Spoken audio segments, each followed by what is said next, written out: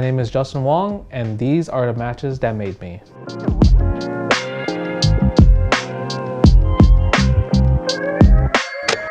Nothing left to say. Guess who's back? It's Justin Wong!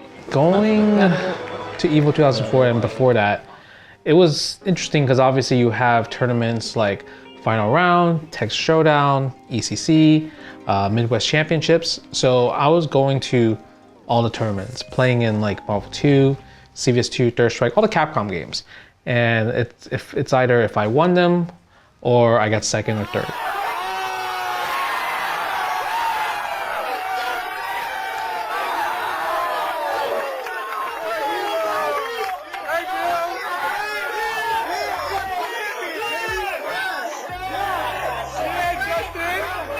So I felt really good going into 2004 just because like I've been playing all the games, play at my arcade every night, play with like the best players in New York, and then winning all these tournaments, it gave me a big confidence boost, especially like going to EVO that like maybe I can win something else besides Marvel 2, because all the other years before that was always just Marvel 2 wins.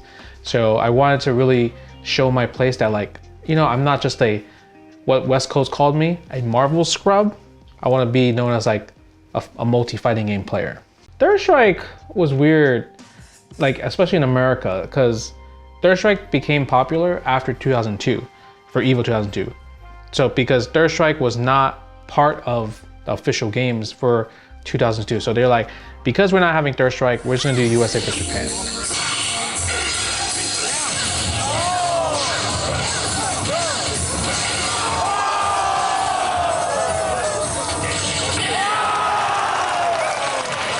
It also wasn't really doing well in like my arcade as well. But eventually I think once Japan came over and showed like America, like this is how you play Third Strike, everyone got back into Third Strike because they're like, you know what, this game's actually pretty good. And it never got to the main game, I would say until probably 2005. So it was still like a secondary game for like before Marvel 2, like it was Third Strike. That was like kind of like the game leading up to the final game. His destruction knows no bounds. He crushes Americans and Japanese alike. Back to give the beat, it's Daigo! So before 2004, I only played Daigo one time in Third Strike, which was in the Family Fun arcade tournament before EVO 2004, and he beat me 2-0. So that was my only, I think that was my first time ever playing Daigo in a fighting game, because I was known more of like Marvel vs. Capcom 2. So I never had a chance to play Daigo. So it was actually pretty fun playing Daigo the first time, like even if it was a pre-tournament before 2004. I think from a score perspective, I think Chun-Li wins 6-4 against Ken, and pretty much how the theory works is like Ken's supposed to win the first round because Chun-Li doesn't have bar, so Ken is abusing like sweeps, standing heavy kick, just mashing these like really big long range buttons because Chun-Li doesn't have the biggest punishes without super. Because if she blocks like a sweep, she can do reversal super with SA2, which does like 40% of her health. And then when round one's finished, Chun-Li should win round 2 and round 3 because she would have built enough meter to keep Ken very passive from throwing these long range normals. That's just by theory, right? And usually it kind of works out in that favor. Obviously, sometimes it doesn't work like that. It makes it harder to play in the neutral when Chun-Li has super because Chun-Li can hit confirm, crouching medium kick into super much easier compared to Ken. I think Ken is maybe like a 1 frame window for canceling, while Chun-Li is I think like 2 to 3, which makes hit confirming a thing in Third Strike. I feel like hit confirming Ken super was not really a thing. It's more of like a, I know I whiff punish you, I know it's a feel, I know you walked into my button. But Chun-Li is like, if I see a hit, I can do super. So while Ken cannot.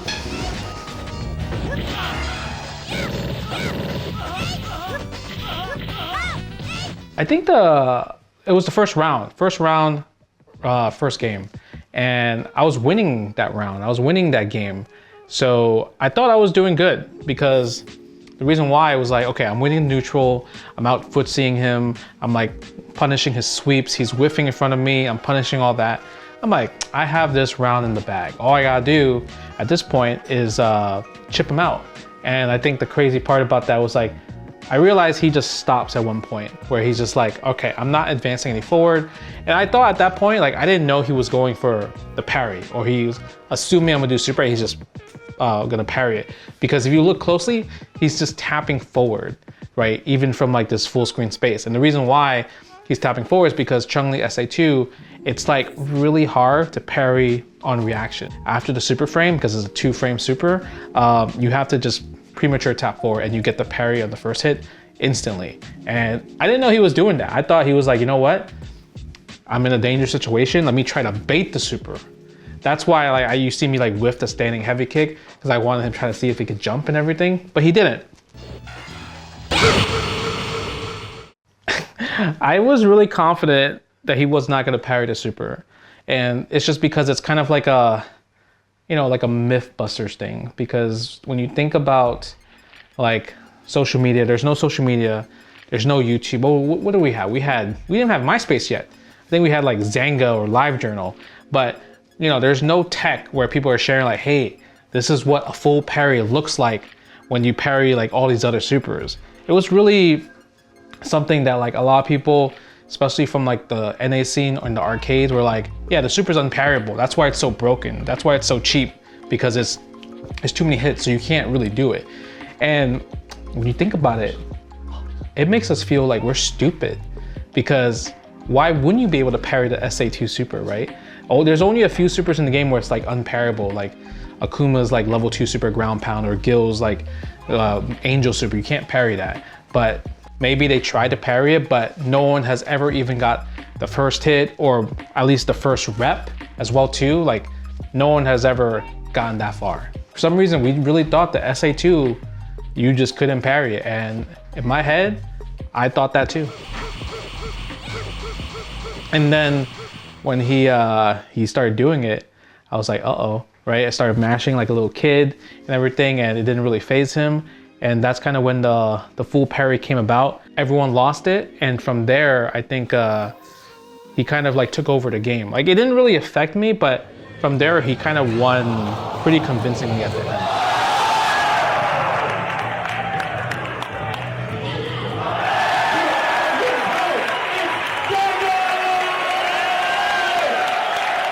I selected this match because one, it's a moment, even though I lost, it's definitely the moment that got so many people into fighting games. It also made people, I guess, have conversations with me more, because I don't like the fact that people find other top players intimidating to talk to when you go up to it. So when you have something for somebody to like come up to their favorite top player to have a conversation about, like it can be awkward, right? Like you don't know what to say, you're starstruck, but the fact that this moment exists and they could just come up to me and say, hey, I got into fighting games because of Evil Moment 37, then we could start a whole conversation about it, right? So I would say that's kind of why I put that on my list, because it kind of brings the bonds together, brings the connection together.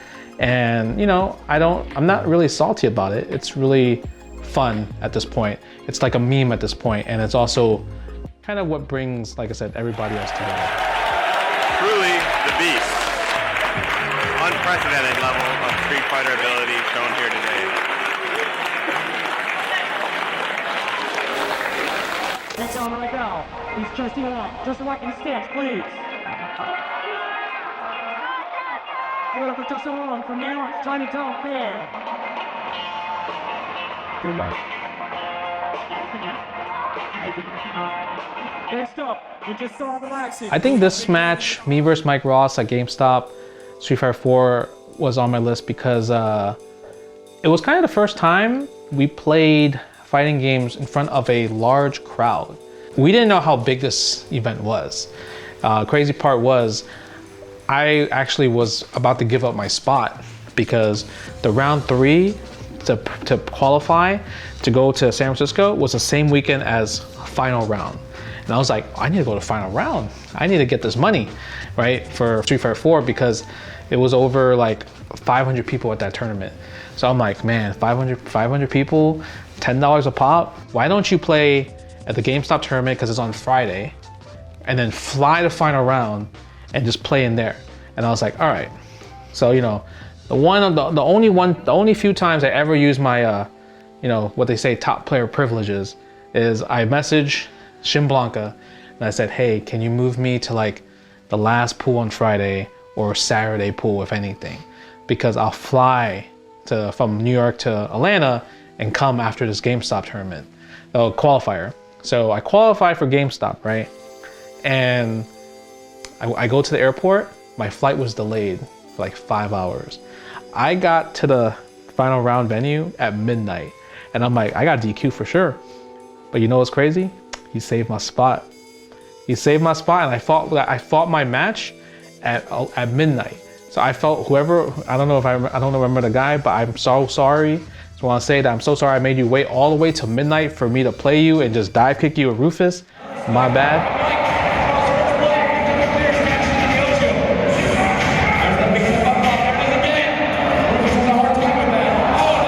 It was just insane that there was people spectating for Street Fighter, because from everything I knew, people don't really spectate in the fighting game community back in the day, like 2008 and prior.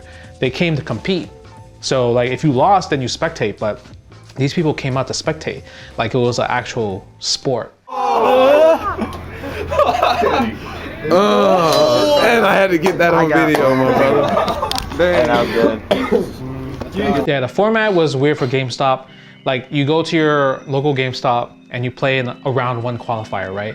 And then you gotta come back a few weeks later to play in a round 2. Then you come back a week later to play in round 3. Once you win round 3, you go to the finals to San Francisco to play against like the top 16 of the other players that qualified, right, across America. The craziest part is that you couldn't bring your own controllers because the store said if you use a joystick, you're a cheater.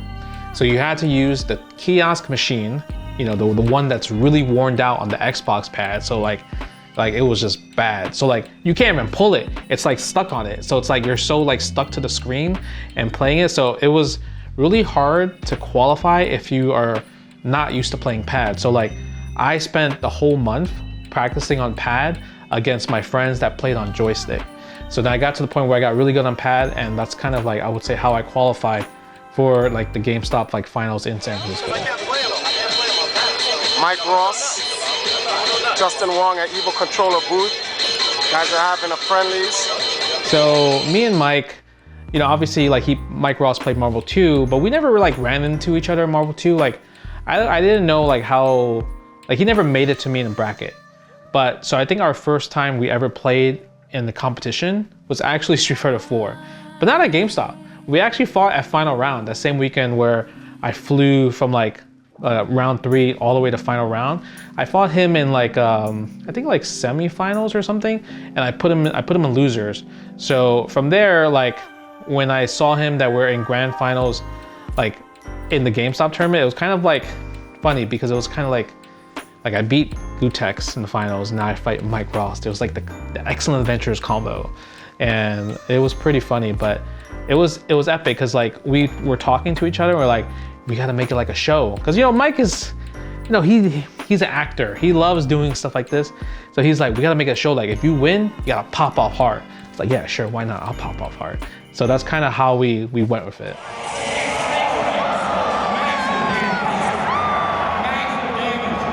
I don't remember what I said to him. I think like I said like, what up Mike? What up Mike? I like something like that, but I don't remember what I said. It was kind of like the heat of the moment because it was not a traditional like 2 out of 3, 3 out of 5.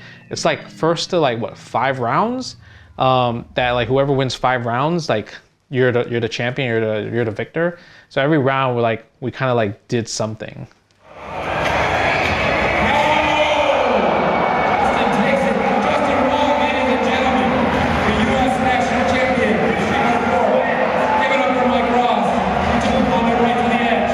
So I want to be honest with you guys, because obviously I have so much more knowledge and information about like, you know, winning like specific events, like what it means. To me, during that GameStop national tournament, I didn't care too much about it. The reason why was all I cared about was like, okay, if I go to this tournament, I could win X amount of money to pay like family bills. So winning GameStop National Tournament, there was no money. It was like, you win this arcade cabinet, right? A Vuelic's arcade cabinet. And I'm like, okay, cool. But I live in a small apartment in New York City. That cabinet couldn't even fit in through my door. So for me, I was like, if I won this, it didn't mean anything to me for the present because like it didn't help me pay for like my grandma's bills or stuff like that, right? So when I won, I instantly sold the cabinet off to like Jason Wilson, who owns Game Galaxy in Tennessee.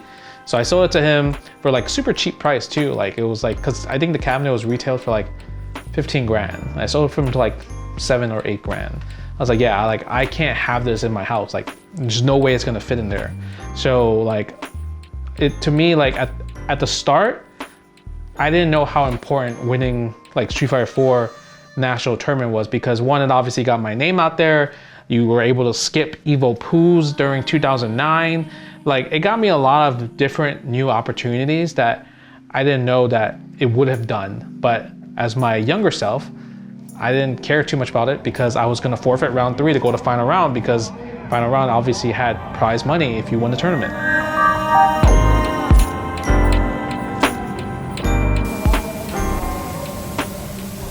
Have right here in front of us. Classic. The run back. 2 heavyweights right here.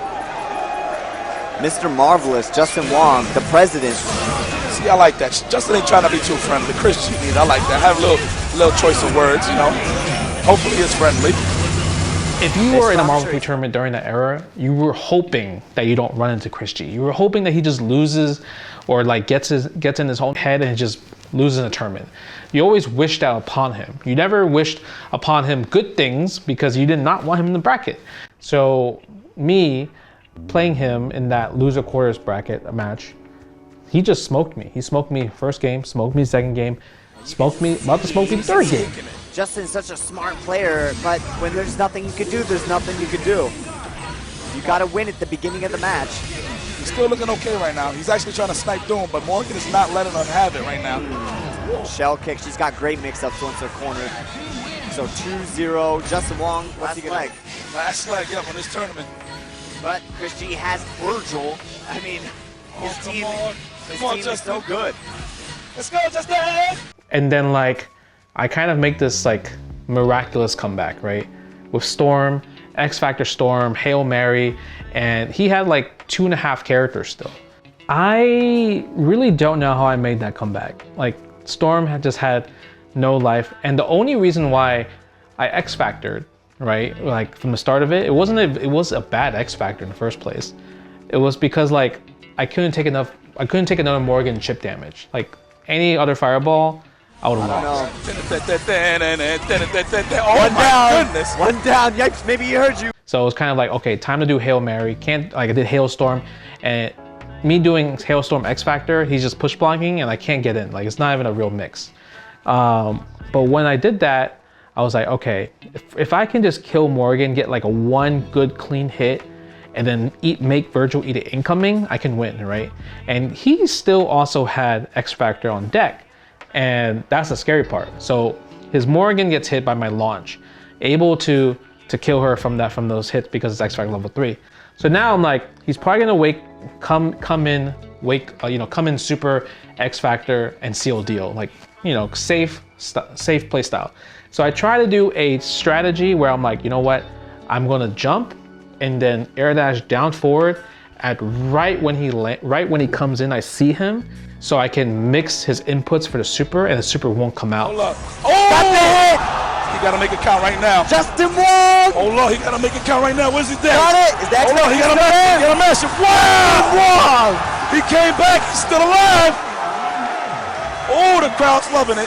And that's why when you see him swinging with the heavy, that was actually his super, but it didn't come out because I crossed him up at the last possible second where he can input a super. It didn't come out and I was able to trip guard him, get a full combo, kill him from there. So it's also something I never practiced, but in my mind, I felt like it just was gonna work at that right time, and it did. From there, we go to the 4th game. I think the funny part was like, before the 4th game started, Chris G was like, yo, you knew that was gonna work? And I was like, just shaking my head, yeah. Even though I don't know why I'm talking to him in the first place, like, because I hate fighting against him. And the fourth game, I beat him pretty bad. I beat him pretty convincing. Virgil, though, don't ever count this guy out. Wow! Good like counter hit there to the helmet breaker. He's going to the last game. Justin Wong still in it. So at the moment where Virgil came in with Helmbreaker, and he obviously still has X Factor, he's gonna be X Factor level 3. With Wolverine, I did Crouching M. Crouching M is like an upward angle, like the kind of like claw. So I was like, all right, I know he's gonna do a Helmbreaker here, but he's in the corner, so I can't cross him up. So I know he's gonna do something. So I was like, I'm gonna just try Crouching M and see what happens, right? Because even if Helmbreaker hits me, I have a full team still. So I'm like, I could survive the rest of the X Factor, because this Virgil's not the best when it comes to X Factor 3. So that was like my backup plan, right? Crouching M hits into standing H, call Akuma, get a full combo from there. Best part about that, never practiced that before the tournament. I just felt it. I felt like it was gonna work. Now, because I did that and it worked, right? At that one moment, I was like, I went home the following Monday. I was like, you know what? Let me practice this. This was actually pretty good. Like, this seems like really good tech to stop Helmbreaker. 10 tries, I got it 0 times. The heat of the moment, like the clutch factor is just really good. I just feel it. But when I was trying to recreate the situation, I could never get it one time. It was just insane. Justin Wong, wow, not enough can be said about him as a fighting game player. You gotta stay focused, He's man. Like the greatest of all time, man. Definitely, man. Definitely. Okay, here we go. Time for the 5th game, right? So I feel like because Chris G is known to like kind of get in his own head, not have like the best mental strength, I was like, maybe I can win this now, because like I love beating off the pressure. The crowd's cheering for me, everyone's losing it. They obviously want him to lose. So, and I think because of that, Chris G started playing kind of more slower, nervous. I was able to kind of avoid more fireballs, make interesting decisions. Even doing like TAC fake resets, like for the first time ever. Like one time I did this reset with Akuma against Chris G in the match, the 5th match. I never practiced it in training mode in my life. I just went for it. Oh my goodness. He's gonna go for another. Oh! TAC bang! Chris G was thinking he was gonna double TAC. Oh my God. Is this it? Is this it for Chris G? Why? Right, Okay. and it worked. Everything just worked. Like, it's just like the universe was like, you need to win this set. And from there, it was kind of like final character, Virgil versus Akuma. Craziest part was Chris could have won that. He actually made the biggest mistake, because when I did the beam super, he had swords, right? After he blocked the beam super, he could have just went for the cross up and probably would have hit me, because it's like 50-50, right?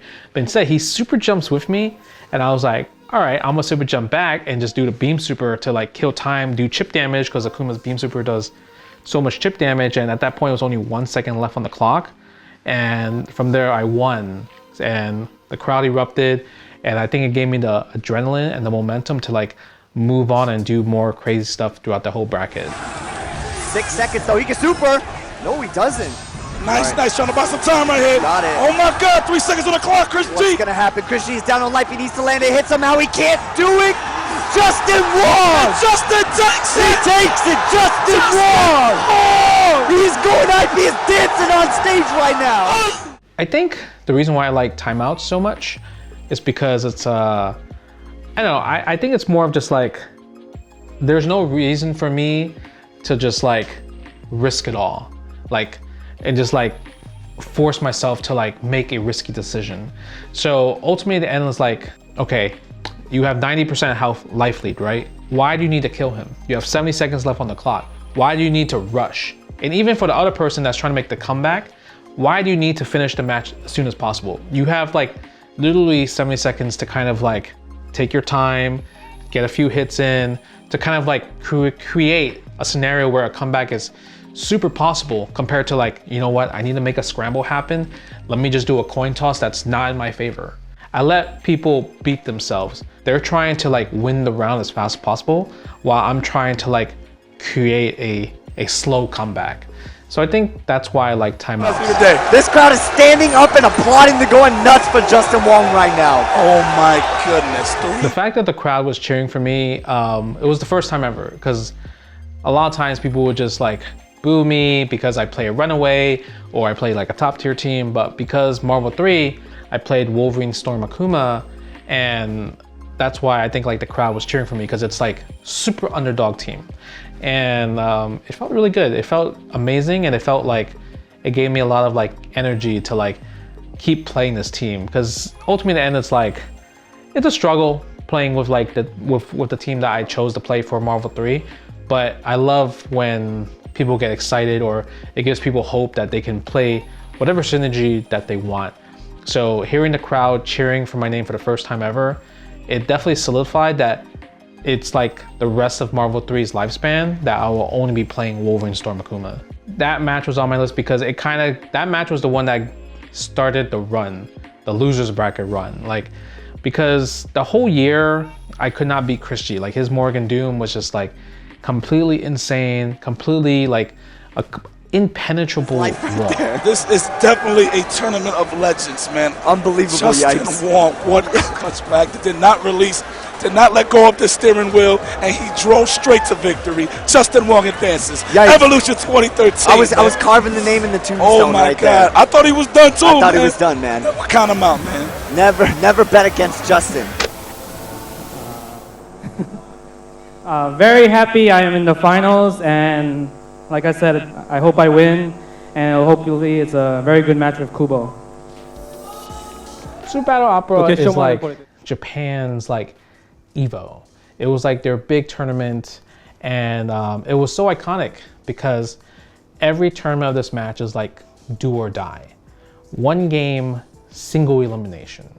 So there's always like qualifiers from like all around the world, from like Latin America, Europe, North America, and like if you qualify from this, you actually come to Japan, play an SBO. I forgot where's the venue for like old SBOs, but I think it was at like kind of like Tokyo, where Tokyo Game Show is. Like it's like they rented a big hall out. It's like it was really like a show. Like they're literally Japanese Evo, right? それでは握手をして席についてください。そしてこの神同士の試合、さばいてもらいましょう。実況スクリーン。 That was probably the last SBO as well too, 2012, because they had it at outdoors. It was at a festival, like a music or video game festival during August. If you guys don't know, coming to Japan in August is always a big mistake because the humidity is insane. You gotta take like 3 to 4 showers a day because it's so hot. And the cabinets were obviously overheating. It was like really hot. They had to like have these like people fanning you, you know, in this little tent, you know.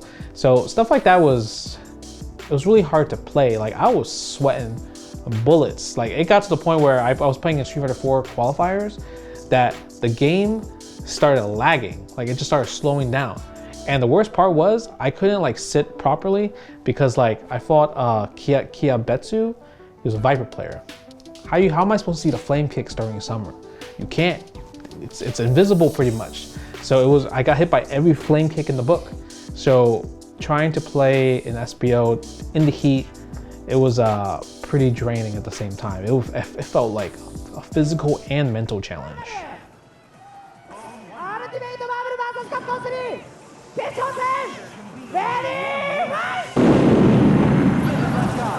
It was really hard to win, right? Usually most of the time it's like somebody from Japan wins. So there was always this meme where like, well, it's not the meme, it's a fact, that anytime a North America team qualifies for SBO, they lose round 1. So they literally lose round 1 most of the time. And most of the time when I qualified for Third Strike, yeah, we always lost round 1 because it's single game, single elim. And like, we're not used to those rules. We're used to like 2 out of 3, double elim. SBO, they announced Marvel 3 and they did Marvel 3. It was a single limb, 2 out of 3. That was like their rule set. So came out here, played in this tournament. That's like obviously not the norm because obviously it's at this point it's 3 out of 5, double elimination. And it was interesting because one of the matches I fought against Marvel 3 player Cho. He beats me the first game. He actually beats me the first game. And I'm like, in my head, I'm like, bro, if I lose right now, I would feel so sad, so ashamed, because obviously like, I'm like the only USA representative for Marvel 3 for SBO, right? And like, Marvel 3 is like, this is America's game or whatever. That's what a lot of people say.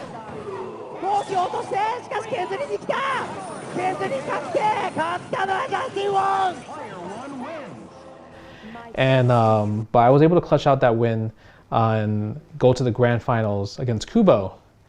And I'll be honest, I washed Kubo. It was pretty bad. It was, I think the match was probably like 3 minutes or something. It was really short.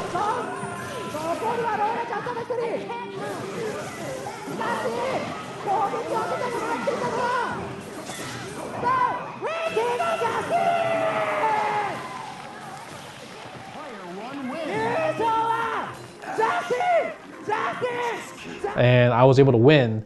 Somehow Giuna was ready with the USA flag and gave me the flag. I don't know why I put up the flag. It was just so cringe. I don't know.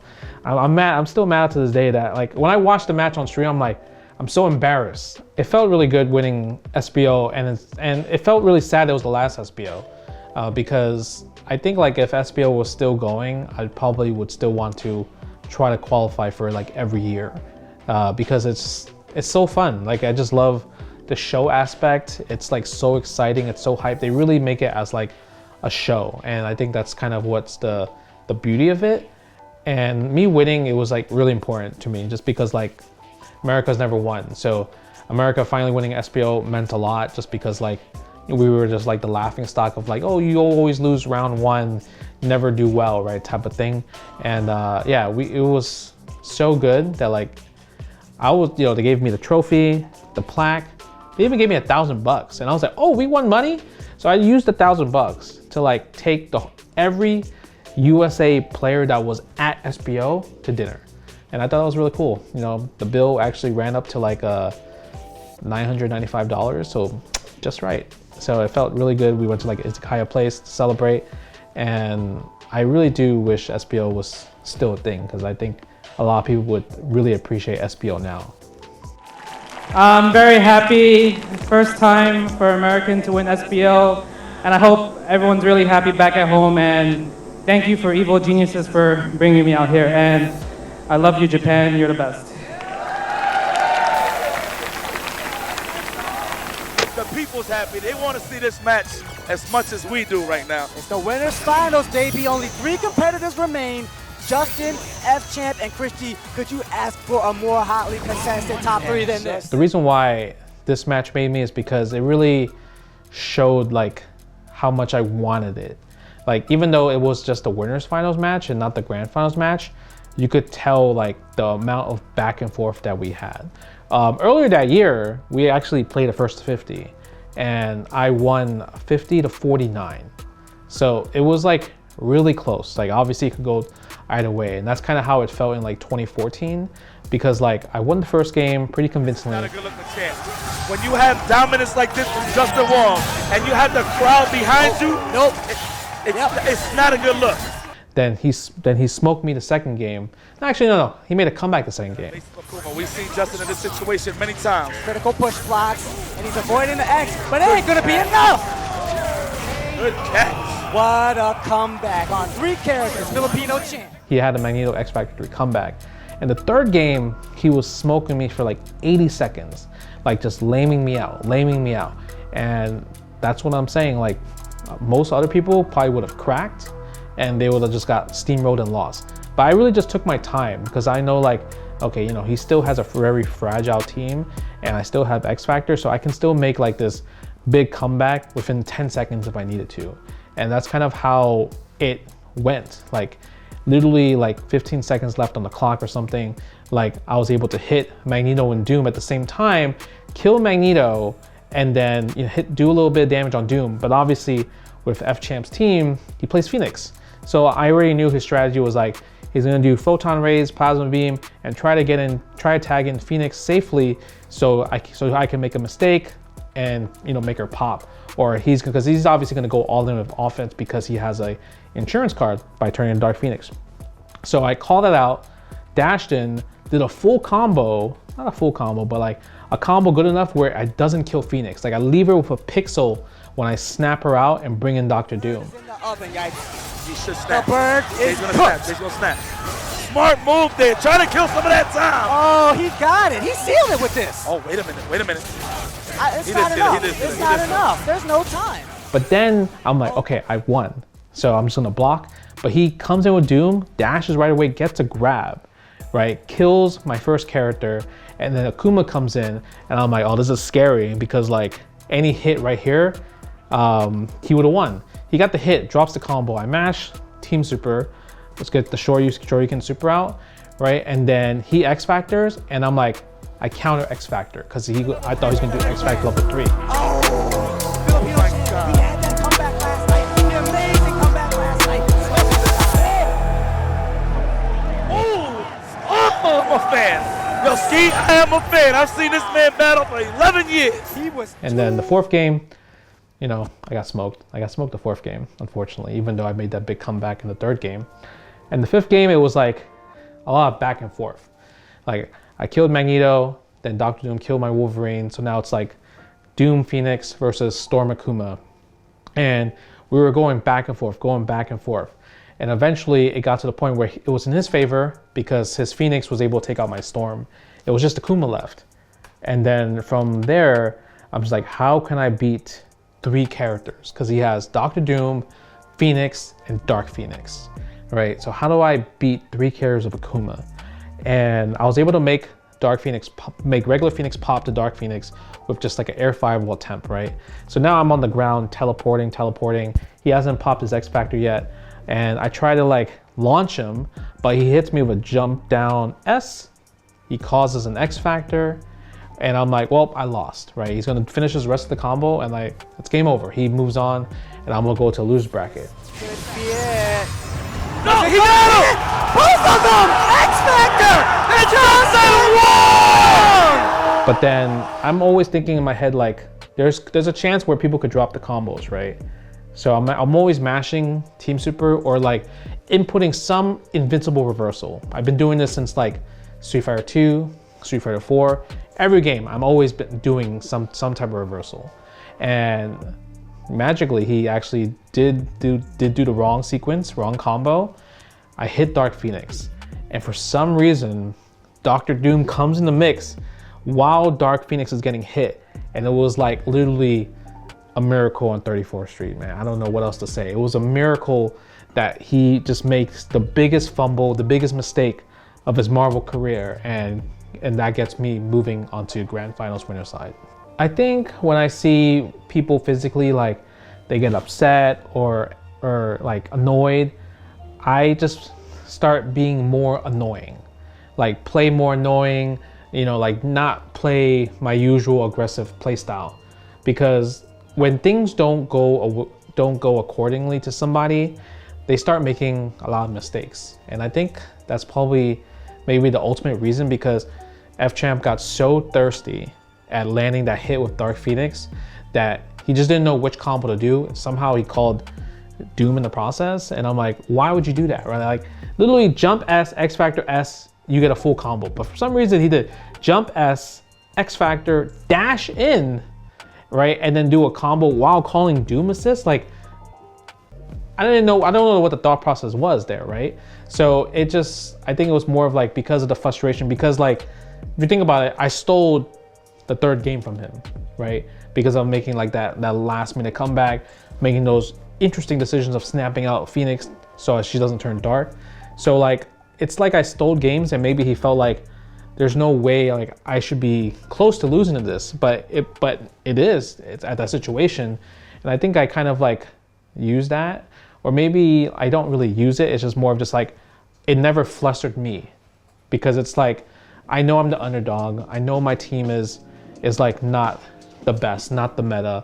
So for me, it's like, I just want to keep on going without making any mistakes. And I felt like I didn't want to go into doubt, because 2013 I had so much doubt, but with 2014 I felt so confident because of how much time I put into the game. And it just happened so quick. It looks like it might be his year. back. He's back with another shot to take the seat. And the people love it. I don't even want to look on Twitter right now. The Mexicans. Oh! The Dominicans. Viva! Viva! Justin Wong, viva! Yo, long live Marvel, man. Viva Marvel! 10 more years.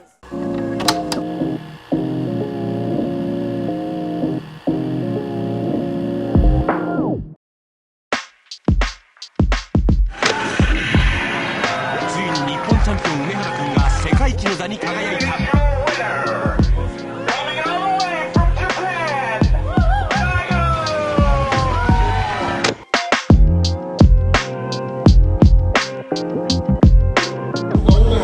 He crushes Americans and Japanese alike. Back to give the beat. It's Daigo. 初めて対戦したのは2003年とかだったと思いますね。なんかゲームセンターの大会かなんかがあってアメリカでそこで戦ったことはあったはずなので初めてではなかったですね。だからどういうプレイヤーなのかどういうタイプのプレイをしてくるのかっていうのはなんとなく分かってました。とにかく手堅いプレイヤーで、ミスも少なかったので、強い手強いプレイヤーだなという感じでしたね。正直言うと自分の思い出としてはそのトップ5に入るかどうかって言われるとちょっと難しいというか怪しいところもあるんですけど、やっぱり知名度もすごいですし試合がなければ、今の自分がなかったなと思える試合の一つなので、はい、トップ5に上げました。Before that, Justin is about to do that attack. What is going on at Daigo's head? それもう何百回って聞かれたんですけど覚えてないんですよね、正直言うと。ただ一つその心境としてあったのはエボを機に格闘ゲームをやめようと思ってたんですよね。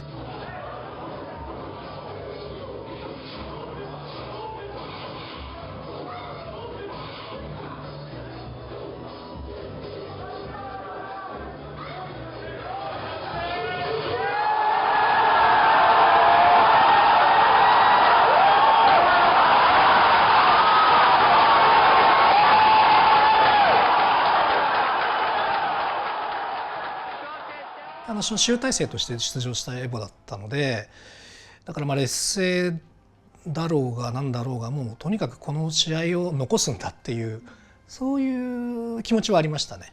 だからそれがそういう感情がプレーに出てて、結果としてああいう逆転も起きたのかなと思ってます。技術自体はもともとありましたね、できました。で練習も少ししたと思います。あれに関してはみんな好きだなあの試合っていうか、でも光栄なことだとは思ってますけどね。Napping Daigo. He's got his carpenter belt. Jesus was a carpenter. It's time to be afraid. I'm feeling great. It's about time I play a Japanese champion. 頑張れ！それじゃあお席についてください。そのゲームが出る前にもうすでにテレビで試合が放映されるとか、アメリカまで行ってその日本の優勝者はアメリカのチャンピオンと戦うとか、そういったことが決まってて、でそういうゲームっていうのは他になかったんですよね。だからとにかくこれは規模の大きい、大会だなと思ってすごい一生懸命頑張ったんだっていう記憶があります。で日本の大会勝って、で当時は海外というかアメリカよりも日本の方がレベル高いと思ってたし、事実それはそうだったんですけど、だから日本の大会勝ちさえすればもうあとは楽勝だろうと思ってアメリカに行ったらアレックスというすごく強いプレイヤーがいて、それ初めてのアメリカだったしチャンピオンが本当に強かったっていう、いろんな衝撃があったそのイベントだったんで、すごい印象に残ってますね。大会そのアレックスと戦う前まではみんな個別に練習していましたけど、それが終わってからは一箇所に集まって毎週大会をやるようなそういう盛り上がりはありましたね。向こうのチャンピオンっていうかそのアメリカのチャンピオンが竜を使ってたっていうのがすごく驚きで、当時自分が目標にしてた人も竜使いだったんですよね。でだから日本の自分が憧れてたプレイヤーも竜、アメリカのチャンピオンも竜っていうことで。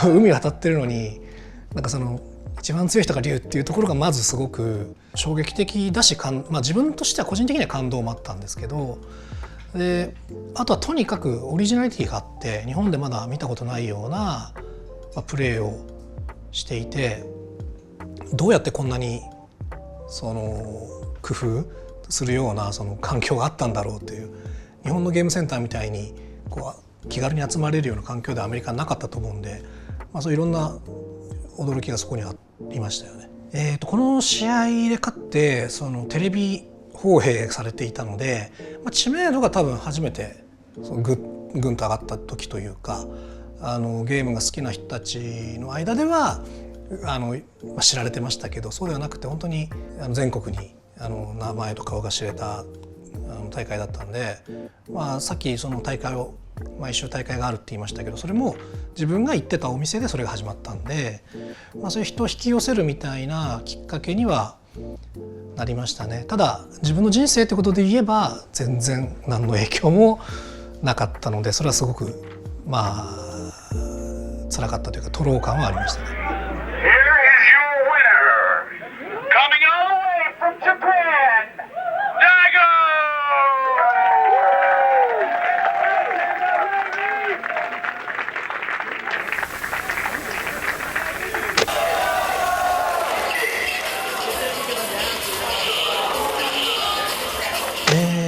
試合自体もすごくスピーディーで接戦だったので、誰が見てもゲームのことを知ってる人が見るんだったら誰が見ても楽しめるとは思うんですけど、自分自身その2003年の闘撃で4つタイトルのうちその唯一1回戦で負けちゃったのがそのサードストライクだったんですよね。でかなり練習したんですけど不完全燃焼で終わってしまって、でその大会がその年のエボでは決勝まで行けたっていうことで、いい成果が出せたなっていう喜びがあって、で、他のタイトルに比べるとサードストライクは自信がないタイトルだったんですけど、唯一その KO が使ったユンっていうキャラクターとの対戦はすごい得意だったんですよ。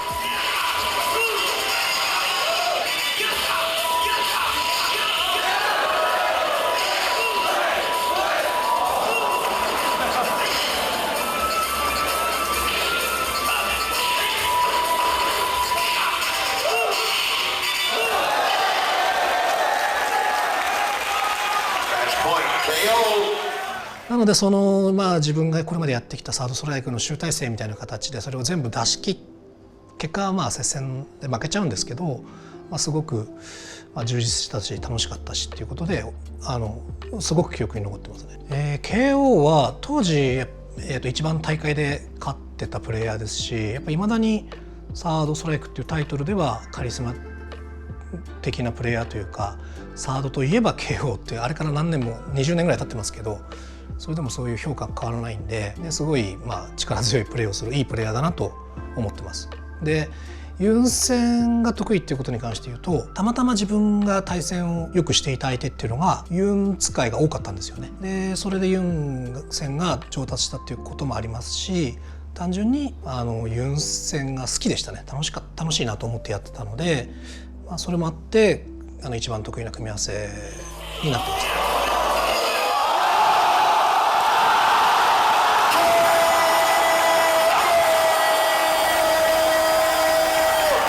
Well, this is a run back of the Topanga A-League where Momochi was able to somewhat batter Daigo.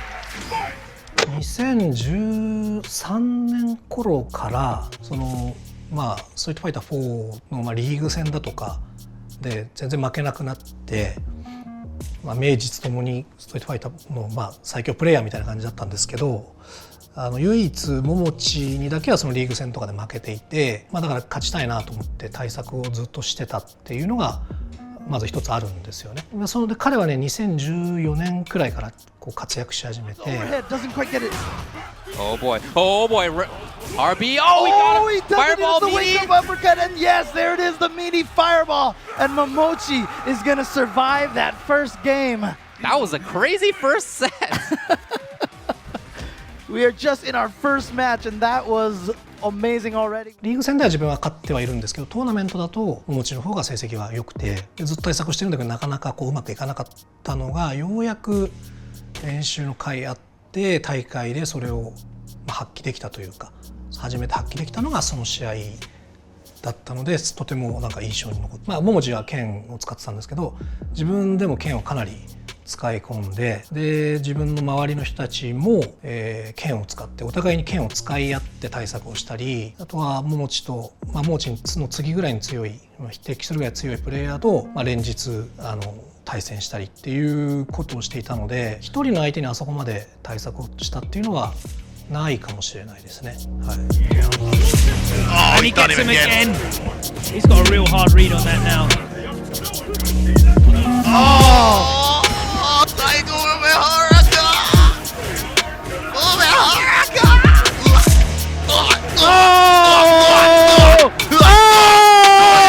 Joy, you can. What are you saying? まあ連続技は本当に毎日練習していたので、ああいう大事な場面でもミスしないぐらい練習はしてきたので、なんかすごい練習してきてよかったなっていう達成感はありました。Your Stunfest 2015 champion, Daigo.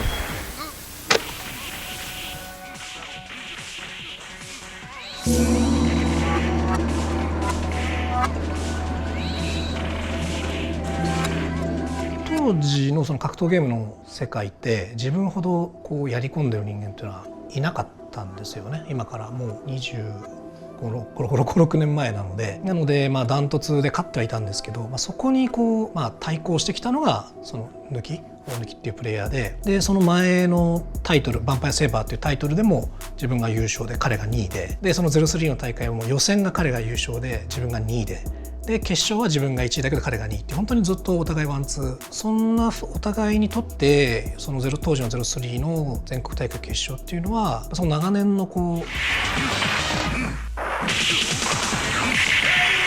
なんと決勝戦でライバルと目される大貫君が番狂わせを起こした。戦いの決着つけるじゃないですけど、そういう感覚はあったと思うんですよね。この一番大きなイベントでどっちが勝てるのかっていう。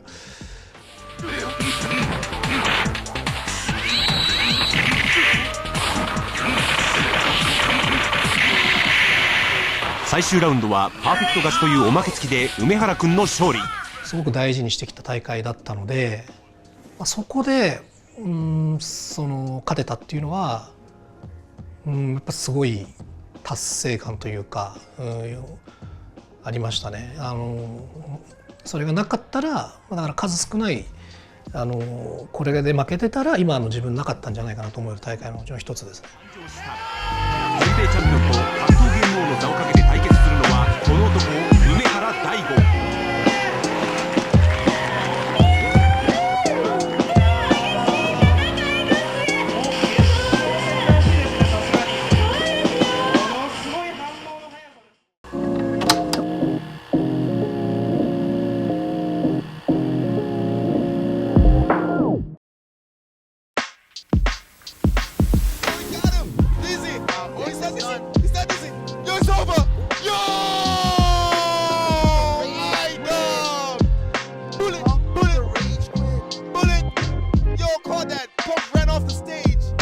My name is Derek Ruffin. I also go by iDom, and these are my top 5 most memorable matches.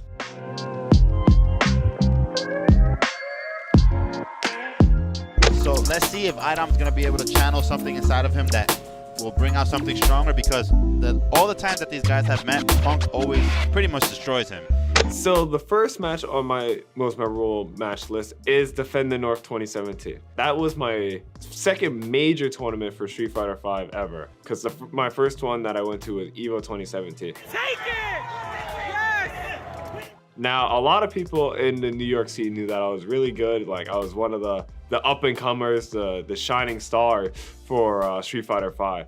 So to go to Defend the North, it was a CPT Pro event that also helped me put my name on the map. It felt good to finally get the first one down, the first CPT event down. So it made me feel like confident in my play and confident in how I was competing in the game at the time. No, it's over. Tommy, no! He's getting up, he's getting up. He already got up. He already got out of the seat. He got out of his seat 4 seconds ago. The alpha. So Punk was always like one of the hardest people for me to beat He was kind of like my demon in playing Street Fighter V. 2017, he was like one of the, I actually want to say Defender North 2017 was the first time that I beat him in tournament. But it was really hard for me to beat him. A lot of people knew like, oh, iDom versus Punk, it was probably just gonna be Punk winning again. It felt weird, like I always felt like I had a good game plan, or like I needed like just like an extra little boost, and like at Defend the North I felt like I played good that day, so I kind of just went on and won from there. And like I said, that was the confidence boost I kind of really needed. I can't believe that. With a dominant 3-0 finish over Punk. Oh, I can't believe it. Did he figure him out? Wow. Yo, 3-0. 3-0. So when I first sent Punk to losers bracket at that tournament, I mean, it was, I don't really count sending somebody to losers bracket like as a real accomplishment. Like, it's not over until, you know, the tournament's over or the person's like out of the bracket. The way I've always seen it, it's not over until it's over. I mean, to be fair, when I go into a tournament, you know, you have to beat everyone at that tournament. It doesn't really matter. I'm thinking when I go to a tournament, I can beat anyone in the bracket, so. Those games, it's curtains. And it's a BTN V-skill. 2017. And Punk extremely upset. Went to the Stoop Kid. The Stoop Kid. And the Stoop Kid came out and took his first major. When the tournament was over and it was a perfect, honestly, I've lost kind of excitements for perfect. I've been perfected. A million people got perfected now. Perfect's gotta mean less and less now as definitely as time goes on. But when I first won the tournament, that was like, yes, I won the tournament. I didn't care if it was a perfect or not, but winning the tournament still felt amazing. I told you it's a problem, Jarvis. I told Sanford. Yo, I called in Sanford. I said, iDom is going to take. It's like, yo, man, Punk is going to win. I'm like, yo, iDom is going to take this because only thing iDom is lacking in his actual sleeve of arsenal in his department, to be more precise. It's just the experience. The experience. Winning Defendant North gave me the ability to feel like I can go to East Coast Throwdown. I can go to Summer Jam, all these other majors around the world, and be like, I have the confidence to win or place high or just do what I wanted to do. Yeah, he finally proved that he's at the level of those players. Yeah. And that's the only thing he was missing. And he's only going to get stronger from this point, of course, because he's still growing, he's still young. Yeah. So here we go. Loser's side is iDom, winner's side is Punk. What a story this is gonna be. Going into Capcom Cup, Punk was definitely like a huge favorite. He was like the most dominant player throughout all of 2019. There was no real stopping him. I think during 2019, 2018, like I want to say the record was probably like 1-12 versus me and Punk. That entire season, like those next 2 years since Defend the North. Out of the corner. Maintaining it. Got another throw. Another throw. iDom's in big trouble. And then, of course, the one time he tries to hit a button on Wake Up, Punk has the media attack all ready to go. Punk is going to take it over iDom. Going into Capcom Cup 2019, Punk was the favorite. Everyone's talking about Punk was going to win, Punk was going to win. But like, for me, it was just like, you know, I'm just happy to be here kind of thing. So that is a crime that this kid is not sponsored, man. He should have been wearing a jersey already. But after today, I expect his emails to be blowing up. So the reason why I wasn't signed going into Capcom Cup really was because I was still in school at that time, and I felt like I was going to tournaments. It was East Coast Throwdown, where I was like, damn, I'm kind of close to getting into Capcom Cup. I think if I, you know, put all my eggs in this basket, I can still qualify. So at ECT, I think I was like 33rd or somewhere around there, and I went to like First Attack, and a regional final. I went to so many tournaments towards like the later half because I took the semester off. So taking that semester off actually gave me enough points to actually qualify for Capcom Cup. But Damuchin gets the stun. Is it going to be a perfect? It is. He spends the bar. And that is a big statement from Punk in the opening round of this set. So heading into the first game, I did get perfected, which is kind of funny because I don't remember myself getting perfected, but that's like how much perfects mean to me now. I don't even remember. But I switched to Poison because I was practicing Poison versus Karen for a lot of CPT, for like a lot of the matches. I always thought like Laura kind of struggled with Karen for a bit, so I was mainly practicing Poison a lot for like a counter pick kind of strategy. So that was kind of my ideal heading into it. I was definitely practicing Poison more for Karen than Laura. Sticks out the second part of the V-trigger. Oh, what are you saying? Tried to empty jump crowd's medium, but something that iDom's clearly seen before. Using the stand medium to reduce the hurt box and hit overwards, and then converting. Beautiful play there from iDom. Winning the first game with Poison versus Punk, it was kind of just like, at least my training, my hard work, my practicing with Poison is, you know, paying off, so. iDom with a valiant performance, but Punk takes his place, and you can see how much it means to him. He books his place in Grand Final. Punk's really good. Like, it's not really to it. Punk is really, really damn good at the video game. So him beating me is just, you know, a testament to his skill. I mean, there's not really much to say about it. Yeah, it's kind of just like a shrug it off. Like he's him. He's him. All right, ladies and gentlemen, in attendance, you have 2 Americans in Grand Final. It's about to kick off. Let's make some noise for these 2 players, iDom and Punk. I think I was still playing. I went back to playing Laura. I was kind of just like, let me roll with the punches. You know, she got me this far. Might as well just, if it's gonna end now, might as well just go out this way. So. So we wanted that activation. Get it! And it is Punk who goes into a humongous 2-0 lead and they'll win a side here against iDom. Being down 2 games in the grand final, I mean, I was kind of just thinking, it wasn't really like, damn, I'm down 2-0. It's more just like, you know, maybe the ride might be over soon. Another execution cannon strike, and he gives a game to iDom, who will take it. Yeah, so like after I got the first game, I was kind of just like, you know, 1 game is all you really need. You need to see like the ball go in the hoop 1 time, and then like it just constantly keeps flowing. So I think after getting the 1 game, I was just like, okay, let's just keep rolling from here. Oh, yeah. Oh, he's gonna get punished! This kid is ridiculous! This kid is ridiculous! iDom just reset in grand finals of Capcom Cup for $250,000, and all he did was scratch his chin. Look at this kid! I think I was just, during, after the reset, I was still just thinking, you know, he's gonna run Karen. People always talk about the interrupts when I played Street Fighter V. Even in Street Fighter 6 right now, people always talk about how good my interrupts are. But it's just a skill I've tacked on from playing so many video games, so many fighting games throughout my entire like career. So I think it's just, it comes with the package. When I play it, the interrupts are gonna be there. She's getting the crouch in medium kick. Crunch attack button again. This is gonna do a ton of damage. Oh my god. Oh my god. I don't believe it, Logan. And for the first time this weekend, iDom actually reacts. And look how much it means to him. Wow. So what was going through my head after Capcom Cup was, how did this even happen? Like I said, I knew I was really good at the game, but even if you asked me before the tournament, I wasn't gonna tell you I was gonna win that tournament. It was still surreal, like I was still so shocked that it happened. After I won Capcom Cup, it was just like, breathe. A lot of money. I mean, I didn't actually think this far. I mean, I'll probably buy some socks, I guess. But yeah, I like socks. So the reason I said I was gonna buy socks with the 250K is like I said, going into that tournament, I wasn't expecting to win. Like I said, I wouldn't have told you I was going to win that tournament, like at all. No one, you can ask anyone, they're not gonna say I was gonna win. So I was just kind of like, let me make a funny joke. So with the 250K, I actually did buy some socks, you know, just to keep the meme, the joke rolling. So it was kind of like a funny thing to do.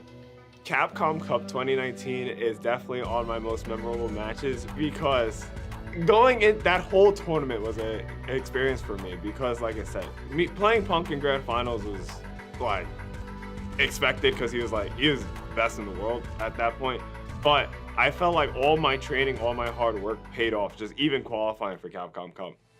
Your Capcom Cup champion, iDom! Congratulations!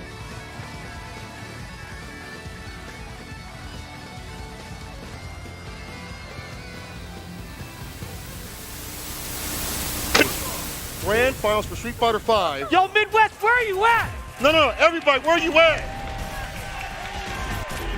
The last match, iDom versus Kaba. Y'all better see me in the streets. Playing Kaba and Combo Breaker, the main thing that stuck out to me, there were so many times in that grand final that I felt like I should have won already, but the game was just like trying to stop me from winning. So like I was just like dropping combo, something like Kaba's alive with like no health left. What approach he wants against iDom, forcing these errors. We rarely see these kind of errors from iDom. Run up the kill. Not sure what he was doing there. Oh, the stare down. iDom just needs at least one touch, medium. Oh, actually a light would do it. And so does Kaba. He actually gets it off the crouch jab. Playing during that match, and I think to have the composure to always be ready, like when stuff wasn't going my way, kind of just like helped me build, you know, composure and, you know, help me shape myself into a better fighting game player.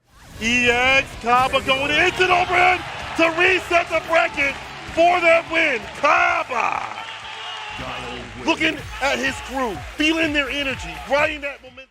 So after the reset, like I was saying before, I felt like the game was just kind of like not on my side. But like I said, when I play, I definitely have like, you know, realization and kind of like expectation. Like when I play and like I just get destroyed, it's like, okay, you know, personnel played me really good. Like I clearly deserve to lose. When I was playing versus Kaba and I was playing on the stage, it was just like, man, you know, the coin just kind of flipped to the wrong side. So it's like, I'm playing very good. It's nothing on my play. It's just like the coin didn't flip my way. So I'm still feeling confident, but like I said, I have to not get mentally blocked by the game, or like, I still need to have that composure and resilience in my play to, you know, keep my head up and be like, I'm still gonna win this.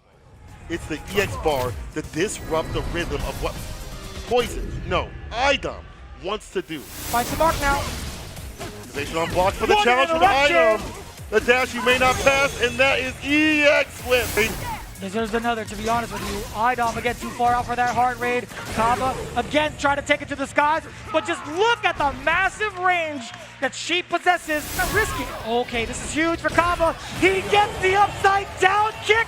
He actually gets iDom to flinch. Not gonna be enough. He's still alive. This is critical territory. Critical territory. The throw. Can he get the comeback again? He does so again.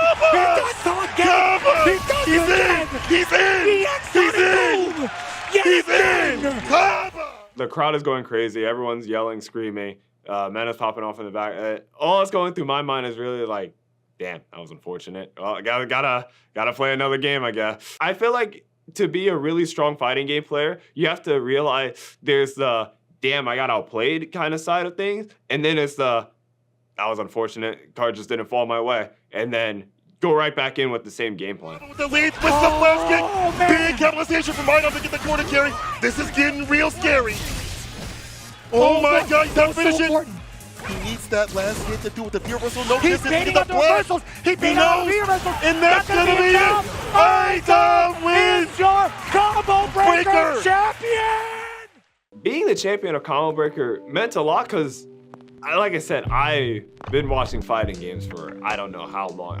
People always said Combo Breaker was the tournament, the really big one. Everyone loves Combo Breaker. So to be the champion of Combo Breaker, everyone loves Combo Breaker. That is everyone's S-tier tournament. It starts like an incredible year for me for the whole 2022 because like I said, in 2022, it was like such a dominant year for me. One of my best years in fighting, in like my fighting game career as a whole for Street Fighter V and just in general. Because I was playing so many games good, I felt like I was at like the top of my game playing. Like going into any tournament, I was like, why shouldn't I win? X-Set iDom, your Combo Breaker champion!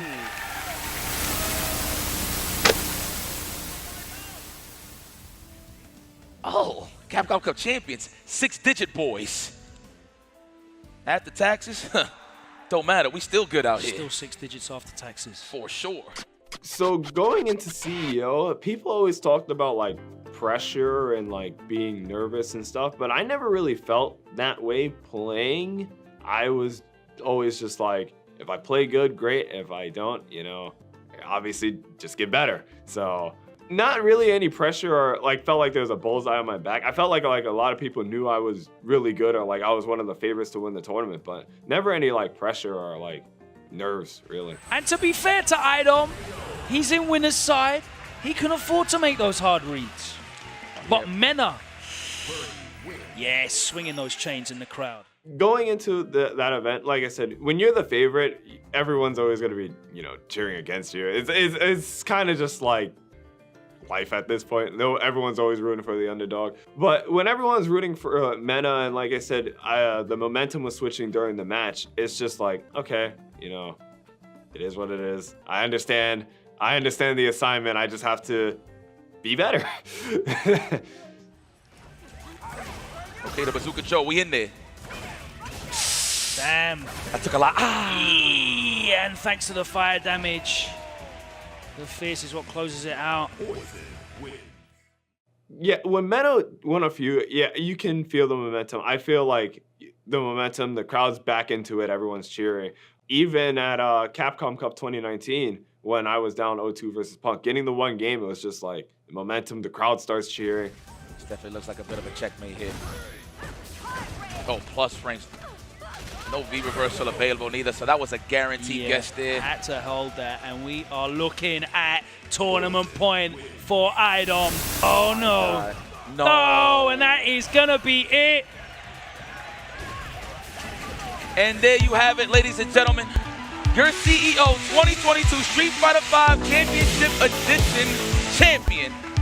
Give it up to New York's own Ivan Domination, ladies and gentlemen. Having a CEO belt is, I will always say this, that CEO belt, favorite trophy. That's my favorite trophy. I love ECT. I love everyone's trophy. I love all the trophies I've gotten. That CEO belt is my favorite trophy. Huge wrestling fan going up. That's part of the reason why. But I love the CEO belt, and like I said, seeing like all the Justin Wongs, the Chris G's, all these other like FGC legends holding up the belt, and now to say that I even have a belt for myself is, you know, it feels really good. Kind of a little bit of the same thing with Combo Breaker. Like I said, I've been in the FGC for mad long. I remember watching my first CEO, and you know, to be able to take CEOs and like tournaments that I used to watch when I was younger means a lot.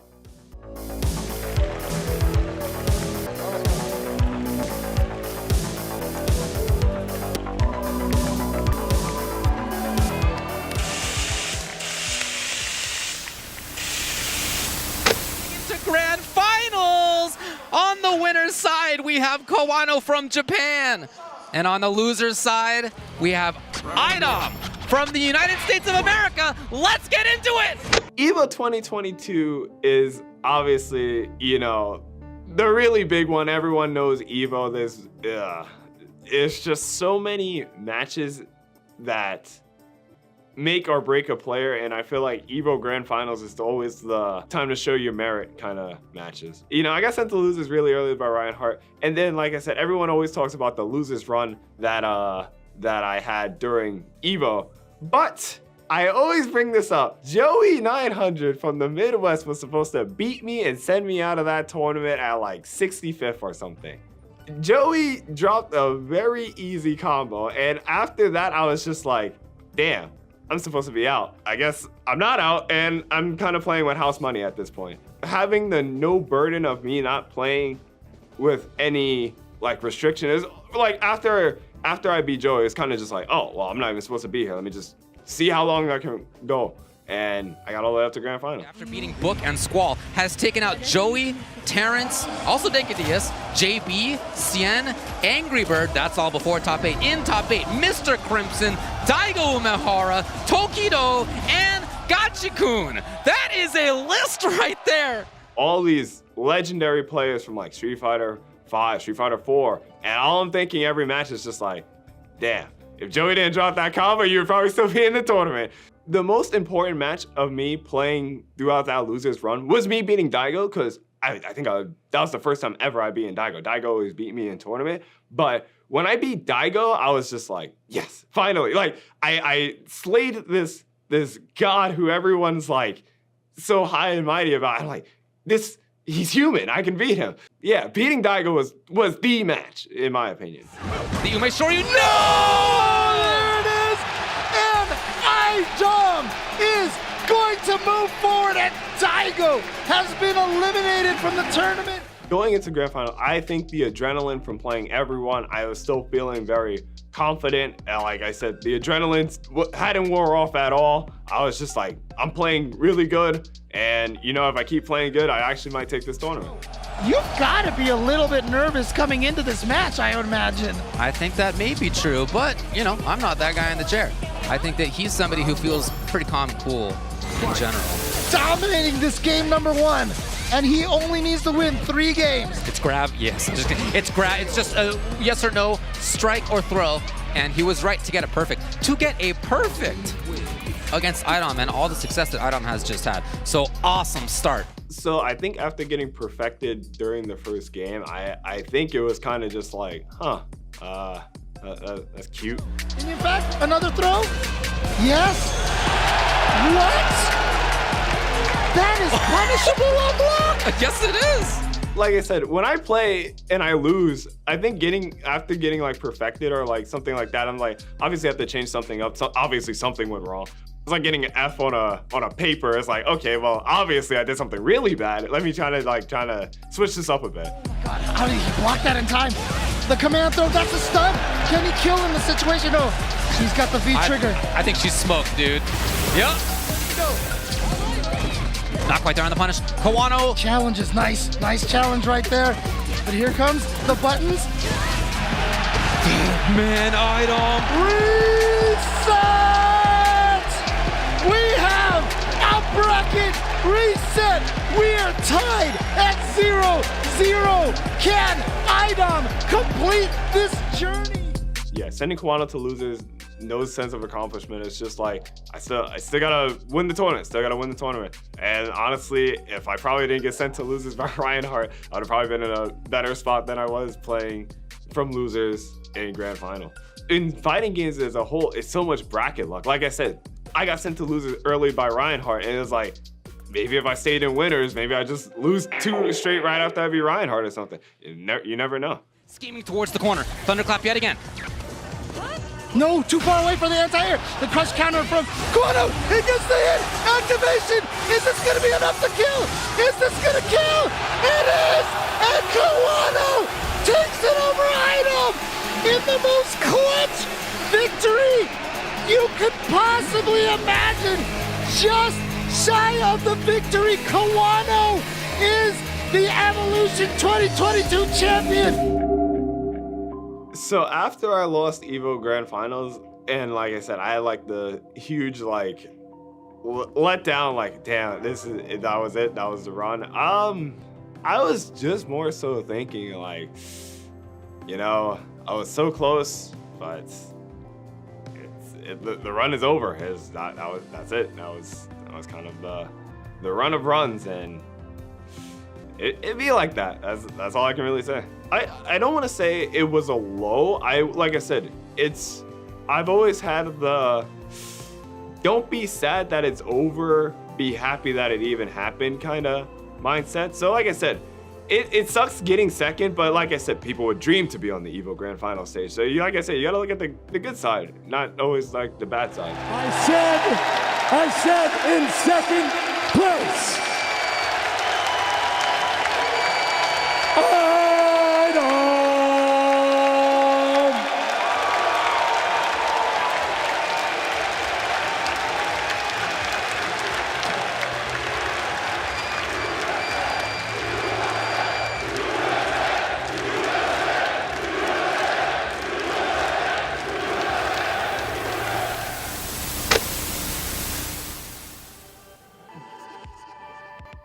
When I look back at my career, I think, like I said, the most proud thing I can say is definitely the Capcom Cup 2019 win.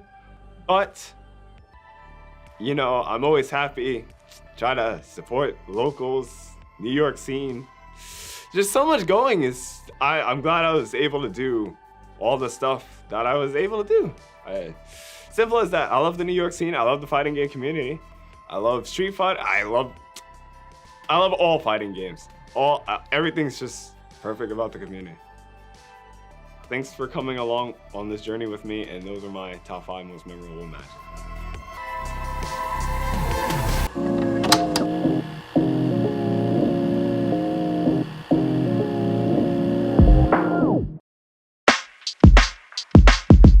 Just barely. Gotta get this Luma out the way. Wow, whoa, what the? Oh, big F smash right there. And look at the pop off. Right, watch that stage down. I'm Dabuz, and I'm that Smash Brothers dude in all the memes. And these are the matches that made me.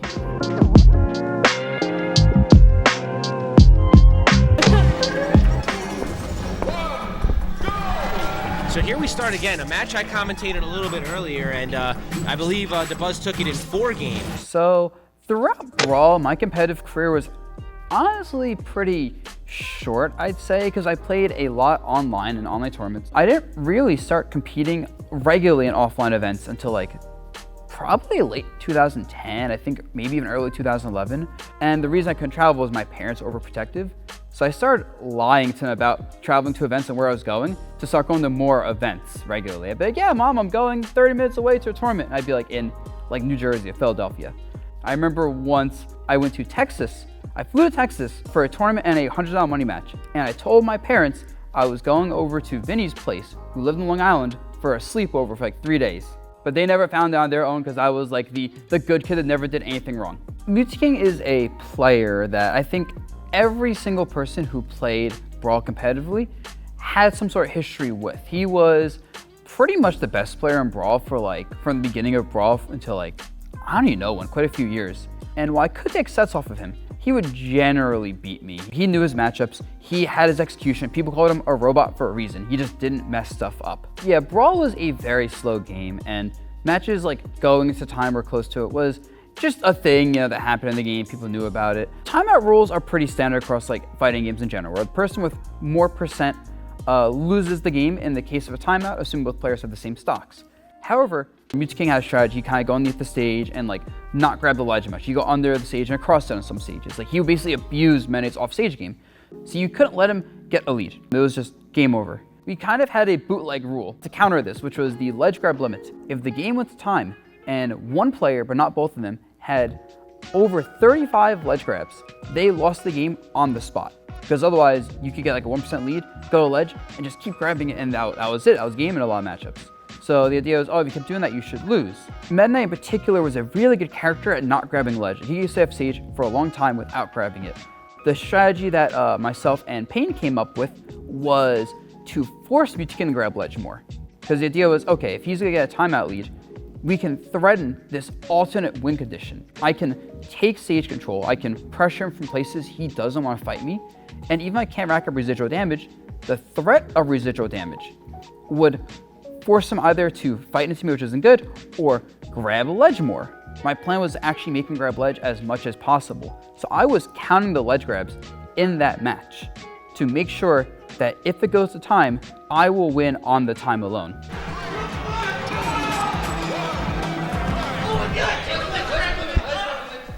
Dabuz calling the check for the ledge grab limit. Smart move. 37! Oh!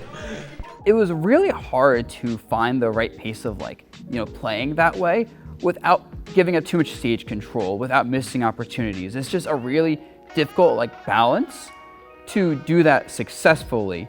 And I think that was the turning point of once executed once, I can keep executing this on other people.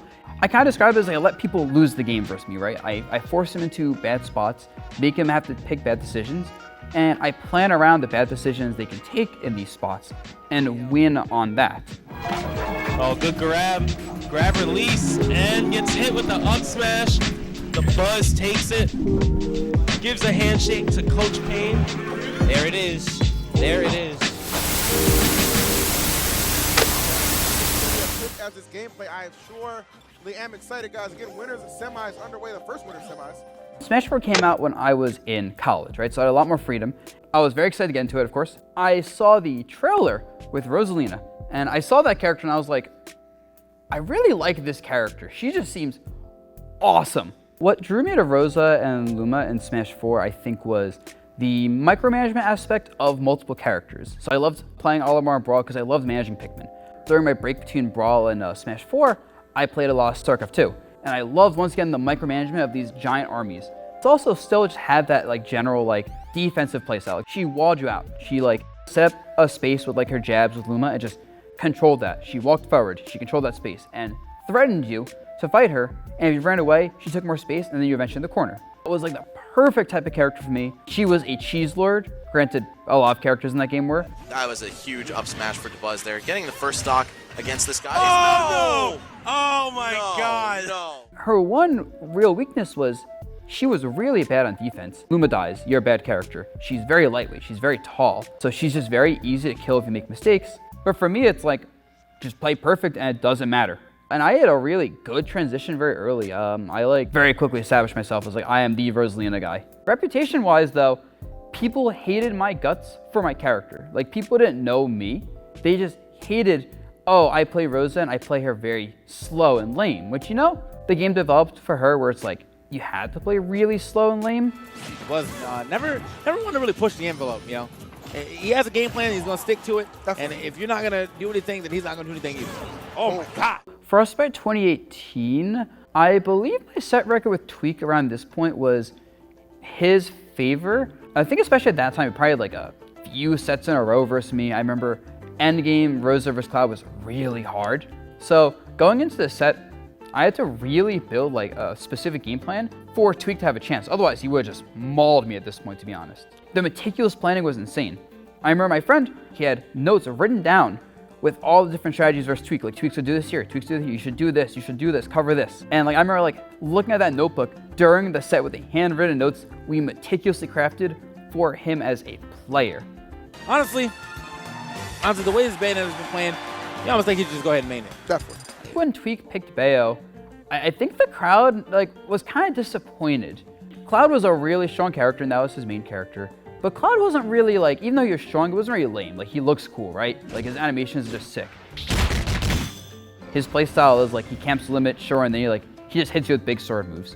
And he was dominant, but he wasn't Bayo level dominant. Bayonetta was her own level of like, this is the best character in the game, like this is Cloud, this is Bayo. It was even close. Even though Rosa Bayo was a very bad matchup for Rosa, ever the Rosa Shugworth matchup, I played against Bayo so much and I was so comfortable versus Bayo that I would beat them. I remember when Tweak swapped to Bayo versus me, I told myself, oh, thank God, this is gonna be so much easier, which is a weird statement to say for anyone in that game, but I was really happy to make him make that switch. All right, so the Bayonetta perhaps wearing out her welcome a little bit. On the character select screen for Tweak, I heard a Cloud. As Tweak has brought this to a very even contest against Mike, can never count out, despite the circumstances. Like the reaction from Dabuz, had him scouted out where he was going, covering it with the dash attack.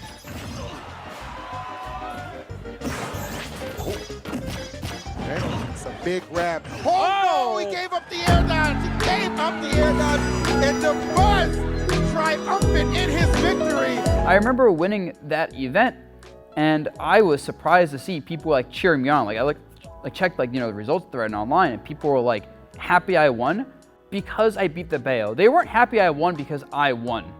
They weren't like, let's go Dabuz. They were like, oh, thank God the Bayonetta didn't win.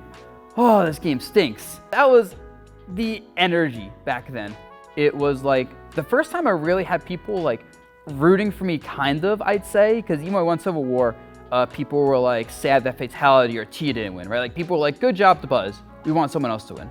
Like, that was a bit of a turning point where people are like, we're happy Dabuz won over the other people, right? To me, this felt like the hardest major I won in Smash 4 personally. And it was a good like capstone for like my majors in Smash 4. Now, but good stuff to Dabuz, man. He's definitely going down, got all of his fans. My man Dabuz, man, I mean, it's okay, it's good to see, my man. What a fan base stuff. All right, so it is going to be the Rosalina versus Terry Bogard here. The transition between Ultimate Smash 4 was definitely a little bit difficult for me. The characters I really liked playing weren't good characters. Like, I liked playing the Belmonts, bad character. I liked playing Young Link, who was like an alright character. I liked playing Zelda, who is a bad character. I didn't really want to play Olimar when Ultimate came out. You know, he was very strong. I wasn't really digging like how they changed him as a character in Smash 4 even, and so going on the Ultimate is even more changes, and I was like, I'm not sure if I like this. And then the game was just a lot more volatile than Smash 4. Ultimate had a lot more matchups, and a lot of characters had really good ways to cheese you, and because there's a lot more characters, there's a lot more matchups to learn. Like in Smash 4, you'd have like 12 to 14 like viable characters. In Ultimate, on release, you could have like 20-something viable characters, like before they even like balanced the game a lot. Riddles, he was very difficult for me. I remember I lost early in Smash Con and Winners, I forget who I lost to. And then I'm in Losers, right? Next day, my first match today is versus Riddles versus Belmont. And that matchup is atrocious for my characters. Like Rosa Belmont, I consider Rosalina's worst matchup nowadays.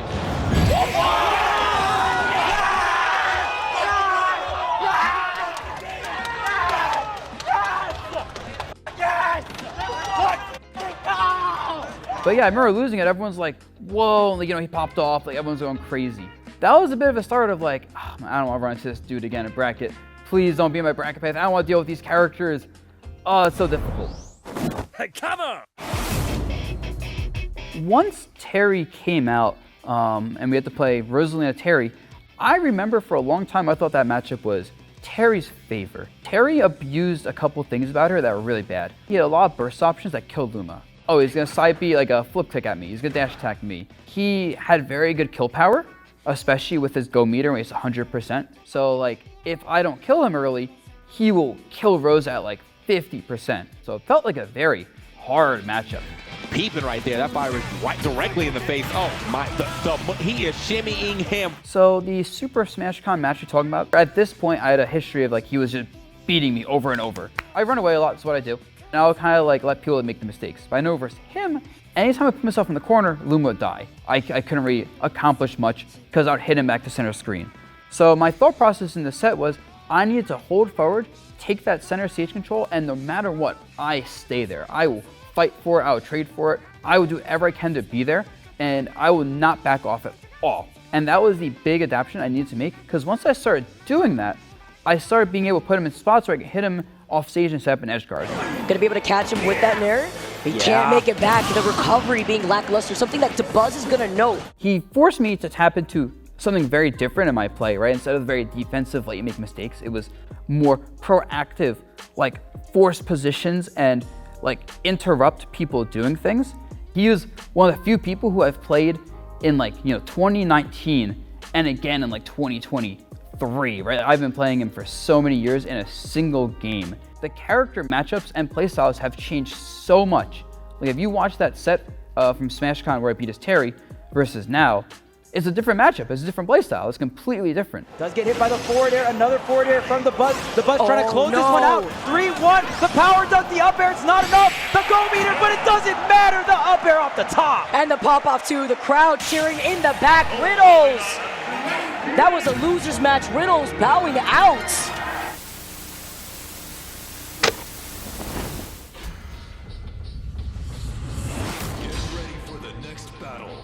I think when it comes to fighting Kazuya compared to Terry, is when fighting Terry, you have to choose your engagements well. Like, I have to punish his burst options, I have to hit his recovery, I have to abuse the fact that he has low range, he's in the air. Like, there's so many places I have to say, I'm gonna kick your ass right now. With Kazuya, no. The slightest mistake and I will die, or I take 1 billion damage. So I have to find a way to still hit him and get that reward without the risk. Yeah, it was rough. I thought that matchup was like, kind of bad as well. I'm like, I can't do anything in this matchup. I die to everything. I do no damage. And Kazuya some DLC bullshit. And what is this? I lived? Woo!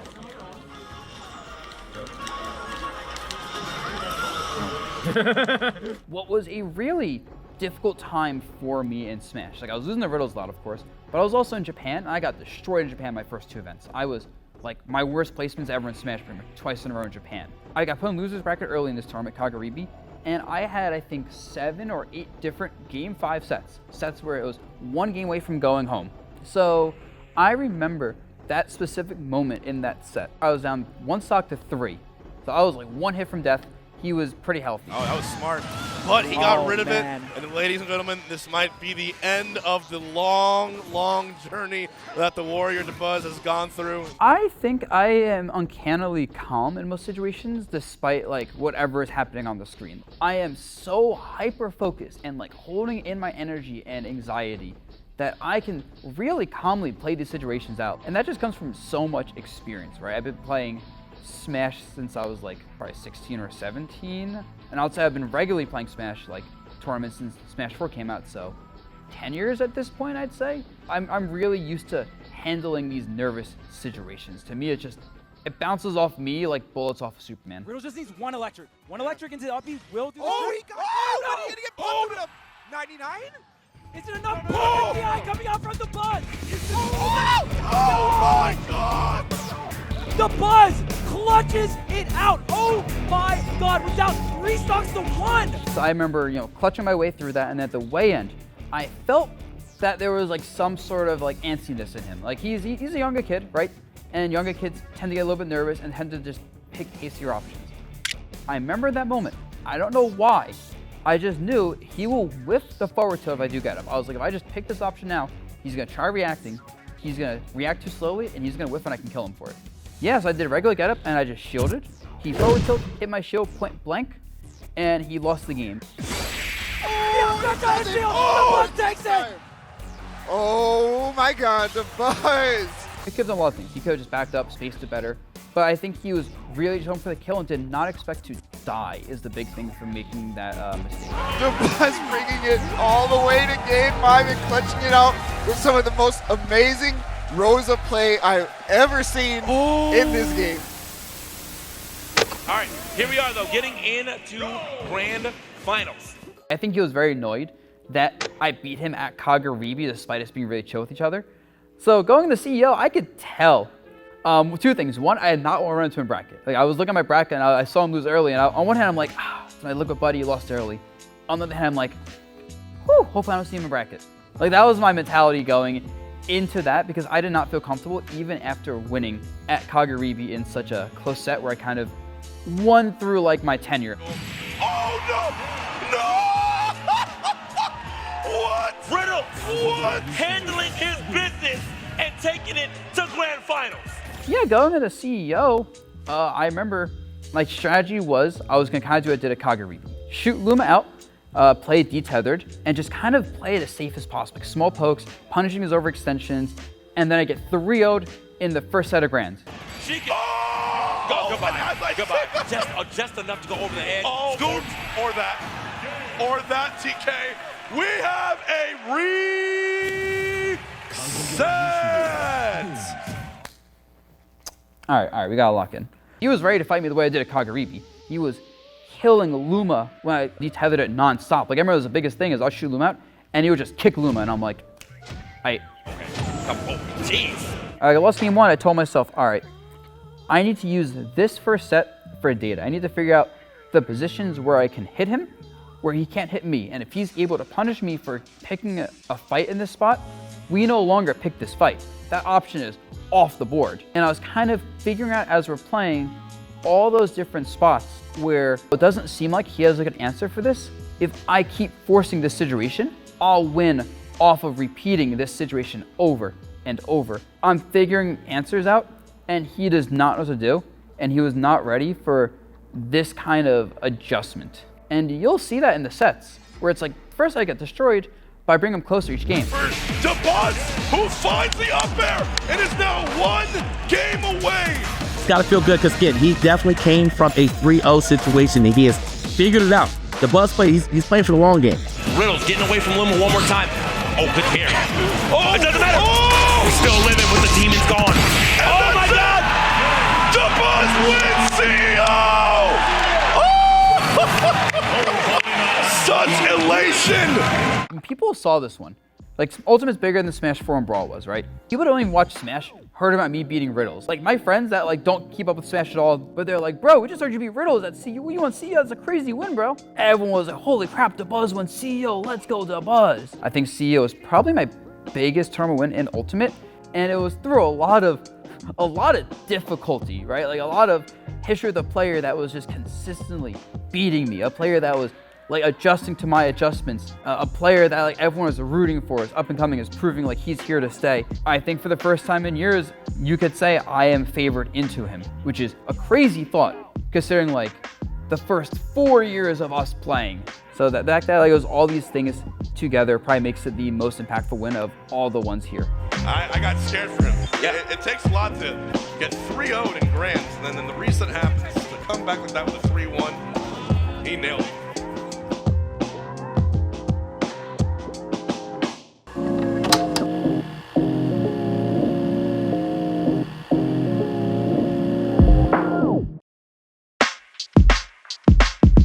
But doesn't get the chance to. Rewind with his jump in. He tries to catch him down. And then block damage. No more rewind. Here's your Evo 2018 World Champion for Injustice 2. Tweedy's going to be devastated with that one. My name is Curtis McCall. I'm known as Rewind, and these are the matches that made me. It's Noble Tweedy on the loser side and Noble Rewind. Ladies and gentlemen, for our grand finals, Injustice 2 at EVO 2018. Going into EVO, that was probably within my first 5 tournaments. So my first tournament ever was EVO. Second tournament was EVO because I'm from Vegas. So going to EVO was a no-brainer. It was like the only place I could go because I was a kid at the time. I was 17 when I won. I felt like I was nervous, but you couldn't see it really. I was trying to be as poised as possible. If I don't play good nervous. Like I play the best when I go into it confident and knowing what I'm capable of. But yeah, I was nervous. That was my first EVO top 8. And that was only like my second top 8 ever offline. So my second time getting top 8 was on the biggest of them, you know, the biggest stage of them all. I already was very confident that if I came into it on winner side, I can take the whole thing. If I come into it on loser side, I have a longer path. It's gonna require more work. I came into a winner side, and if I stay on winners, I don't have to play that much. I only had to win like 3 sets to win the whole thing. He is 100% gonna hurt. He's gonna go 2 bars. Fox saves his. Does he go in for a Molten Trap? Does he bet the farm? This could be game over. Oh my word, the trait comes through, and Rewind walks into grand finals of EVO 2018. So coming into it, I don't know if people were expecting me to win EVO. Like make top 8, that's one thing. Win a major, that's one thing, but win EVO, that's like the world championship, you know, so. I don't know what people were thinking. As far as what I'm thinking, I know I could take it. I believed in myself. I knew some of my closest friends who grind with me know I can take it. But amongst the world, I don't know if people knew I was like that. But it's time, ladies and gentlemen, for our grand finals, Injustice 2 at EVO 2018.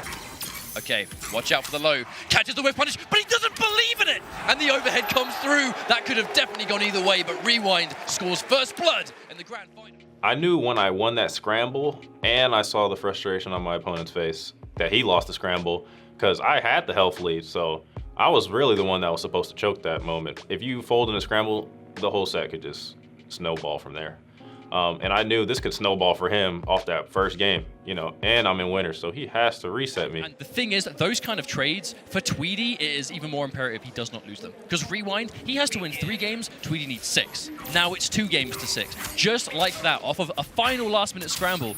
Tweedy, as an opponent, is not the kind of guy. He can make a mistake, have a bad game, forget about it, move forward, and this is a brand new game. We're gonna come with a whole brand new game plan, you know. He's not going to dwell on the past, even though that's what I was hoping for. And he didn't dwell on it, obviously. You can't clash any of it. Uh-oh, speaking of which. Oh, here comes another one. Rewind. If he wins this, it's a miracle, yeah. Now we've gone for a stage change, but we haven't gone for a character change. Rewind is confident in this matchup because of how the first game went. Catwoman covered all his characters. I was willing to pick Catwoman and maybe have to deal with some more annoying zoning than I would have if I switched. I could have picked a character that dealt with the zoning a little easier than her. She deals with it great though. I just want to pick Catwoman because I know it covers all his characters from top to bottom. So he's the one that has to make decisions, not me. While 1 bar, Rewind. He has 3 of his own. Attempted anti-air.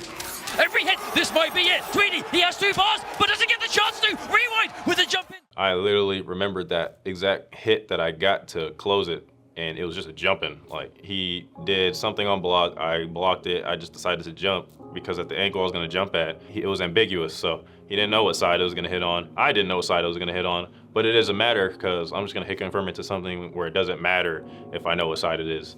It's up to him to block it.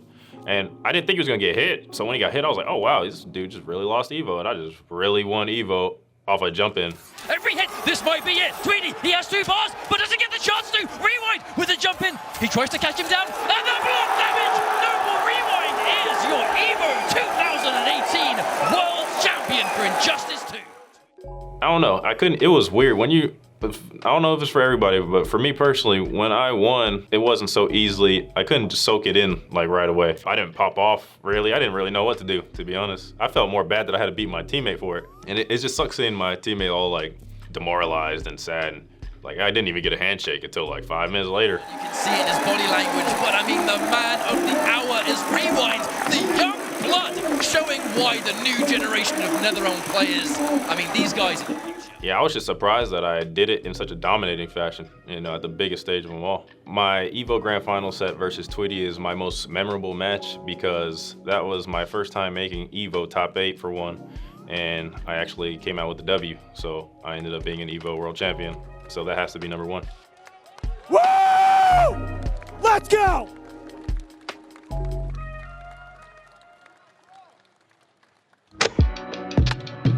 We have Rewind coming to the stage, getting ready to fight for his life here. Not really. Looking fresh, the EVO champion. That was my first time qualifying for a World Finals, and that was like my rookie season as far as competing goes. Like I have a team that's willing to send me to pretty much everything I want to go to. So you guys separately pick your characters without knowing who your opponent is going to pick. Sonic and me were training partners for the entire year, and everybody knows Sonic is the GOAT of NRS games, and then Injustice 2 up to that point. And I'm the only one who can dethrone him, because up to that point, nobody's really beating Sonic but me. Like, I just beat him at EVO. Does he bet the farm? This could be game over. Oh my word, the trait comes through, and Rewind walks into Grand Finals of EVO 2018. Like, I didn't beat him in Grand Finals, but he was along the way. He was one of the people I had to get through. That was the last big tournament for the game's life, so if I beat him there, then I'm the best. Okay. Everything is working out for Rewind here. Another one! Give him another one. Give him another one. Slides, slides, nothing but slides. I think he's 4 for 4 on these slides. That is unreal. The game plan I was going into it with, me just doing the random Batman slides, taking them off his feet. They were hitting, but I don't come into that set with that game plan in mind. I just look at what the opponent is, how they're moving.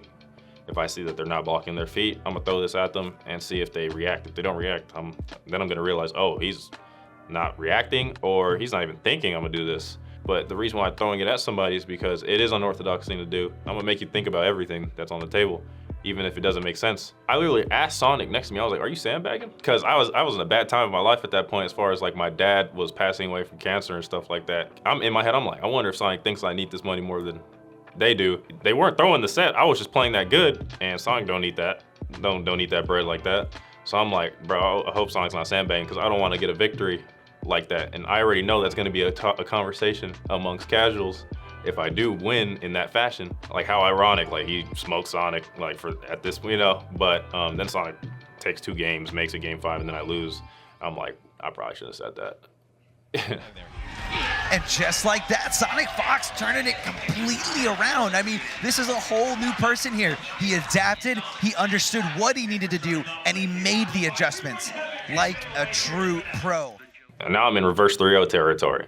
So I'm already thinking like, damn, like this is the worst position to be in. Like as a fighting game player, taking a 2-0 lead and then somebody bringing it all the way back is the worst feeling, because usually they do get reverse 3-0'd. It's hard to stop that momentum when somebody's bringing it back. In my head, I'm like, I'm downloaded. Like in my head, I'm like, you downloaded me.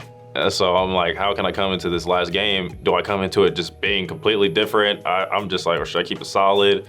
I'm trying to figure out like what the game plan is. As far as going to game 5, I'm like, I already know how I was at that point. I know that with my confidence level, I was probably like, let's just close this out. You know, didn't turn out that way. But you got to stop the momentum. I tried. Goes for the overhead. What a block! Full strength, no punish! And the down 2 to seal the deal. Sonic Fox taking it over Rewind. That was incredible. I was thinking like, damn, I'm really a part of another one of Sonic's legendary moments right now. On the losing side of it though, because I grew up watching, you know, all these competitors, including Sonic, and everybody just fell to Sonic. I remember watching that not thinking I would be one of those guys that could be on that stage trying to stop him. It didn't go that way, and then it's like, damn, not again, you know? Not again. How does Sonic keep doing this? Pretty much. I got the super, no, rewind, grappling for the punish. What a beautiful scramble there at the end. Now, even though a lot of those games weren't very close, the entire set could have gone either way, and what an amazing Game 5 here. IPS Finals is on my list because it's the World Finals, for one. That's the big money. This is money, you know, it could change your life, actually, so, or give you a good head start, and it did give me a head start because I got second place. For 17 years old, $20,000 was a lot to win. He just did it again, and Rewind's face is just like, did I literally just get hit by that?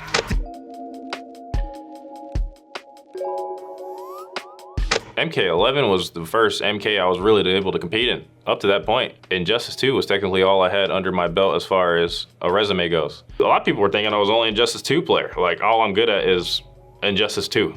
I'm like, how does that make sense when NRS, I literally started with MKX, and then NRS makes both franchises. They're not that different. So I had a lot to prove coming into MK11. So me winning an actual major, and if you look at that top 8 lineup, that was not no weak tournament. I'm 18, never flew out of the country. People were driving on the opposite sides of the roads. Like, it was just so many factors for me to lose. The only backstory me and Sonic really had heading into Celtic Throwdown was our Injustice 2 history. We never really played like that. Sonic is like a diehard competitor. You think of like Michael Jordan, he has a really crazy obsession with winning. Sonic's the kind of guy where you could be like one of his best friends, but if you can't help him get better, not gonna play you. So coming into Celtic, like, that's like one of the first times Sonic's played me in a long time. We are down to 2. It's going to be Rewind and Sonic Fox, the last set of the day.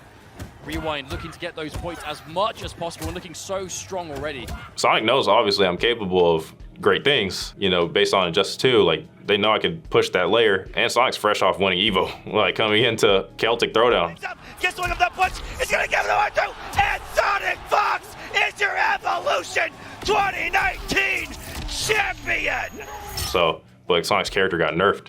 So he come into it with a different character. And I'm coming into it with a lot of confidence. A lot of people have me winning Celtic Throwdown. Has to be like 90% of those. Throughout the course, no anti-air attempts, no need. Fox, our first game. So Fox. Grand finals, loser side, and still just laughing. He's like, yeah, yep, I did that. I lose game 1, and how I'm feeling about it is, you know, first to 3 format, losing game 1 isn't the end of the world for me. First to 2, I'm scared. Like, if it's first to 2 and I lose game 1, you only got one more game to lose and then you're done. First to 3 gives you, in my opinion, plenty of time to make adjustments. I know the character strength that I got with Liu Kang, you know, that was a character I was playing. I know the strength of that character. I know I could just turn it around. It is what it is. One more game in this, what could be reset match.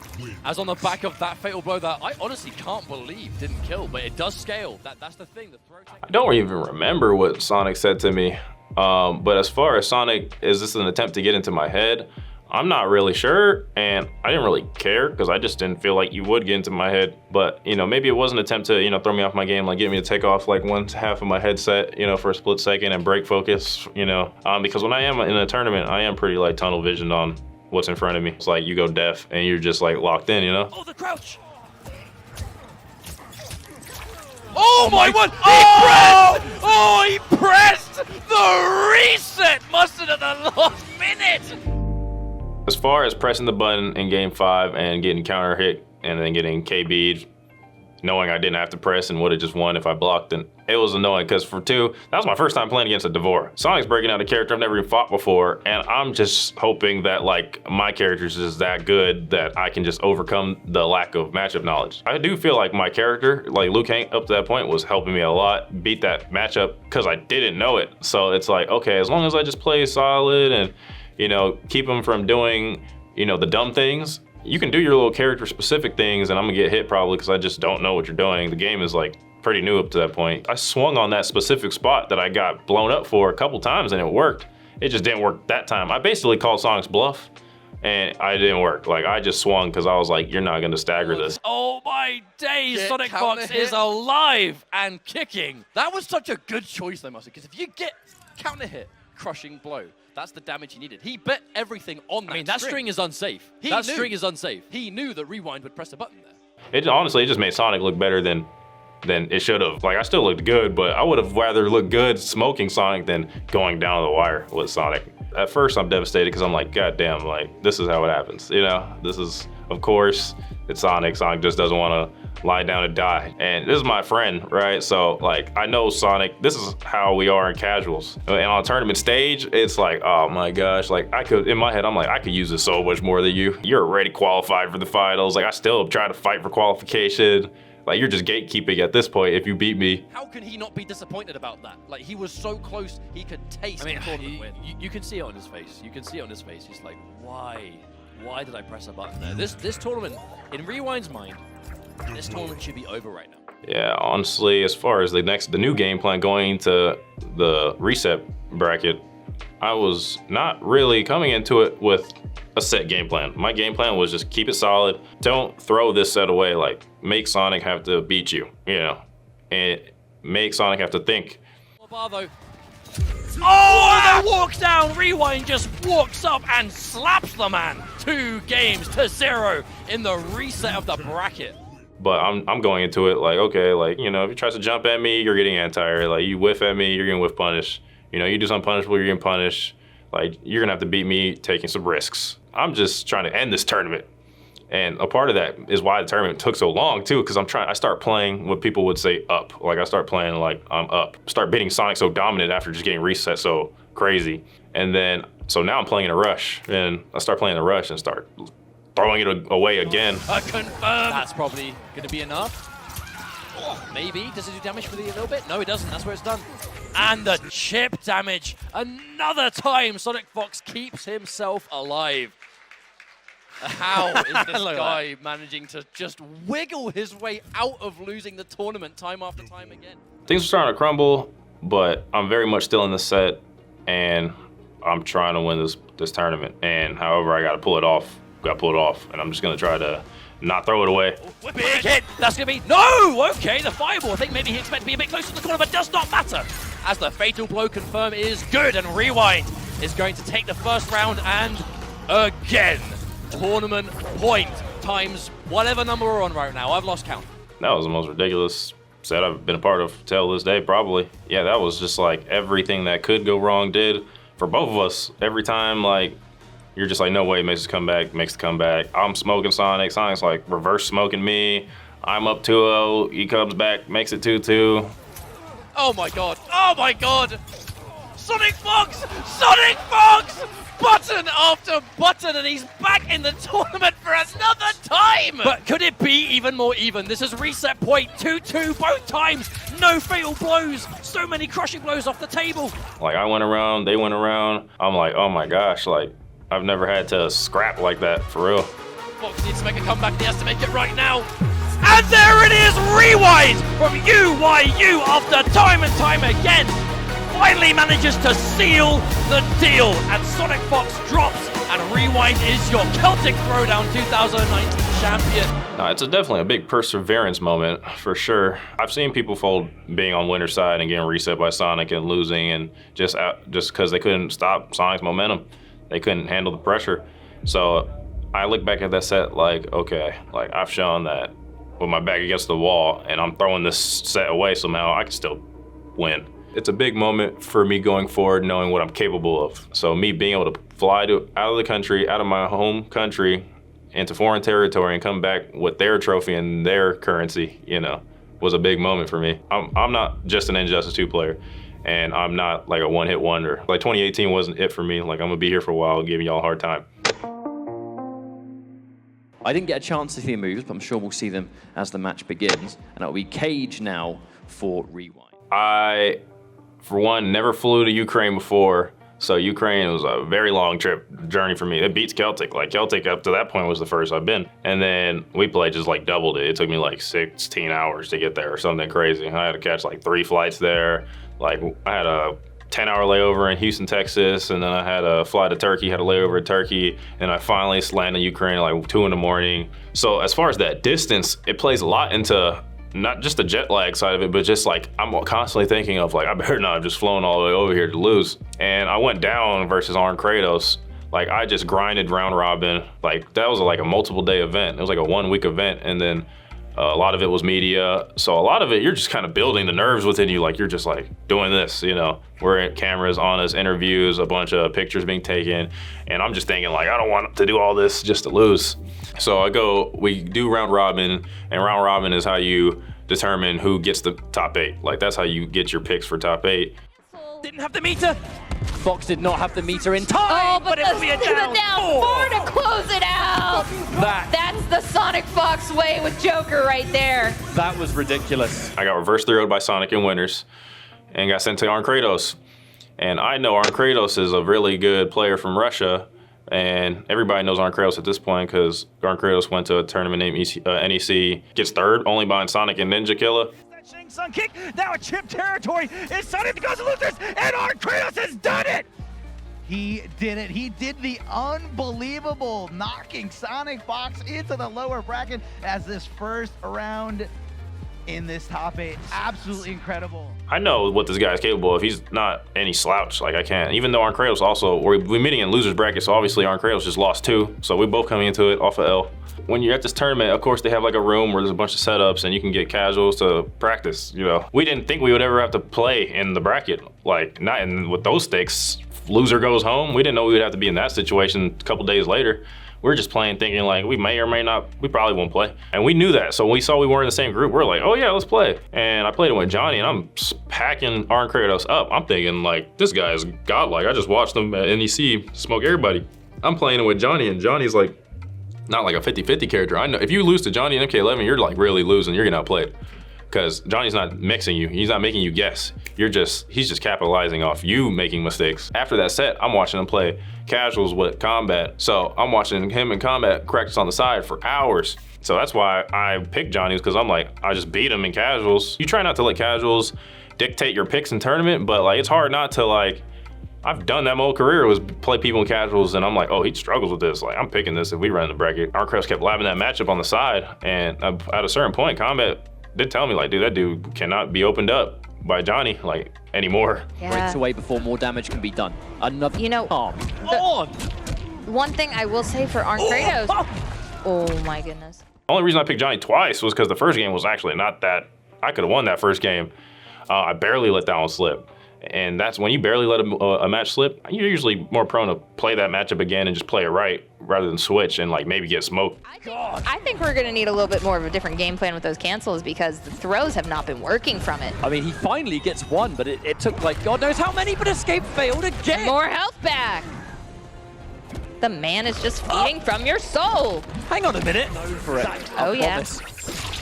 The sixth sense, is that actually gonna work? That has to be dead. Yes. Ooh. Look at that neck breaker. In the purest of pure neutral, a fatal blow to absorb.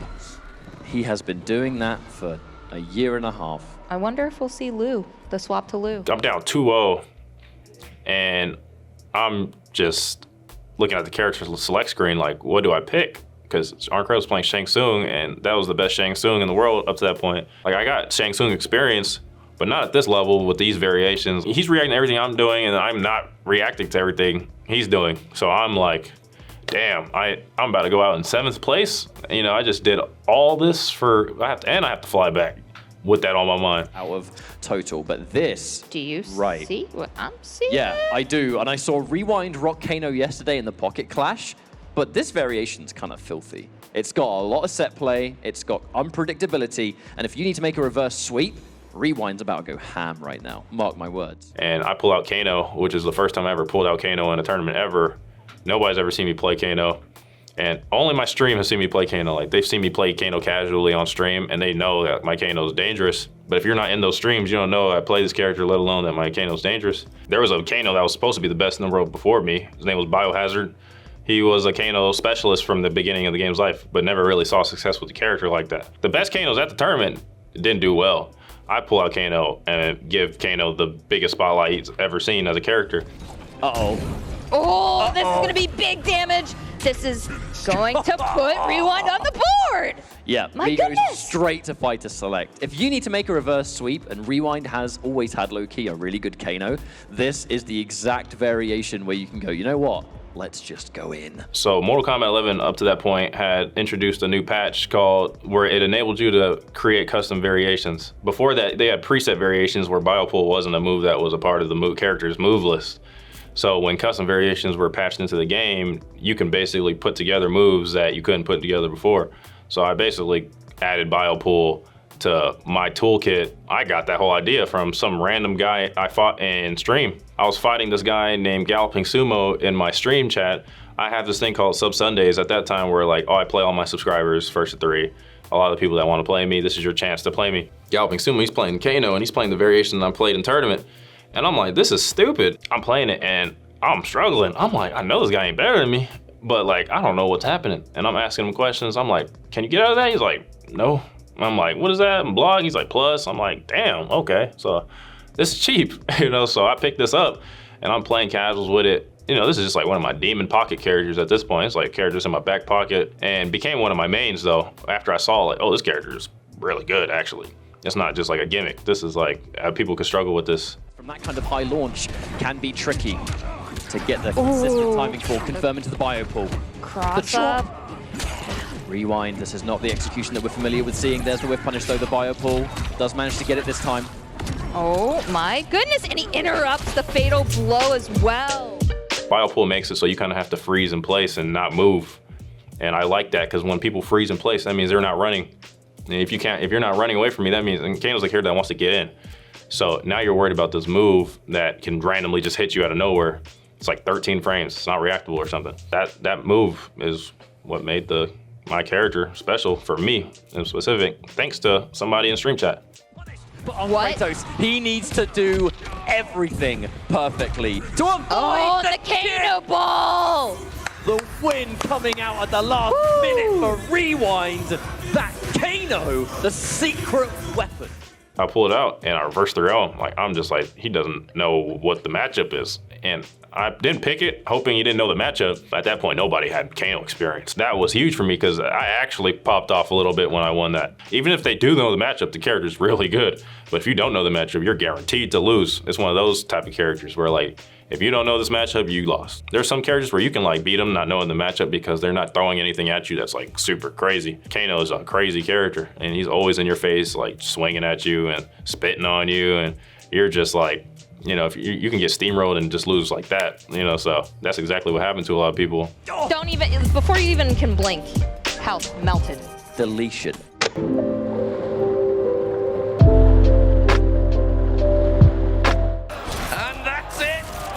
To be bang! So much damage and the crowd after one game. On the slam of the sword, the crowd erupted. My 22 match versus Nicholas being in one of my most memorable matches for me personally was just because of all the lore of the build-up up to that tournament, up to that point. MK11 at that point in the game's life in 2021 at the end, beginning 2022, MK11 was looked at as dead, like, and nobody's really playing the game. NRS vocalized on Twitter that they're not supporting the game anymore. We're working on MK1. We're not gonna release any more patches. We're not gonna fund any tournaments. So all the top players stopped playing for real. So you got these two twin brothers from Chile who are pretty young. They're like twin brothers. So I could just tell by watching the way they played, even though not fighting them, that they're really good. I'm like, who are these guys, you know? I'm like, they look like actual top players. But how? Like, they never played us, you know? So, because up to that point, they haven't really played anybody that was like notable. You know, they just beat people that were like, I would say like America's like B team. You know, we got like the A team and we got the B team. You know, all the people that get top 32 and 16 and stuff, but ain't gonna ever be in top 8. Those people are still some of the best in the world. And they're beating those guys and they're like, okay, we need the real killers to fight them. And a lot of real killers weren't stepping up. So I stepped up because my fans wanted me to play. I was like, okay, you know, if you guys want me, I'm a free agent at this point, so I'm like, you guys want me to play, we gotta do this dono goal, because I don't want to play for no money. There's no money at these tournaments. Like, I'm literally playing for the love of the game at this point. So I'm playing, we go to Combat Breaker, and it goes exactly how they thought it would. Eventually, the bracket gets smoked, cleared by all of us, and it's just us 3 that have to fight now. One more opportunity here. No, that will do it! Scorpion Prox with the read of reads towards the end. It was down to 1, and Latin America has erupted lose 3-2 to Scorpion Procs. And they can win Combo Breaker with me being one of the scalps that they got. We go into Evo and we're like, okay, now we got Sonic, Fox, and Rewind in attendance. Foxy Grandpa in attendance. Like, we got some killers here. How are they gonna win, you know? It ends up being us 3 again. Even though I got like help now. I got actual help. You know, I had to assemble some Avengers or something to come help me out, beat these 2 twins. And I run into Nicholas, you know, Nicholas beat Sonic. So Nicholas just beat Sonic Fox. That's it! And Nicholas, the jump kick connects. Sonic is being sent to losers. The twin from Chile has done it. I'm like, all right. So I'm fighting a guy who is probably feeling good about himself right now. Like, first time he's ever fought Sonic Fox, he's up. He's got right to this day, Nicholas is up on Sonic Fox. I played Scorpion Procs in Winners Finals, lost to him, so I lose to one twin brother. Now I've run to the other one, Nicholas. They just running the same, they're just doing the same thing. He just saw his brother basically give him the formula, which is pick a ball and good luck, you know, see if you just saw me beat him, so obviously you should be able to beat him. And I play Nicholas and I just beat him, like almost virtually smoke him. What?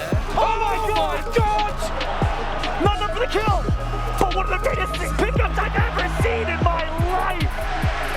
Oh my goodness!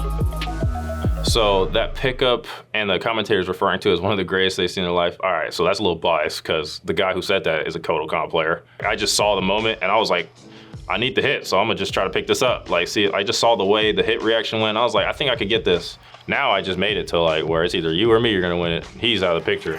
It's gonna keep the United States alive. Anti-air as clean as they come. Becoming only the second player to beat a twin offline.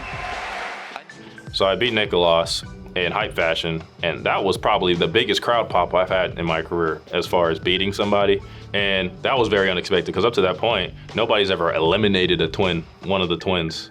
I was the first person to eliminate one out of the bracket. I was the first one to prevent a twin grand finals. So that moment meant a lot to me because it meant a lot for the people, I would say, because it was bigger than me versus the twins. It was like America versus Chile, which is kind of big to be having a whole country on your shoulders, because everybody's like, people may not like me, but they were rooting for me in that moment just because they didn't want to root for the opposition.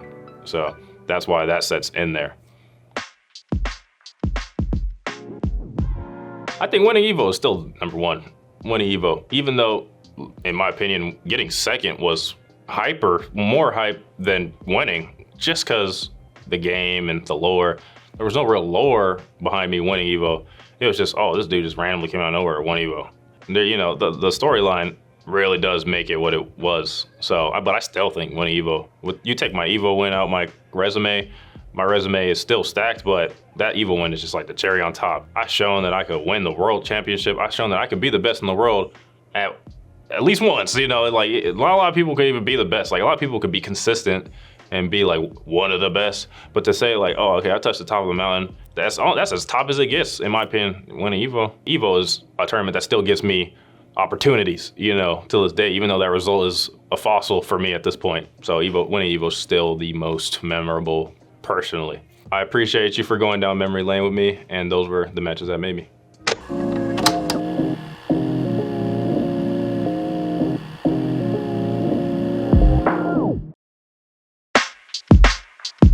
Brown, the Beyblade, he's got the RC, but no, there's the 6H. Almost didn't make it happen, but look at that. Look at Hotashi. Talk to me. My name is Hotashi, and these are the matches that made me.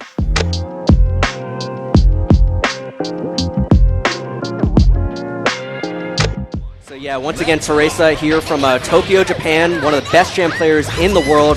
No stranger to US soils, come over for many, many tournaments at this point. Had a lot of really good placings. So, let me tell you something about Teresa. Teresa, like if you've ever met like, you know, Japanese players, like, you know, Daigo, Tokido, you know, Bonchan, mostly like close-knit, quiet, respectful, like they come to get business done, right? But Teresa is more like us. he wears his emotions on his shoulder. And he's very passionate about Guilty Gear and fighting games. And he really wants to win and, you know, find glory just like the rest of us. And Teresa comes to America and messes up all of us in Xrd. So this was kind of close to like the height of Xrd's popularity. This Sea Otaku was getting close to the end, right? Because Guilty Gear Strive had been announced at EVO that year, and you know, we were looking forward. That is bullshit!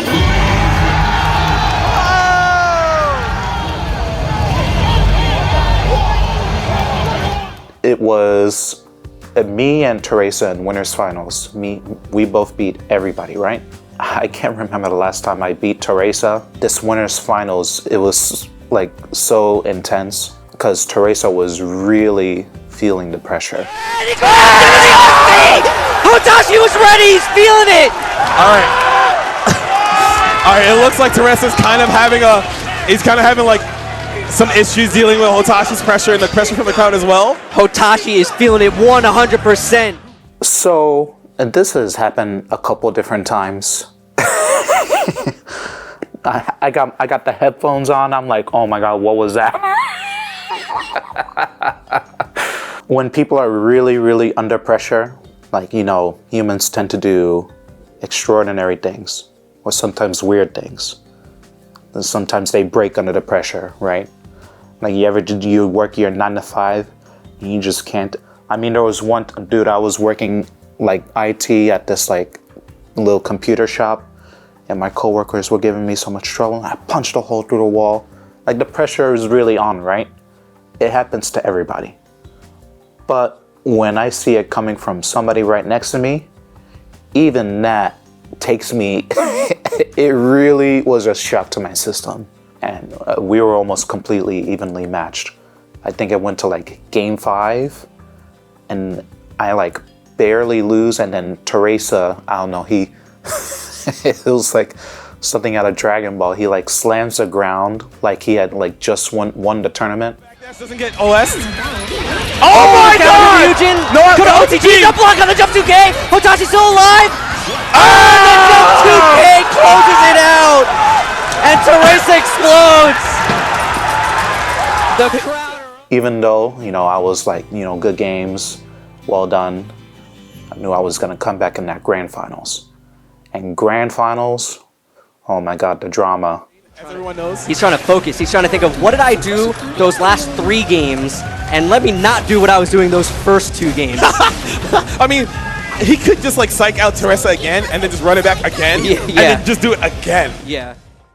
Some people say like, oh, like, you know, it's like out of an anime. Like, you ever watch like JoJo's Bizarre Adventure and you don't know what the enemy's power is. People say I have a power when if I talk to you and start a conversation and you talk back, it like triples my power against you in the next match or something outrageous, right? Right through.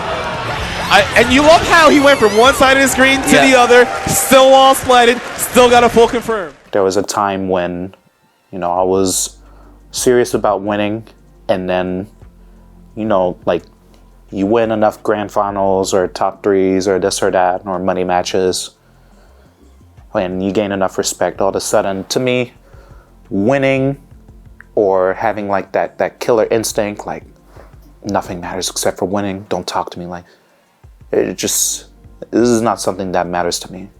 So I'm always talkative, I'm always cheerful, I'm always make my jokes and fool around. All right, there's a bracket reset, and Teresa's just like, he's not having it. Yeah. Hotashi with two cups of water. Wait. Very sportsmanlike. Making sure his opponent's not dehydrated. Yep. There's no excuses that like, hey, I didn't have my water. I was feeling kind of hot.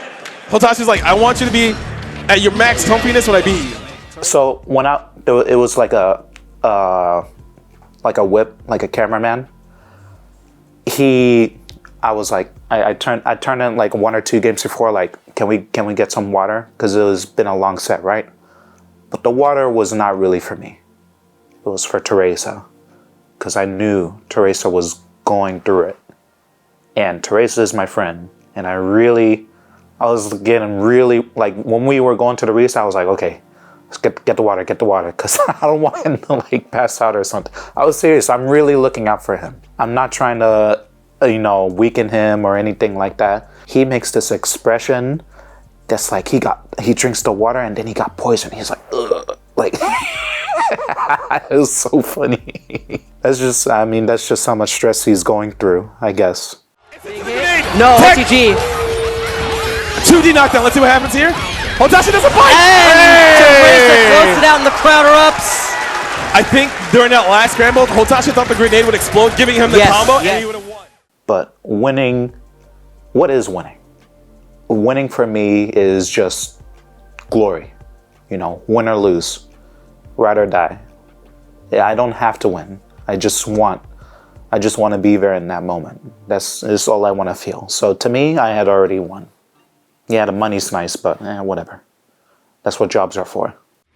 There's the back. That's trying to bait some. He tried it. I made a mistake on like what the conversion from jam was going to be.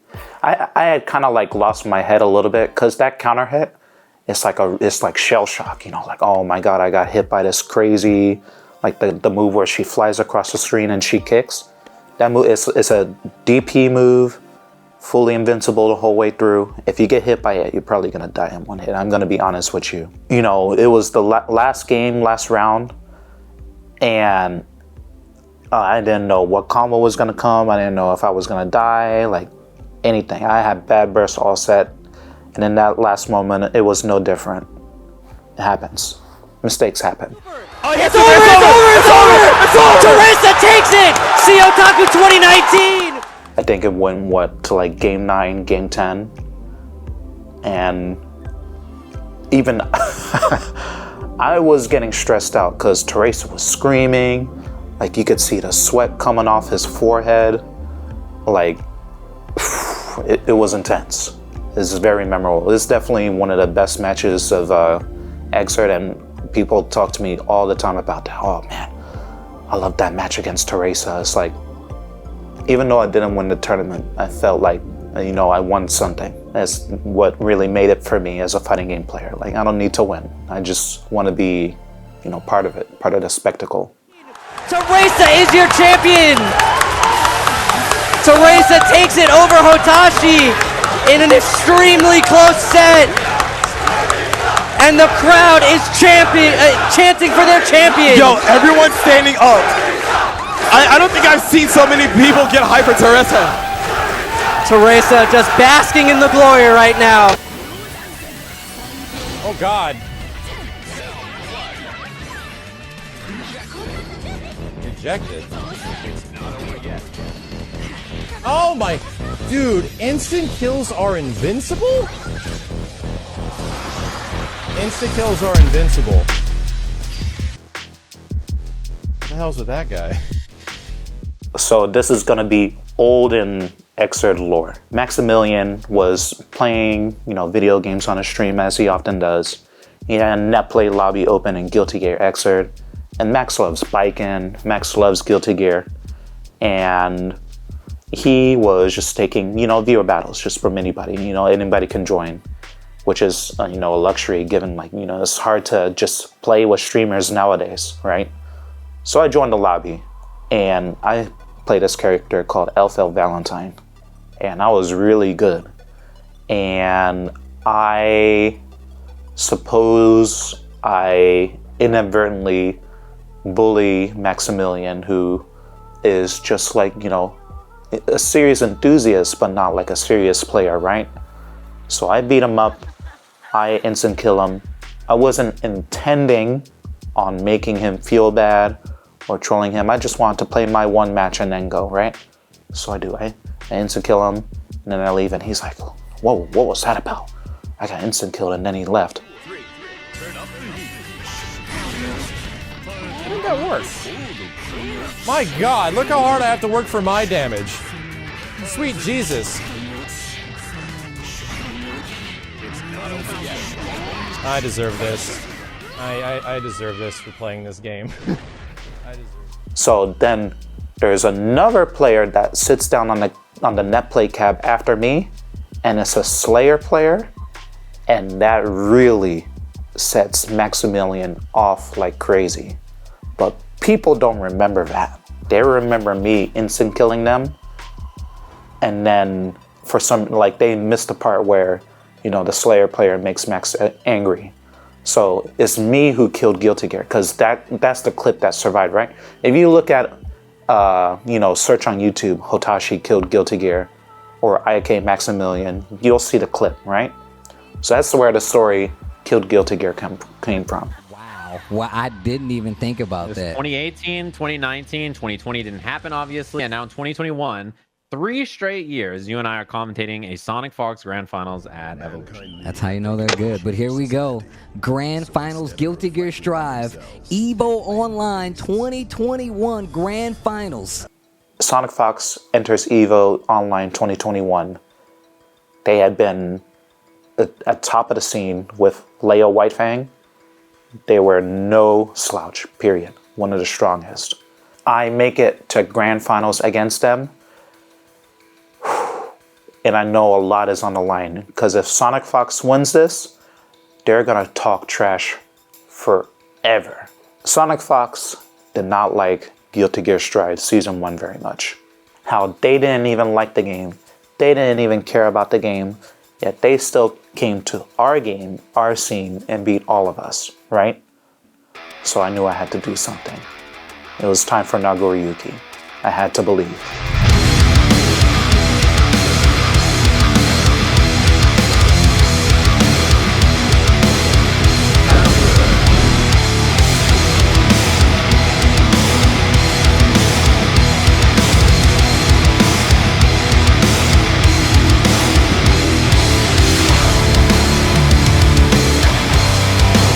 And it showed. Sonic Fox was coming from losers. I was in winners. I had to close it out, right? And then Sonic Fox gets a game. And the version of the game where we were playing on had additional latency. And you know, Leo Whitefang has this back turn thing where he does like high-low mix-up. You ain't blocking that with a, you know, 2 or 3 added frames of delay. And I just get in my own head. I say, oh my God, I can't block it. I can't block it. The mix-up, I can't block. So what then? Hey, relax. We're not done. So I'm streaming this on my own Twitch at the time, right? You know, you gotta get your clout. And I see flying through my chat. I'm not making this up. Mike Ross, Mike Ross, and he says, remove can't from your vocabulary. Mike Ross? Mike Ross? Eliminate can't from my vocabulary? Alright, fine. I can do it. Yeah, and I mean, you can start to feel the shift. I think in the beginning of this set, right, Hotashi looked really strong, and just, you know, the way Hotashi was playing was excellent. Now you can start to see the cracks, right? Like, it's starting to be like, uh-oh. Yeah.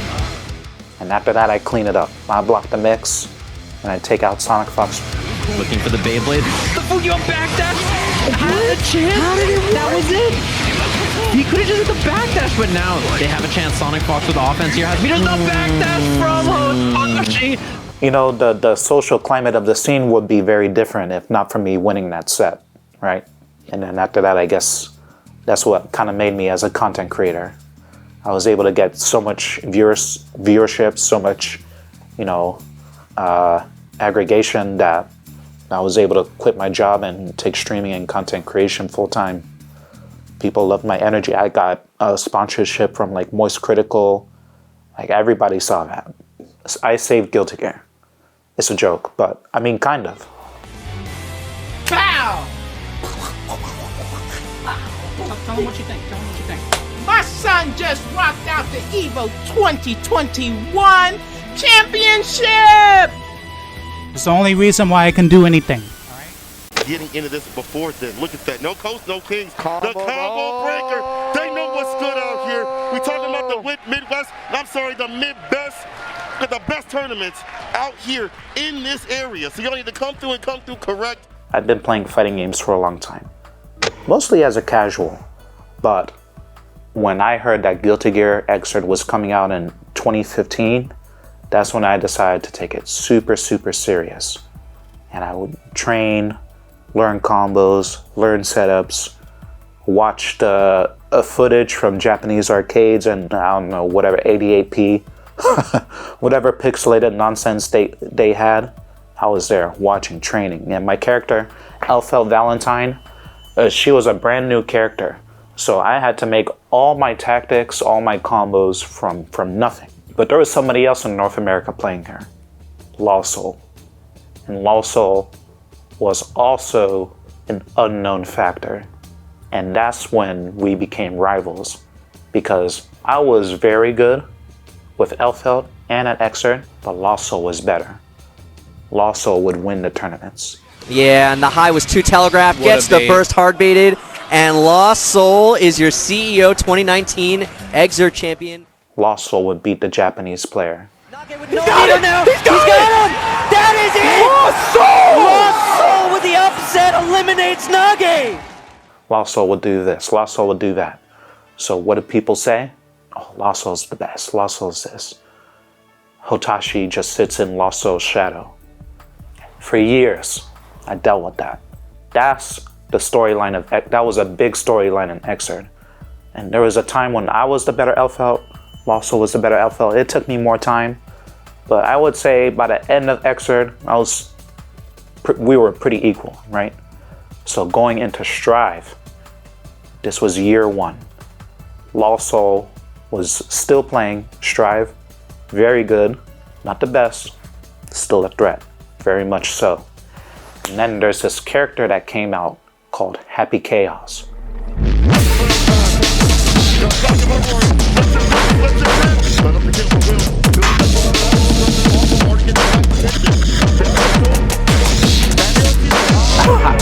I don't even know where to start. He was very strong. You know, DLC characters, then you know, like Tekken 7. You remember Leroy, Falcon Rom, Geese Howard. Like, oh my God, people cry and complain. Oh, they're so strong. There's, you know, we see this character all the time on stream, blah, blah, blah. Well, there's a reason why. It's because they're very good. And Happy Chaos was the same. You have auto zone with the close projectile. You have the Fukio behind that, but you have to wait for the gap to happen like that. And unfortunately, he didn't set his foot in a top 8. What's wrong with you? Bro, we had so much time. You had so much time. I'm so sorry, Hotashi. It's been a bit. You forgot that you have to set your buttons, and because you're sitting at home in your undies, and it's the same layout for almost 2 years. I have a controller mishap, right? I have my button set wrong. And I think I can pause the game to resolve that issue, but I did it at the wrong time. So I am issued a game loss. I instantly go down one game, and then I feel myself getting tilted. I lose another. I'm like, okay, it's time to buckle down. And chip damage going. One touch situation right here. Oh, nice. Recognize that the clone was there, so just gotta wait. And yeah, that jumping S was too high up, right? So you're nutting each other. Yeah. That was good. So I win the first game that I need to reverse 3-0, right? And then the second game, I almost lose like so fast because Nagoriyuki, he has this mechanic where if he if he uses too many specials, like he blows up, right? And that happens. I make the critical mistake. I'm losing all my life. I almost get completely one shot. And also makes this one mistake. He drops the combo. And I know that's my chance. Oh, it's just barely not gonna kill. God! One touch, you gotta use barrier. You don't have choice at this point. From 0 life, I run that round all the way back, and something just comes over me. I make the set 2-2, and I jump up out of my chair and I walk over to Lawsoul like, you better have taken that game. You better have taken that game. You need that game. And he stands up with me, he gets in my face, and I'm like, oh, it was like something out of, you know, WWE, right? I'm not gonna say like I love attention, right? But when the crowd is roaring, when, you know, you walk up on stage and they cheer for you, when you win the match and then they yell, Hotashi, I'm like, You know, I feel like a hero. It was like you had people in the crowd going like, oh. It's 2-2. It's 2, and I know this is my chance. Can keep you out. The air throws have just been immaculate from Hotashi this set so far. Like, even when he was down 2-0, he was still getting several different air throws, which were kind of putting him back in the game. And 6 each on the first. Your next natural count went to red RC. That's a victory. You can't get away. No escape. From Wassel, and about to be the winner if you can find that hit. No, was unable to do it. Just a bit too low to the ground. The Beyblade, he's got the RC, but no, the 6H. Almost didn't make it happen, but look at that. Again. Look at Hotashi. I make it 2-3, and I felt like the biggest hero, because Happy Chaos is the villain character, right? And I'm right there on stage beating him, beating the villain, and I felt so strong. But even then, I still had to give Lasso a hug, because you know it ain't no bad blood, right? Crazy, it's crazy. You know, that was it was a great year of Strive that first year. That's how we started off. Look at the crowd. You don't get this online. You get weirdos in Twitch chat saying weird things. Here, offline, you get the cheers, all right? This is different. This is what offline is about. It's going to be to interrupt that. I'm expecting a lot of 5Ps, far S's before we even get to the air dash range, and a proper way to deal with antidepressant scale. I had made, you know, top 8 at Evo is one of the most prestigious achievements, the ultimate achievement. There's so many players that have never had that accomplishment. Getting there to the grand finals in the arena at the Mandalay Bay is amazing. You know, when people are walking out, Umisho, Leffen, Tempest, Peppery Splash, Slash, Bean, like, these are the best of the best of the best. Out our top 8 for Guilty Gear Strive, Hotashi!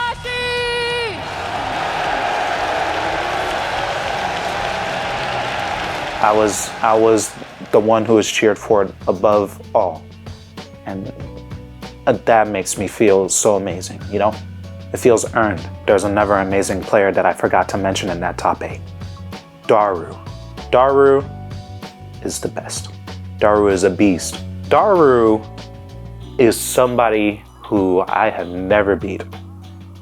Is somebody who a lot of players can say they've never beat Daru. They've never even come close. Xrd, Strive, whatever. So it was me and Daru fighting for 4th place. Just the fact that the Hotashis, Nagariyuki is so nice, but here we go, Ino versus Nago, game number 1 on loser's side. Like me and Daru, we stay together every Evo, and we play, what, 100, 200, 300 games. And usually it's Daru's favor because Ino is so obscure relative to other characters in the country, right? But somehow, this set, I don't know what happened. I just activated it. Oh, finishes the string and burst available. And yeah, that's a rough spot to burst. Pressure looks good. No meter here from Hotashi, but he's got blood to work with the throw. OTG doesn't kill, but chip is a big problem from Daru. Oh, and the note, and you can see Hotashi feeling himself. He really likes to pick up steam in some of these situations. I was blocking everything, fuzzy mashing, catching Daru mashing, winning in neutral, getting counter hits. You know, really doing it with Nagariyuki, right? Great advantage. Look at that. If you dodge the note, wow, what a slip. Oh, you're dead. Yeah, you know, I was going to say the note game so far has been played expertly from Daru. He's really navigated incredibly well in every scenario except right there where Hotashi just sent it. Goes for instead. Gold burst successful. 4S once again gets the meter, and that will be that. Hotashi takes out Daru Ino and stays alive in the bracket. And somehow I won that set. That is the one time I'll ever say I beat Daru. And it was a good way to win. 2 down, 3 more to go before I get to grand finals. And I know I can beat everybody there. I didn't, but I knew I could do it. I got Tempest down, I got Daru down, and then it will be Slash, Leffen, and Umisho. And I knew I had Umisho's number. I know everything that goes through that girl's head. As a player, I'm probably the person that had the biggest chance of beating her that weekend. But I lost to Slash. It's okay, it happens. It was a great set, but honestly, the reason why I remember it There's this funny moment when we're walking off like the cameraman in the audience catches us walking off the stage. You know, like when you're walking back to the locker room, you give your teammate a pat on the butt, right? He does that, and I don't know why production kept the camera on us, so they could see that. I don't know, that's just what friends do, you know? My butt's not that big. But what a run from Daru, right? I mean, playing a character that I think a lot of people know is tough to pilot, right? It's not easy to make it with a character like Ino this far in the tournament, but makes it to 5th place here at Evolution alongside Peppery Splash. I turned it off. I couldn't watch. I was like, this is so bad. This is not how you play the character. Nago cannot get in. Like, yes, if he gets in, I'm screwed, obviously. But he can't. He just can't. It's so hard to get in. You know what it feels like? No. Me and Latif talk a lot of trash. Latif, if y'all didn't know, is definitely one of the best fighting game players in the world. All the way from Street Fighter 4. No, not Street Fighter 4. From Guilty Gear XX.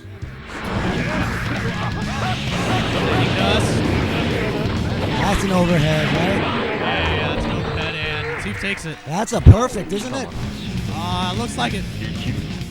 When he was living here for college and some other stuff, and then went back home, you know, got a job, so on, so on. I issued a challenge to Latif when he was talking some trash, right? I said, let's money match. And you know what? He said yes. He took it mad serious. So me and Latif, we hit up Yipes. And Yipes, you know, Yipes brings the energy, right? We tell Yipes, we want to do this money match and we want to do it real. $1,000. A champion challenges the whole North America. A champion stepping up to the challenge. Reversal in the Warriors Den presents Sodium. Sitting down for a money match with a player that good, that strong. I genuinely have, when we're both so good and have so many accolades, I have no clue how the set is gonna go. None. And that pressure is something I haven't felt since then. This money match, I've been training for like a whole month leading up to it. Training on how Zato works, the matchup, like every little interaction, adaptation in the set. And I didn't know how it was gonna go, but that money was on the line, right? And not just my money, there was a lot of people's money. Like Giuna, like Anime Illuminati, had like 1,500 riding on me of all people, right? First to 15, out of the gate, I take the first game. First blood! Hotashi, not playing no games, surrounded. I can really do this. I had been expecting to get washed, like, I don't know, 15-4, but that's not the way it went. I go up a game, Latif gets a game. I get a game, Latif gets a game. I always stay ahead in the set, but Latif is always climbing back. We got 100 tension. Blocking, oh no. Are you not blocking everything, bro? Focus! Coming on! And there we go! For the first time in the set, Yipes! And at the final moment, it's Latif taking the lead. 14-13. That's when Latif finally takes the lead. And then it gets real. Oh no! I didn't even notice that wrist meter was 14-14. I come back. It's the last game. I talked about being an excerpt player, 2014, 2015. This was 7 years later in 2022. In those 7 years, there was a time where I was a very anxious player, right? Because I felt like I had a lot to prove.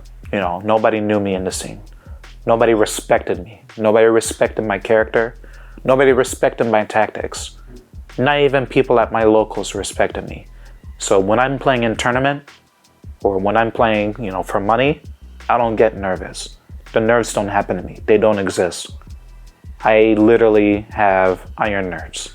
It had been a really late night, and if y'all were staying up watching that money match, y'all got my respect. But it was worth it. Yo, I'm not gonna lie, that was some good ass shit. Yo, that literally went to the last game. That was the best set I have seen in this game, and I don't think we'll ever top this set. Because that was one of the best Guilty Gear Strive matches we had ever had at that point. It is probably the best match, you know? The best singular match between two players. You know, not to eat my own behind, right? But I think that was the best Guilty Gear Strive set we had.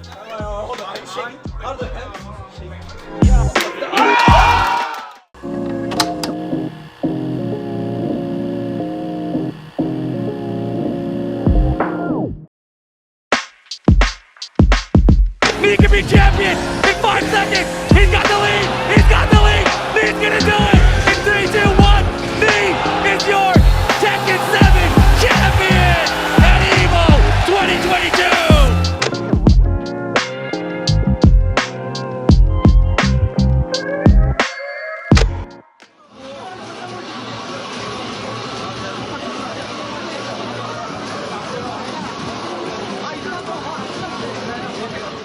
솔직히 제가 철권을 한 건 이제 90년도 철권 1부터긴 합니다만, 사실 제가 이제 철권을 정말 열심히 하기 시작한 건 철권 4 때였거든요. 그때가 이제 제가 고등학생인데, 그냥 이제 철권을 즐기는 유저가 아니라 이제는 한국에 있는 사람들과 경쟁을 해서 이제 최고가 되고 싶은 마음이 거의 고등학생 때부터였기 때문에, 저 대회가 사실 제가 21살 때인가 그렇습니다. 그래서 이제 철권에 정말 진지하게 해야겠다라고 생각한 것은 아마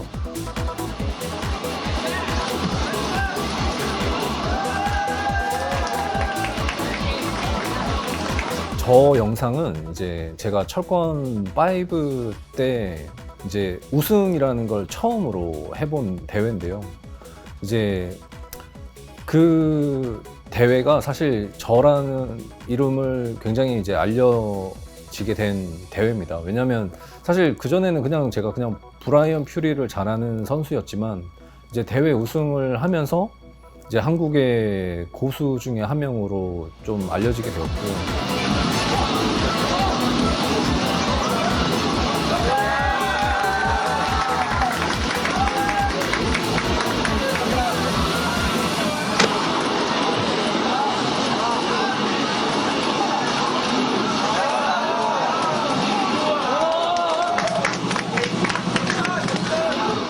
그 당시 이제 잘한다는 선수들을 이제 다 이기고 올라간 대회였기 때문에, 이제 무릎이라는 선수가 이제는 우승 후보로 되는구나라는 걸 이제 거의 뭐 결정해준 대회라고 보기 때문에 저 대회를 이제 선택을 했고요. 그리고 이제 우승이라는 걸 처음 해봤을 때 느낌이 이제 굉장히 강렬하게 남았기 때문에, 그 영상이 뭐라고 제가 철권을 열심히 하게 해준 동기부여가 됐습니다.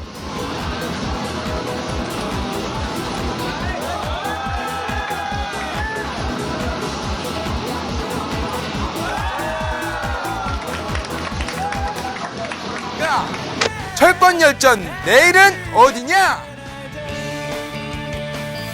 That's right. It's a grand final of the Tekken 6 tournament here at the World Cyber Games.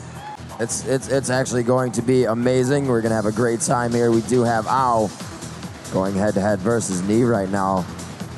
WCC라는 대회가 그때는 이제 굉장히 큰 국제 대회였거든요. 그래서 사실 그 당시 이제 게임을 하는 사람들이라면 이제 WCG에 나가서 You get the brawler, you've got the long range. It's the two complete opposite style of characters here. A lot of heavy punches and a lot of range. A lot of aerials coming from Elisa, and then punches coming in from Brian. Let's go. 거의 뭐 메이저 게임이었던 게 뭐 스타크래프트나 이제 워크래프트 뭐 이런 대회였는데 철권은 사실 그렇게 크진 않았어요. 근데 저 때 철권이 정식 종목으로 선택이 되고 제가 이제 좀 감명받은 게 컸습니다. 왜냐면 그냥 오락실 가서 하던 게임으로 한국의 대표가 됐다는 게 너무 저한테는 처음으로 좀 뭐라고 해야 될까요? 정말 뭐 프로 선수가 되는 듯한 뭐 그런 느낌을 줬거든요.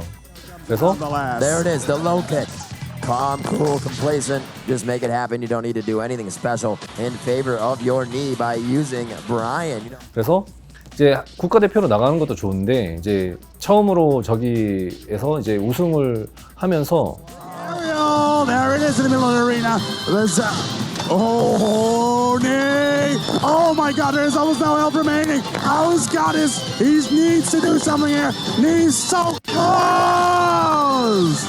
이제 메달이라는 것을 목에 처음 걸어봤는데 그게 굉장히 기분이 좋더라고요. 뭔가 올림픽에 나가서 1등한 그런 느낌이었기 때문에 이제 너무 좋았던 기억입니다.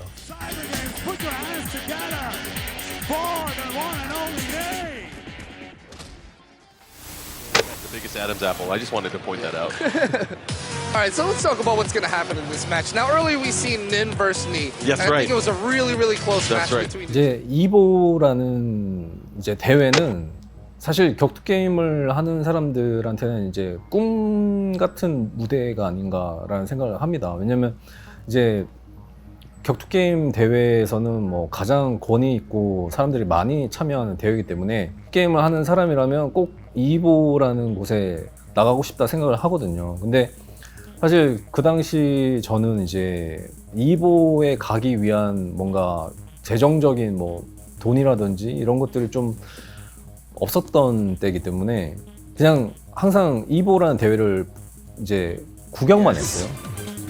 But yes, we are definitely gearing up to give you an exciting match over here. Winners Finals.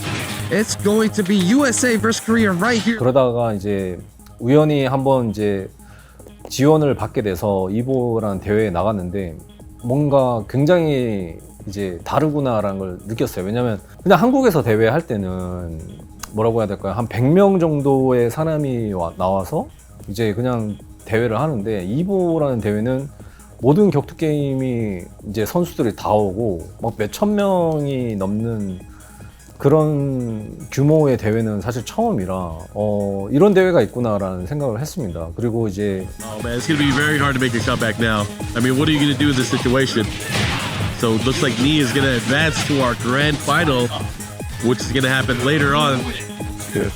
그래서 이제 결승전까지 올라갔는데 결승전에 갔다는 것도 사실 믿기지 않았거든요. 왜냐면 첫 이보였고 이제 결승전에서 한 번만 우승하면 이제 이보의 트로피를 받을 수가 있잖아요. 그래서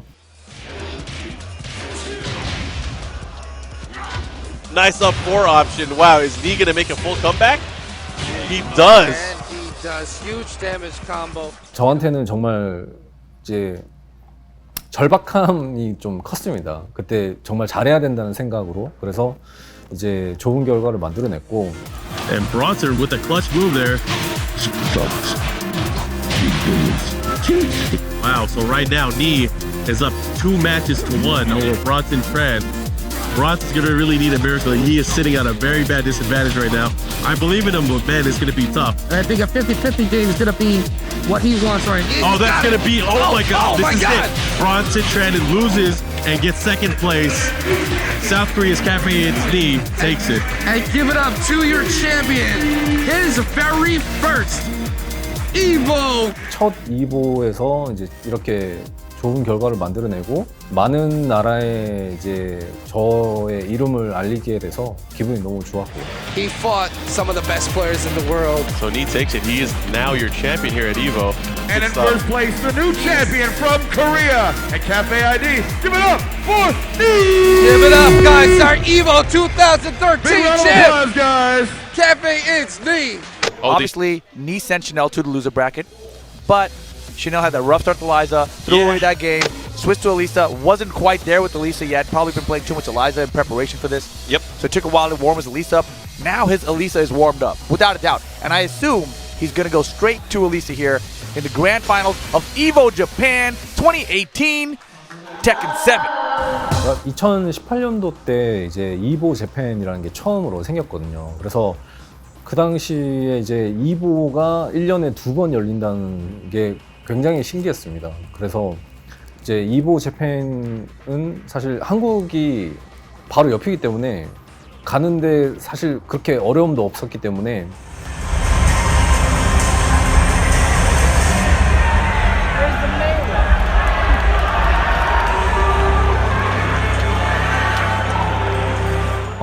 많은 사람들이 이제 이보 재팬을 갔었거든요. 그래서 저 당시 아마 1200명 정도가 참가를 했었는데 그렇게 많은 사람들이 참가한 것도 되게 놀랐고 여기서 1등을 해야 된다는 생각이 좀 약간 불가능하지 않나라는 생각도 했습니다. 그래서 이제 이보 재팬에 참가를 했었는데 제가 그때 이제 프로 선수로 이제 처음 이제 뛰게 되었거든요. 그래서 이제 프로 팀에서 이제 처음으로 활동하는 거기 때문에 무조건 성적을 내야 된다라는 생각을 했었고 이제 결승까지 갔을 때 이제 상대가 샤넬이었어요. 그래서 같은 팀이었던 이제 샤넬이랑 저랑 결승전은 사실 3 rounds straight again, and Chanel's like, Oh, God I've never damn seen it. head desk in real life.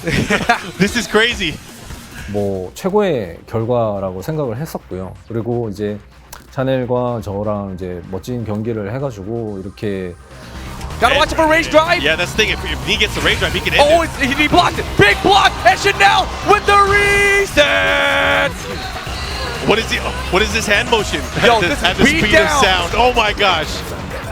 Get out of here, 3 rounds straight to kick it off. Oh my god, he went. What do you do? What do you do? He picked Steve. Oh, he picked Steve. Come on. Beat down regardless. 3 rounds straight back for knee. Yeah, and now we're all tied up, so it's one match apiece. 팬이 처음 열렸는데 첫 우승자라는 타이틀을 가지게 되었을 때 너무나 좀 기쁜 감정이 있었기 때문에 이 영상을 선택했습니다. Oh, big back one. Oh, this is going to be close. It's not going to be enough to kill. It's going to be very, very close though. And the Oki behind it. The Sonic Bang. The Knee. second hit. Knee is your champion for EVO Japan 2018. The legend is back. All right, they shake, and of course teammates. But that's great stuff. Higher set. But here they are setting up on the stage for our grand finals. Knee on the winner's side of the bracket. Khan fresh off of eliminating Arslan Ash. Yes, our final two players here at EVO 2022, South Korea versus Pakistan. 2022년도에 이제 이보에서 우승을 했었는데요. 그때 이제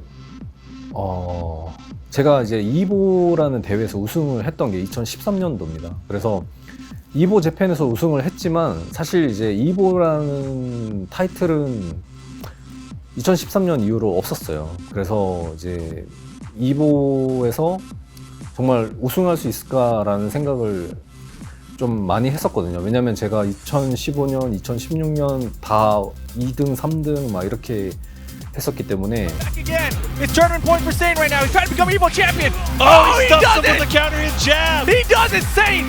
EVO 2016 Tekken 7FR champion JDCR. 이보 우승이 굉장히 어렵다고 생각했습니다. 그래서 그때는 이제 정말 우승하고 싶지만 어려운 대회인데 그 당시 이제 한국이랑 파키스탄이 이제 완전 라이벌 관계였고 이제 제가 우승을 하려면 파키스탄 선수를 무조건 이겨야 되는 상황이었어요. 그때가 이제 저와 뭐 칸, 그다음에 아슬란 이렇게 있었는데 저 선수들이 워낙 그때 잘했기 때문에 사실 그때도 아슬란이 올라온다면 아슬란이 우승을 하지 않을까라는 생각을 했습니다. 근데 칸 선수가 이제 아슬란을 이기고 결승에 왔을 때 Arthur's out of range to the back dash. Arabogan, that'll do it.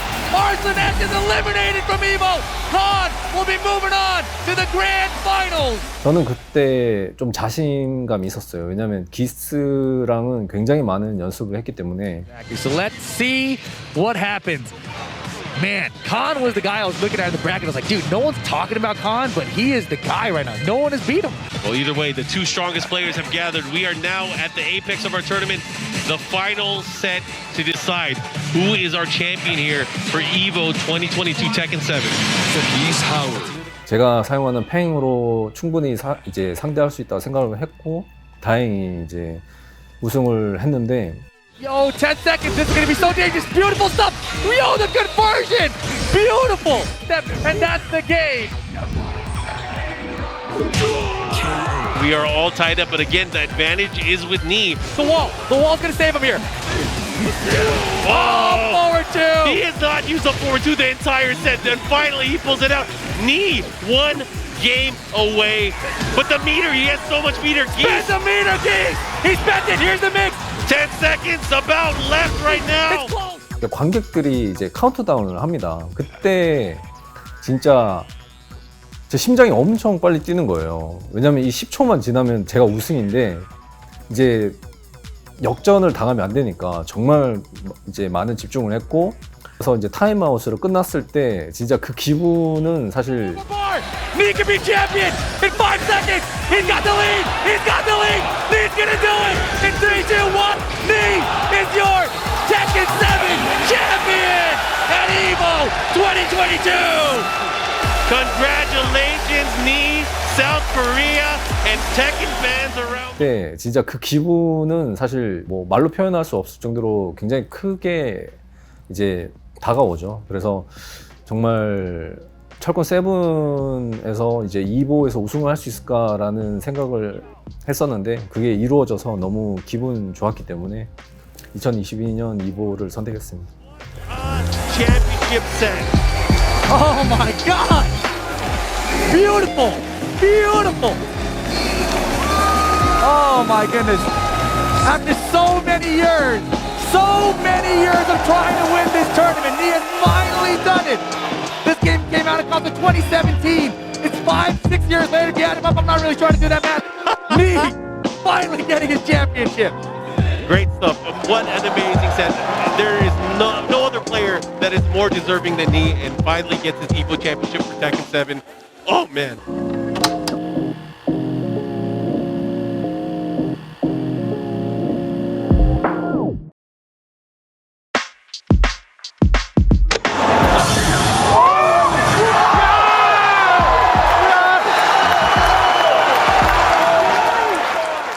Hello everyone, my name is Ryan Hart, aka World Warrior, Guinness World Record Holder, Terminator, Robotnik, whatever you want, flavor of the month, you pick a name. And these are the matches that made me.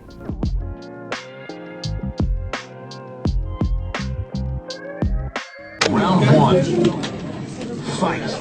So yeah, Frenchie is a French, player. Name's a bit of a giveaway. That I met in this tournament called Ultimate Tournament 4. It was in Paris. I knew it was going to be tough because he was using Steve Fox, and Steve Fox was an absolute menace. Easily top 1 in the game. And Kazuya Mishima in that particular version of the game wasn't as strong. He wasn't in the top 5, and it was a very struggle character in tournaments. I was on the back foot the whole time, losing, just eating 50% combos and resets at the wall and stuff. And yeah, I think it was a loser bracket match as well, so there was a lot of tension there because loser goes home, right? He gets the first 2 rounds very quickly. I claw back 2, make it 2-2, and then on the last round I have this absolutely explosive round where I get the down forward 2 counter hit into the electric, the 13th frame perfect one, and get this combo that takes a bag of energy, and then I get a throw and he loses. And it's just a very classic moment because it was the first time ever that down forward 2, perfect electric wing golfers had been performed in a live tournament, and this just set the crowd ablaze. People just roaring throughout the whole room, and it was just one of those moments where we just had to sit there and wait because we couldn't start the next match. The crowd was absolutely electric, and it's something I'd practiced for quite a while, so I was really happy to be able to deliver it live and direct in a big tournament. So down 4-2 electric with Kazuya is just a very difficult thing to do. It's something that hadn't really been worked on or practiced or focused on as something that could realistically be delivered in a live tournament. And it's very much the equivalent of the Daigo parry versus Justin Wong, because in the same manner, it's also something that people thought, you can parry that? That's not possible. And then here we have Evo Moment 37, and this was the exact equivalent of that. Actually happened the same year, 2004. But I was someone that liked to kind of play to the crowd a little bit, you know, use my ability to try and do something cool that maybe isn't really focused on. And being able to pull that off, not only was it in a tournament, but I was kind of on death's door and I really needed something big to get me back in the set. And off the back of that win, I ended up winning the entire tournament. So there was that sort of buzz of adrenaline that I had from doing this cool thing that everyone loved. I just looked around the room and people were jumping around, throwing crisps and just going crazy. People were getting watered on, and it was just really funny. It was like a big party, you know? And I think that it's something that people share. Like, this is almost as if it's their moment as well. It wasn't like this is my thing, it was this is our cool thing that we all share together. And it was such a community moment, you know, and so I think those are the reasons why it's so special, because I saw this live, I was there, I was a part of that moment, I'm a part of that history forever.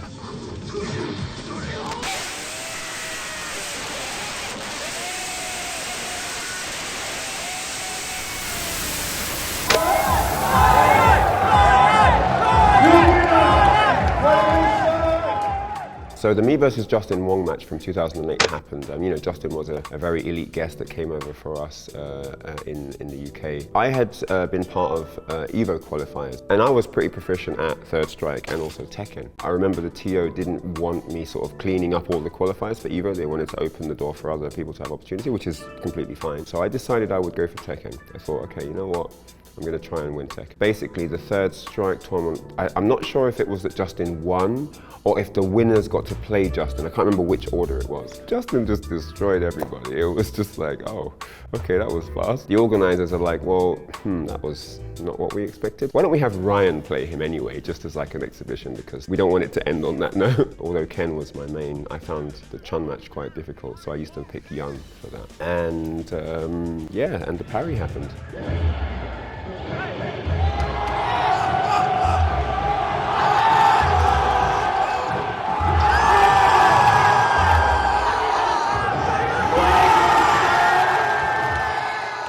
It wasn't planned or anything, but you know, he had me on low health in the corner.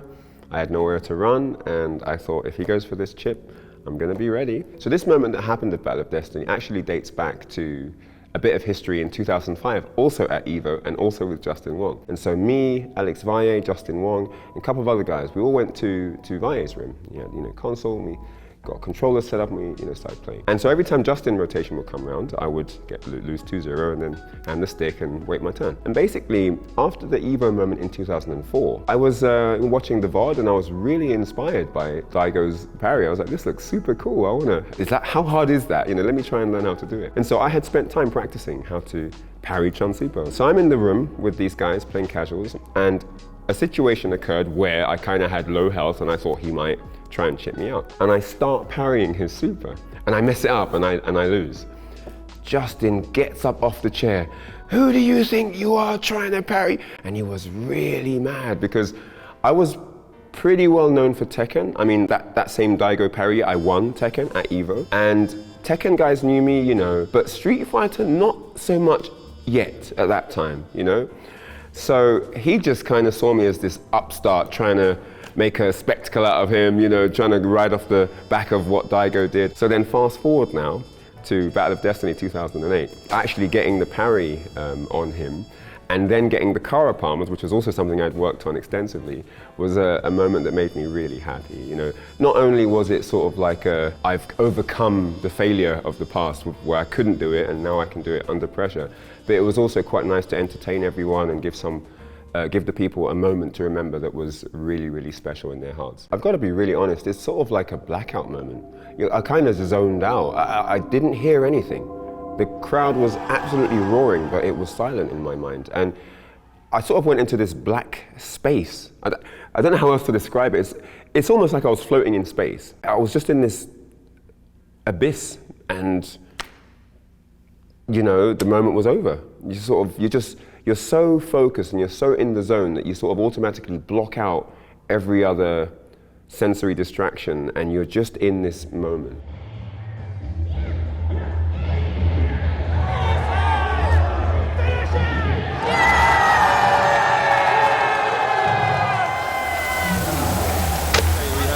Hart with Sagat on the left and Daigo Umehara on the right with Ryu. Let's go Ryan Hart! Me versus Daigo at World Game Cup in 2010 happened in France. Nobody wanted to play Daigo. I'd never played Daigo like in a proper thing, and it's like I'd like to play him, man. What's the fuss about? Let me see what's going on. And so you had to put your hand in the hat and draw a number out, and I got Daigo drew number 6. I remember Daigo drew number. I think he went first and drew number 6, and then I just picked out 5. And, oh, it's gonna be Ryan Hart versus Daigo. Ooh, the crowd will do a little pop off. And I was really hyped because for me, it wasn't a question of, oh, I'm just gonna win or anything like that. No, there was no ego involved. It was, if I lose, I'm gonna learn a lot in this experience. This is gonna be great for me. There was no lose in my mind whatsoever. It's if I win, I win. And if I lose, I win. And that was my main focus. I'm gonna do my best. I'm gonna see what he's got that I don't have, and I'm gonna learn from that. And so that was the mindset going in. And I was really happy with the way it turned out. The moment I first heard of his name, he was already coined the Beast. He already had a very strong reputation internationally long before I did. And so it was like, who's this? For me, you know, I don't think I made that very public that I don't really know much about Daigo, but I was just in my head like, who is this guy? Sounds cool, like, you know, the Beast. Why do they call him the Beast? Okay. And I think he won Guilty Gear at one Evo, he won Super Turbo. He's got like a bunch of stats in the early Evos where he was just at the top of each mountain. Having, you know, the chance to play him was a really cool thing. I mean, he was feared.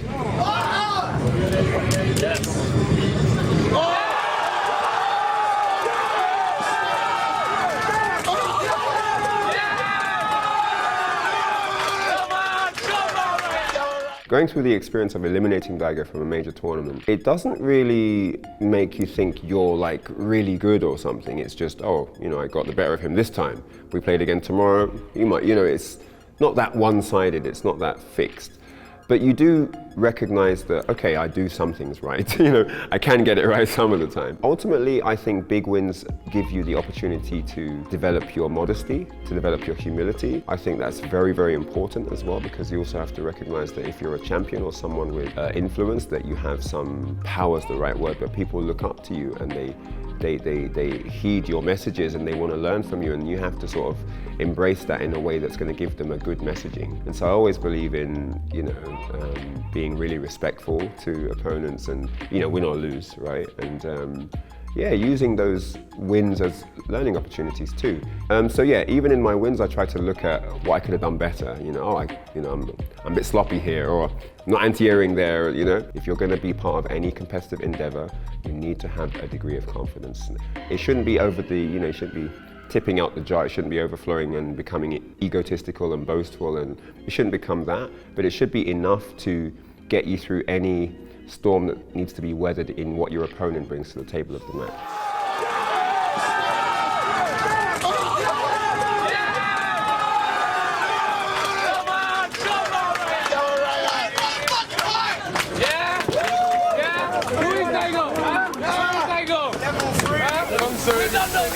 This is Grand Finals.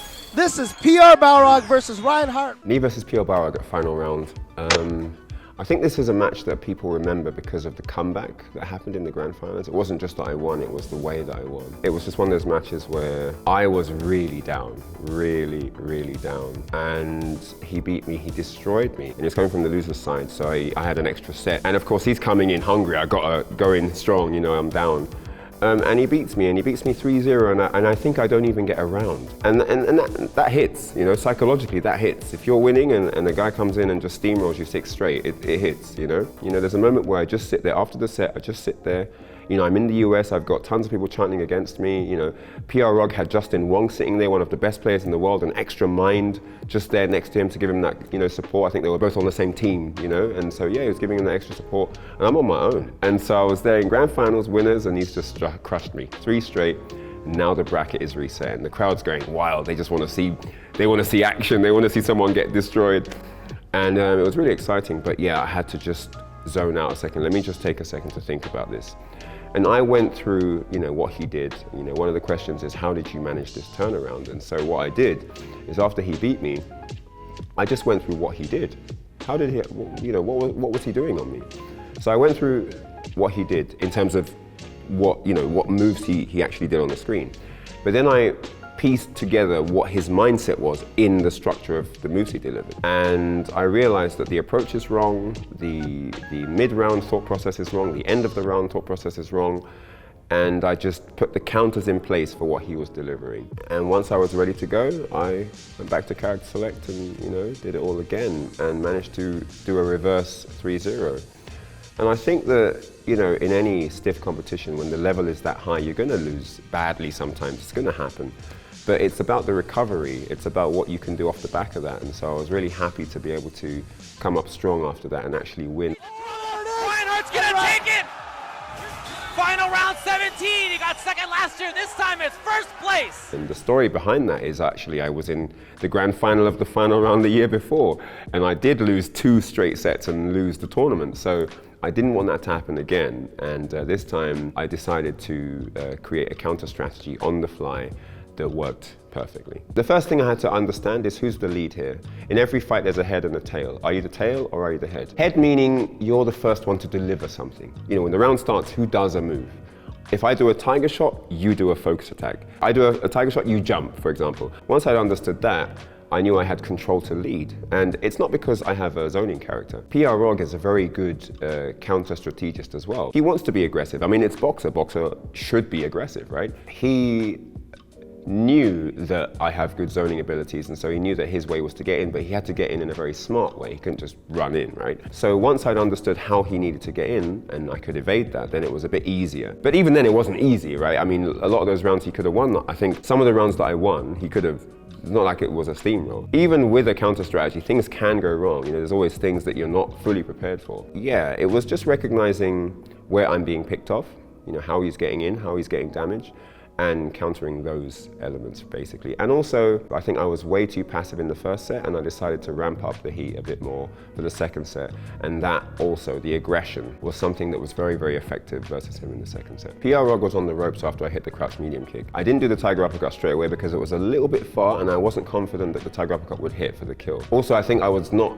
fully on 2 bars yet. I needed 1 more hit, so I didn't want to not be able to get the cancel. I did the dash up afterwards using the advantage that the crouch medium kick on hit had given me. I was pretty confident he would be enough on edge to press a throw tech, and that's why the uppercut hit. I knew that this was going to be a do or die situation for him, and that's why I went for it. Ryan Hart all the way from the United Kingdom. It was quite late in the day. It was sort of a last minute thing. I thought, registration's still open, let me contact Larry and get myself out there. And I do that, and he's like, yeah, you're good, come through. And then here I am again. I'm in the grand finals, I'm in winners. It was a talking point that Europe had never won in the US. It always came up. Me in the grand finals again, going up against PR Balrog, one of the best in the world. Yeah, it was definitely a moment. And so achieving that, is, I mean, I'd like to think it was also part of what has paved the way for lots of European Street Fighter success since that, So I'm really, really happy, and it's just great seeing the younger talent come through and really deliver, off the back of that. Ryan Hart all the way from the United Kingdom. He came very last minute. He got the plane ticket just a few days before. And what a payoff he's gotten for it, especially after that first set when things were so down. Daigo Umehara versus the legendary Chronicle Sara. Me versus Daigo at Super vs. Battle 2010. Another classic and another situation with a backstory. And I gotta say, guys, disclaimer, it was completely unintentional. I didn't mean for this to happen, but it happened. I mained Ryu on Super Street Fighter 4. Everyone knows I mained Ryu. I kind of went away from Sagat after the nerfs, went back to Ryu. I had been having difficulty with Dao Sim.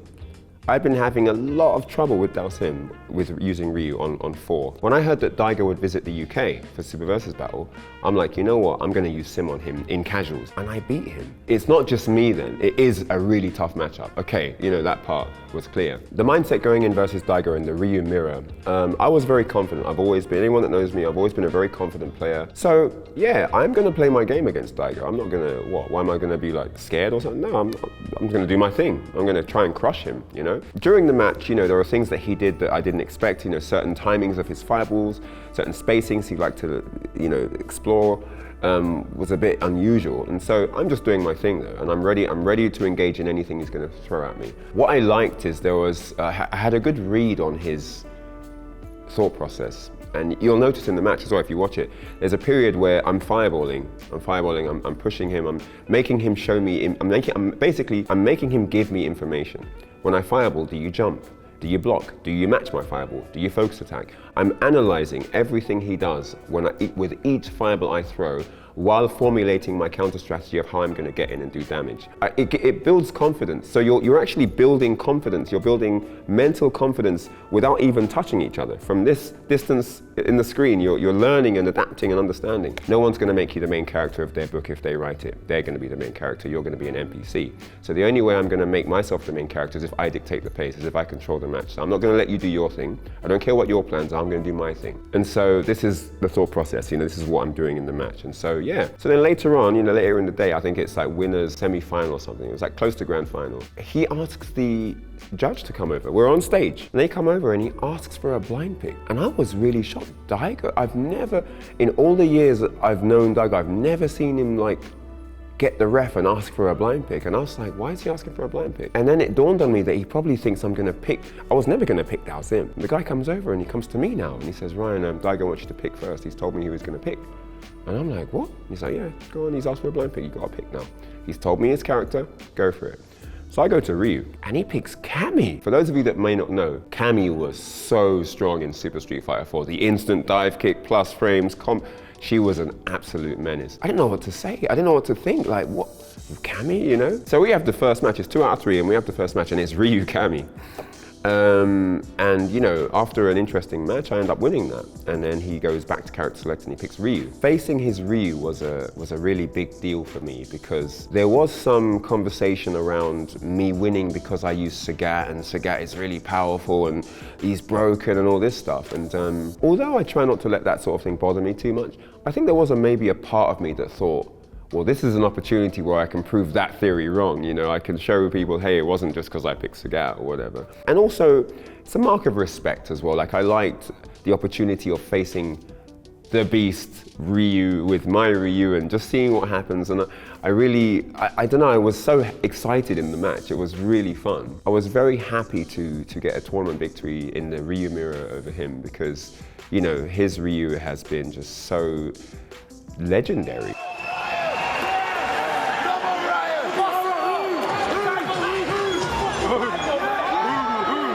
He's won 2 Evos with that character. It's not anything to be sniffed at all. So getting a tournament win against him in that matchup was really important. And also, again, it's this moment where, the community gets something to celebrate, they get something to feel happy about, it's one of their local buddies. I like making people happy. I like using my performances to make people smile and give people things to talk about on the train, plane, car, flight home, whatever, They just remember these moments and one of the things that makes me so happy to still be a part of the scene is I get to make people smile, and that's why I'm still here.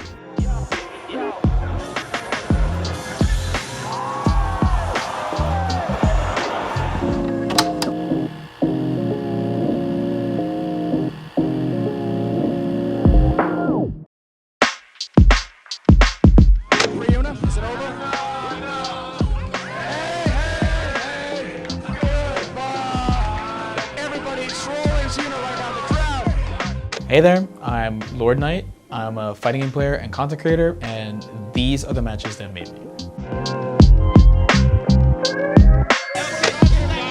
LordKnight, oh my gosh, LordKnight lost this one. Juna has to win one more round. There's Greg Goose in our room. EVO was not an important tournament for multiple players in the USA. NEC was the most important tournament. By NEC 9, Judah beats me pretty cleanly. He was pretty much the best player in the country for that game. He only played the game for like a month. The first year he went, he won. Okay, stay on the defensive.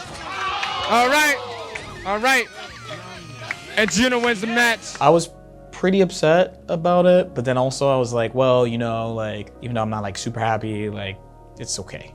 We got Juno on the left-hand side, the world champ, playing full moon or crescent moon. No, he's playing full moon, and Naya LordKnight on the right-hand side playing half Kohaku. Here we go. So for NEC 10, that's another game. And Actress again, I switched from Akiha Vermilion, which is a character I was like known for that game, to Kohaku, which people really were like, why did you do that? There was a Japanese player who used to play Vyakia also, who I really respected as a player, who switched to Kohaku. Specifically, the Half Moon version is kind of a weird pick. In that version, she was top tier, but I did not realize she was like really top tier for like another like 6 months or so. This is probably gonna be a running theme in this interview, but I thought I had no chance of winning the tournament. There was 2 people there that I thought I would definitely lose to. I thought it was going to be Giuna and a player named Zara the Biscuit. I got in top 8 from winners, and I had to play Spooky, which was kind of lucky. A lot of the winning in that tournament was people just have never fought Half Moon Kohaku. She's so different, and it's also at that time, Melty players had not fought a character that had a command grab that was actually super good. The main one that everyone knew how to play against was a character named Kishima Koma, where he usually does not get combos off his command grab. Half Moon Kohaku gets a combo off hers always. Everyone was scared of this thing and they didn't really know how to deal with it. When I beat Spooky, I was like, oh, I'm like in a pretty good position. Like Zara played Giuna, the 2 people I'm the most scared of had to play each other. So that's chill. And then I had to play against James Shea. He did commentary at Evo sometimes. Like he's like a pretty good anime player. And he actually beat me pretty bad in winners finals. And I was like, that kind of sucks. But then I was like, oh no, like I gotta play Giuna, losers finals, tournament's over. The run's over, it's GG's. 2-0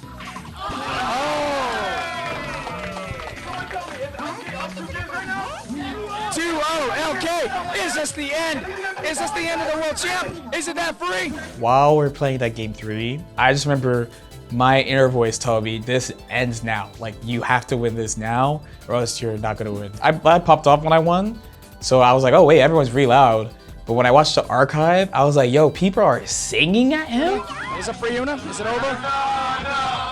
Hey!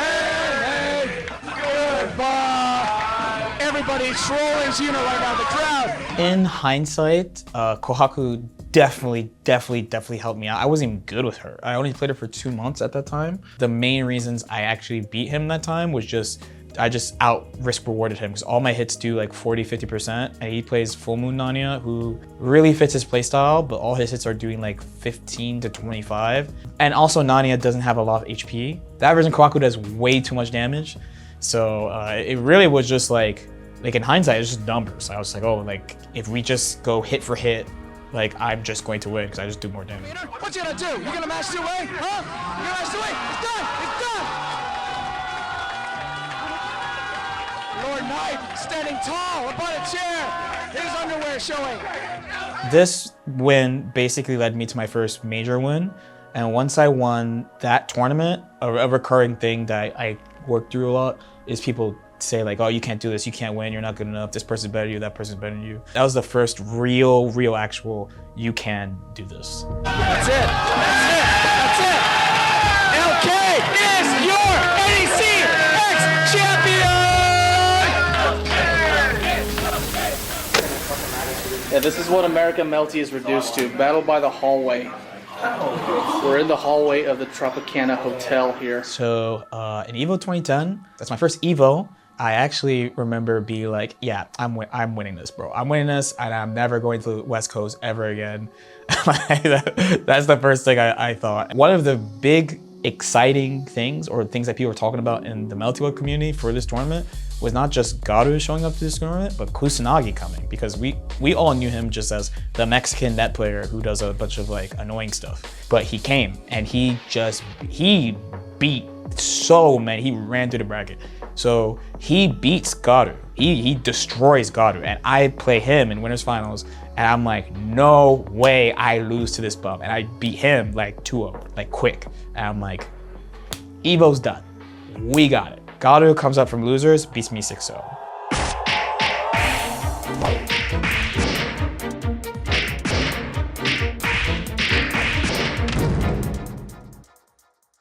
I mean, frankly, not happy. I'm not happy about it, but we actually talk a good amount about the game and the approach to the game. He's like, why do you do that stuff? Like, that stuff's like so hard. Like, I mean, He hasn't even seen like half the stuff I was trying to go for. And I was like, yeah, I'm like, if you get this, you do like 60% into unblockable, or you get like this into a 50-50. And he's like, yeah, that's good, but like if you can't do it, then like what's the point? Like you just die, like you can't do anything. And I was like, my man's kind of right. My man's kind of right. So I started trying to find ways to do the things I wanted to do easier, because I still thought it was still valuable. I wasn't like I should just throw this out.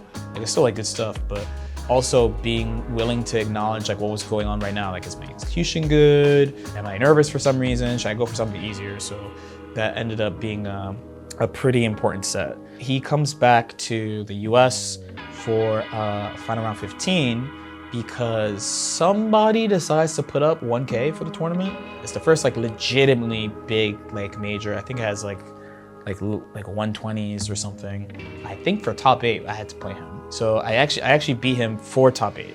I believe 2-0, and I was like, man, like that was good. You beat the guy that beat you.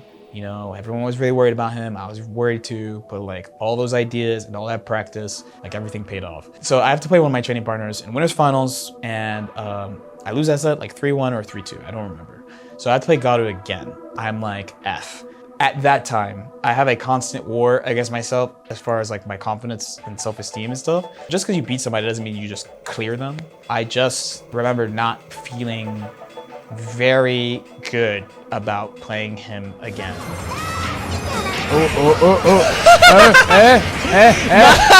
You freaking out right now.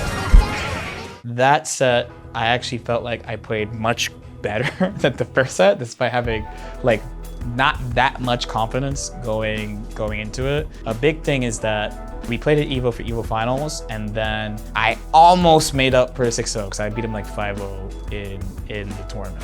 What's it gonna be? Oh, he baits it. Oh, he baits again.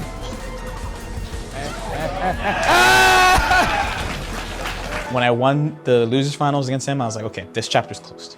You need to stop doubting yourself in these moments and really just get in there, you know? And it was new images from Famitsu of a new Persona game, and I just like yelled and got ridiculously hyped, like stupidly hyped.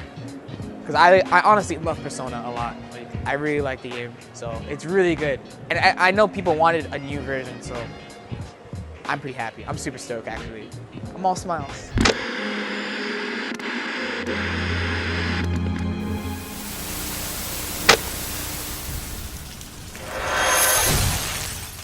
Desperate fighting program amongst high school students.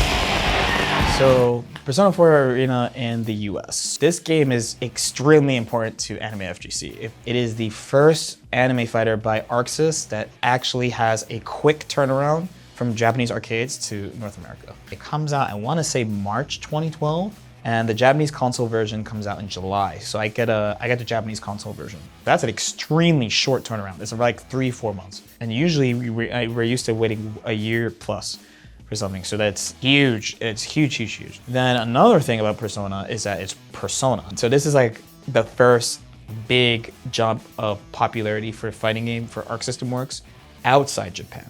Because BlazBlue is not popular in like outside Japan, but Persona was huge. We couldn't believe there was like a 300-man Street Fighter tournament, and it's like final round, like Atlanta. Persona is like the same thing. The first big Persona tournament is Summer Jam 2012, and it's like a 300-man Persona tournament. They're just used to anime not having a lot of people, so there's just not enough room to run the anime. The place is absolutely packed. They don't have enough setups.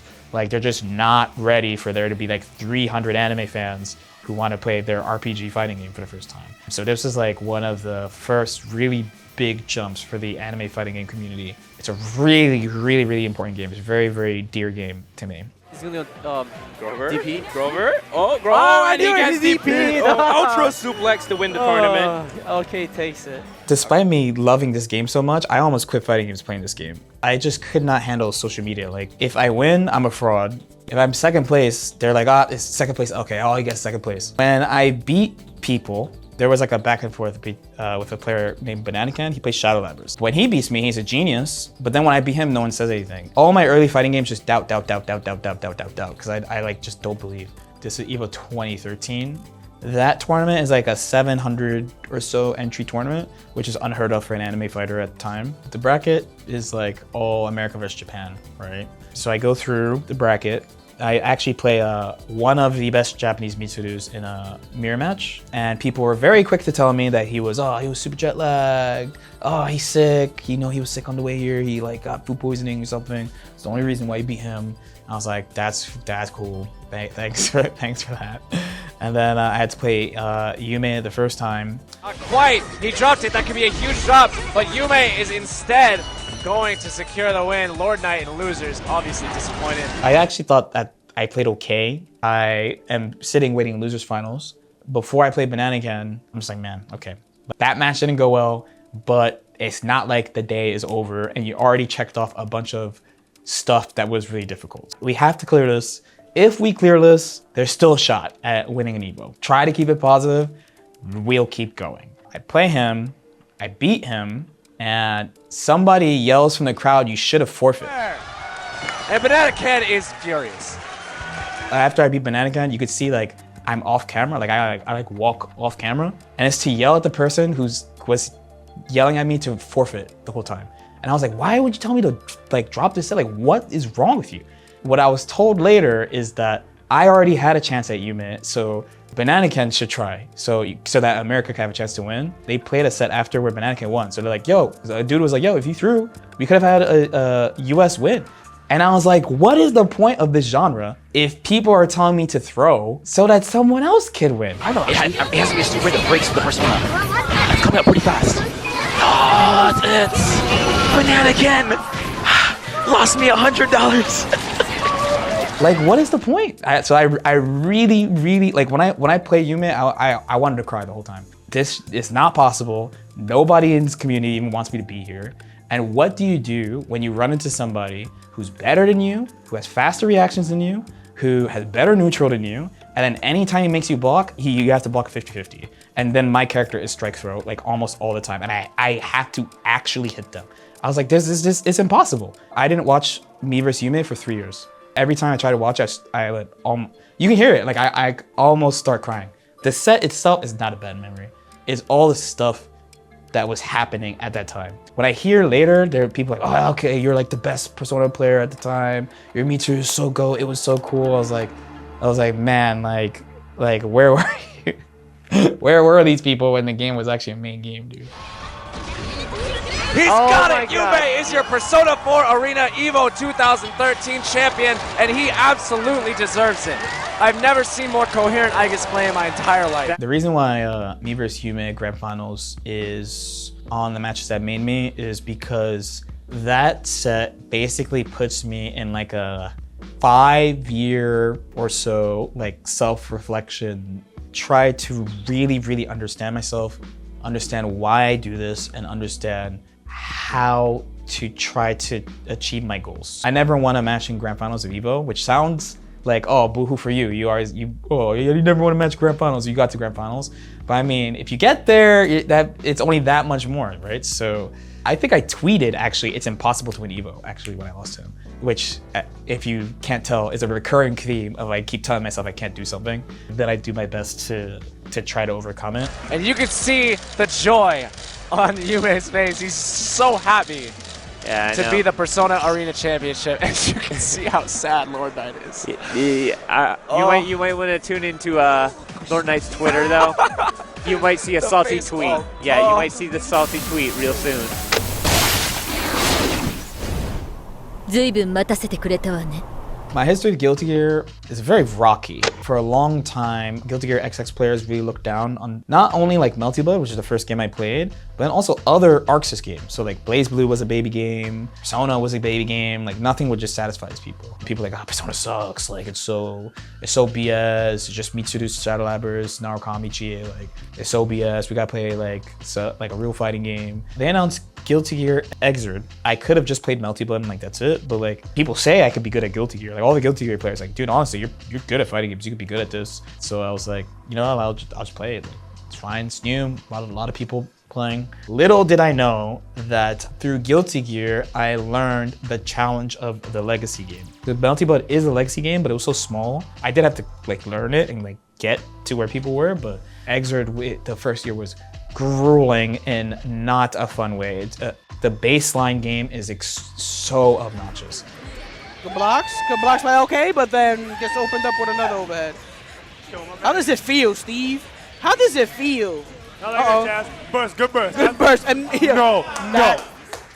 Yes. Smartest burst. There's so many problems with learning a legacy game. I shouldn't say problems, I should say challenges. What's actually good, how people communicate about the game, what strategies actually matter or not, the understanding that the general community has. There's a lot of stuff you have to work through. If you're new to fighting games in general, then it's gonna happen in any game you pick, so it doesn't matter. But if you're already good at something, you gotta get your ego out the way and just like work through that. So once I did get through that, I grew to enjoy Exerd more, but I also feel like I'm low-key the enemy of old school GG players because I don't let them romanticize the game, because every fighting game has good and bad parts. Persona 4 Arena is my favorite fighting game, and there's a lot of dumb stuff in that game. There's a ton of dumb stuff.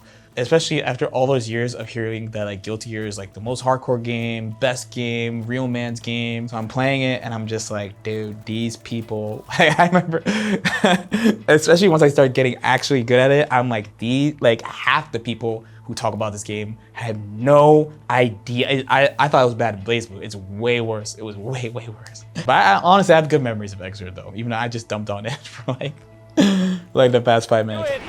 That's the option. Where is it? It's overhead. It's late overhead. Gets him There's with so many mixed up. Tasty Steve's like, I'm so glad that hit. I'm so glad that hit. Not happy.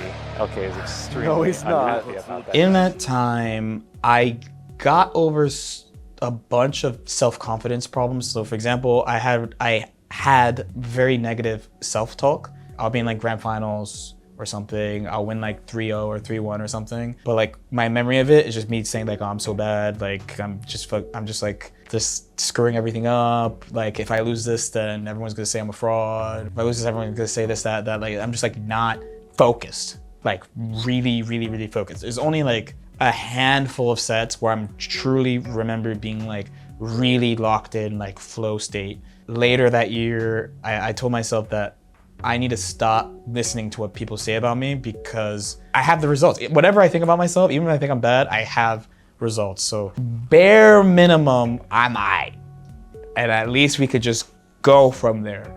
That opens a lot of questions about how to focus, how to like control my emotions. I have a full-time job at the same time too, but I'm basically like driving an hour to work until like 5 or 6, drive an hour home, grind, and then like sleep for like 5-6 hours and then go back and like do it again and again. If they let me leave early to go to the airport, I will. But like I'm basically just doing that for like a few years.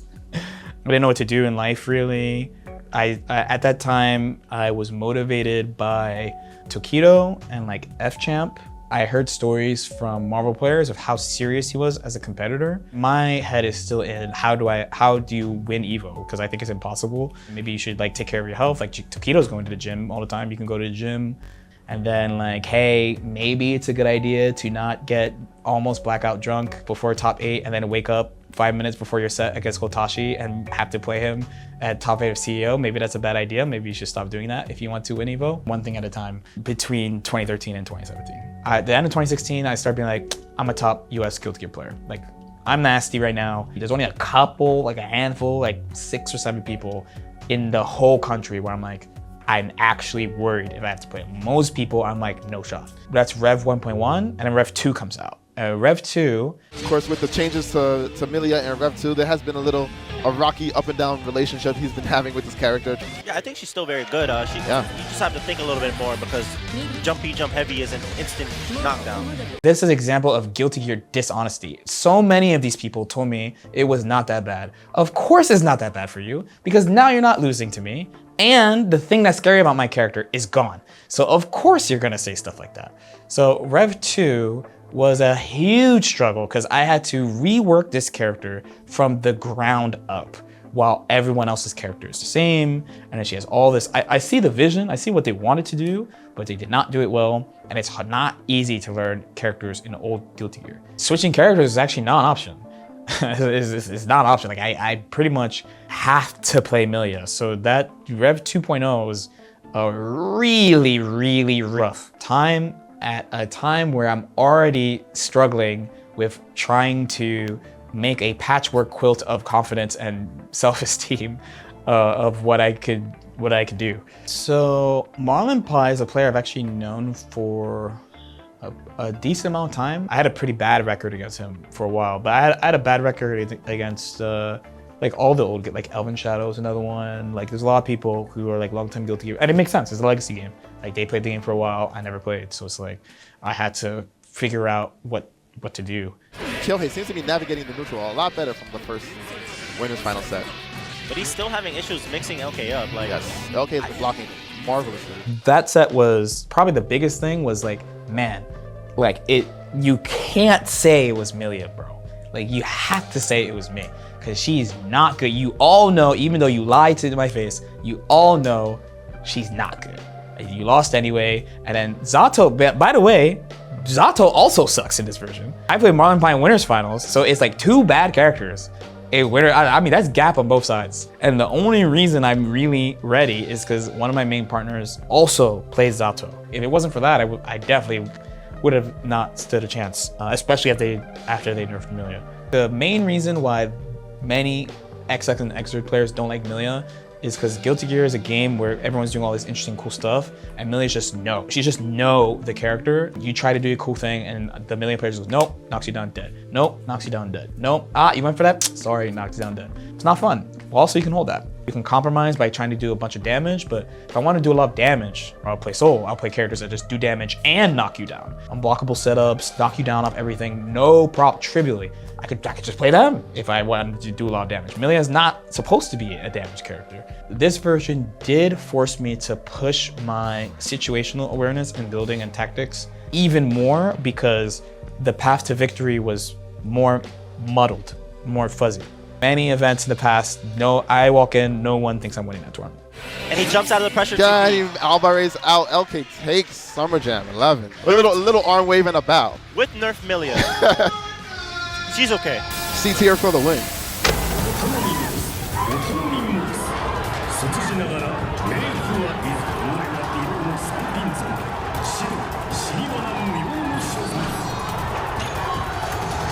So for Guilty Gear Strive, it as a competitive game, especially at that time, I thought it was pretty good. I thought the 2.5 patch was probably one of the best versions of the game.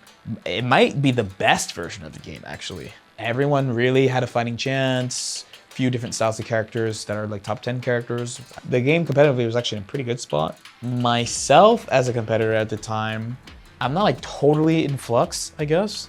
I took a really big risk because my first main was my old main from Xrd, it's Milia. Milia is usually a character that you don't know how good she's gonna be for a while. A lot of people are saying like she was like absolutely terrible on launch. And I was like, you know, like it's Milia, it's gonna take a little bit, it's gonna take like 3-ish months or so.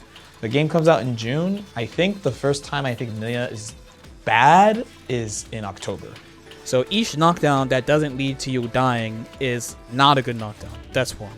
2, in the same situation, if I pick something else, like let's say I picked Run Up, I'm dying. Like I'm going to die. Like October, and I keep playing her. In season 2, a bunch of characters gets buffs. She gets buffs. They fixed a bunch of problems, but they didn't do enough. I didn't feel good about the game. I felt really stressed, and I was like, okay, I know this feeling.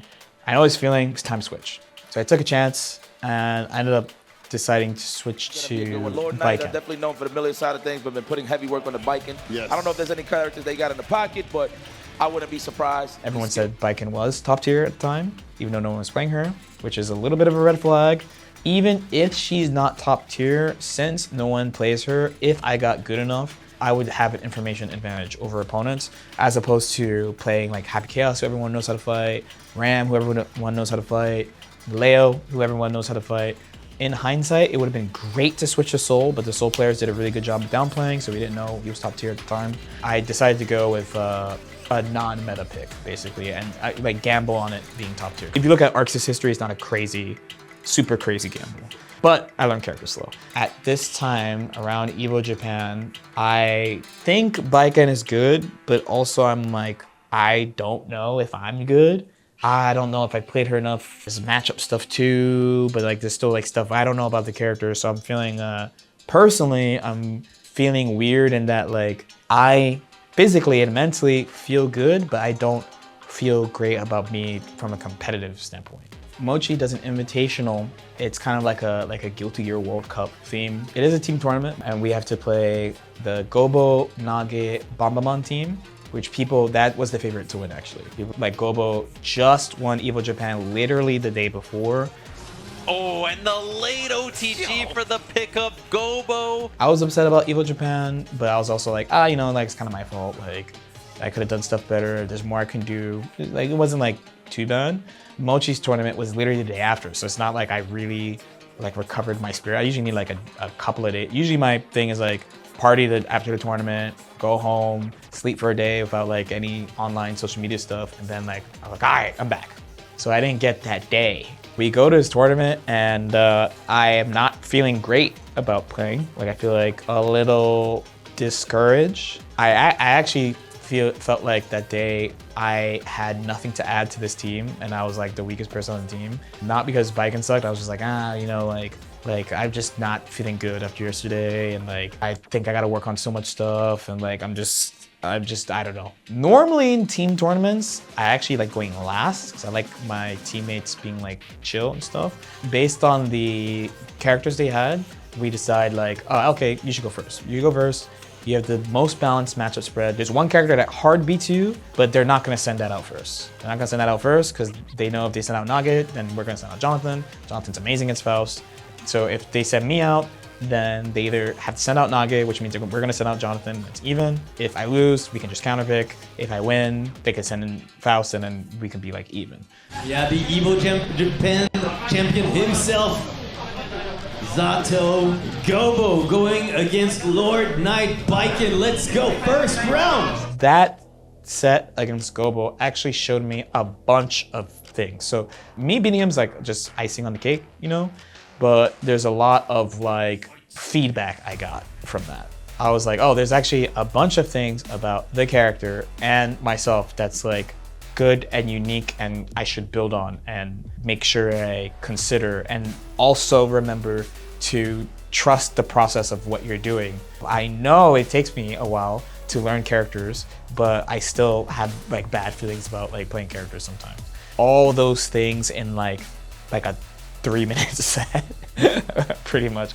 And that one is actually example. I don't think he was playing great. I think game 1, like I actually like outplayed him and beat him, but like game 2, he has like this huge fumble. I don't know if it's a fumble, I don't know what. He just like whiffed a dust from like almost half screen while I was in the air. And I was like, right, buddy. Try to make the efforts to try to get the opening. Gobo gets grabbed. No! Like he didn't lose the round because of that, but like it was the beginning of me getting that momentum back because he was really beating me down before that. And maybe he was trying something weird. I have no idea. All these things all go back to 2013 of like, how do I win? How do you win Evo? How and can you and is it possible and stuff? I think I have a unique, let's say a unique problem as a fighting game player compared to other like long time, very high performing fighting game players. My best friend, Nee, I don't know if you know, me and Nee are best friends. I can send you the picture. It's me. Take Nee. He's like a Tekken legend, right? He's a Tekken legend. He's not a Tekken and Virtua Fighter and Soul Calibur and Dead or Alive legend. He's not a 3D legend or like Daigo. Has he played other games? Yes. That's in the past. I think most people would be like the main Daigo thing, Street Fighter. Or I mean another one we can throw Smash, like right? They're all the people who are good from Brawl, like my homie Dabuz and stuff. Brawl, Smash 4, Ultimate, it's all one thing. I have a unique problem of if ArcSys was a really nice company, they would only make Persona fighting games and I probably would have just won Evo by now. Just the way anime fighters work, you have to keep on learning new systems to an extreme that people who only stay in one franchise don't have to. It's definitely jarring to go from Street Fighter 4 to Street Fighter 5 to Street Fighter 6. In the end though, it's all Street Fighter. So if you're actually good at Street Fighter, this might make somebody mad. If you are actually good at Street Fighter, you should be able to win in a Street Fighter game. Like if it has Street Fighter, it's a mainline Street Fighter, you got it. And those people do exist. I actually wanted to make a video about this. I remember looking for like who has won Evo in multiple games, who has gotten multiple top 8s and stuff. And the vast majority who have multiples are also all from the same franchise or bare minimum like the same type of game. I'm one of the only people who have 4 Evo top 8s, and each one of them are in different games, and then 3 of them are all grand finals. For people who are like, well, that was a long time ago, then you have to tell people like Justin Wong and Tokido, all those wins are a long time ago, because all that Marvel 2 stuff is all from a long time ago. So if you're gonna tell me that, you gotta tell him that, okay? I had to set all this up. So this Gobo set, can I do this thing in a consistent world-class way? And that set, I think, gave me my answer, which is, yeah, like these people are not better than you. Truly deep in my heart, I believe these people are not better than you.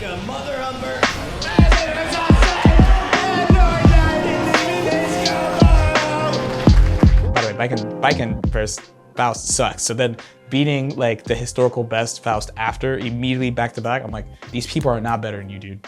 Like it's truly, all that stuff is gone. Nobody can tell me any different. And it's myself, it's not someone else. It's not social media. It's not people yelling behind me. After 12 years or so, the only person who could tell you what you can do is you. That's the lesson.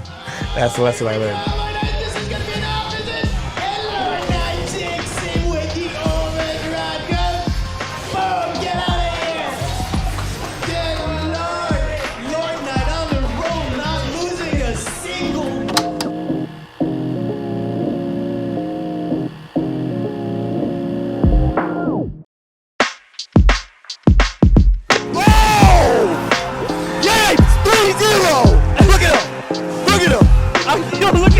He is feeling himself right now.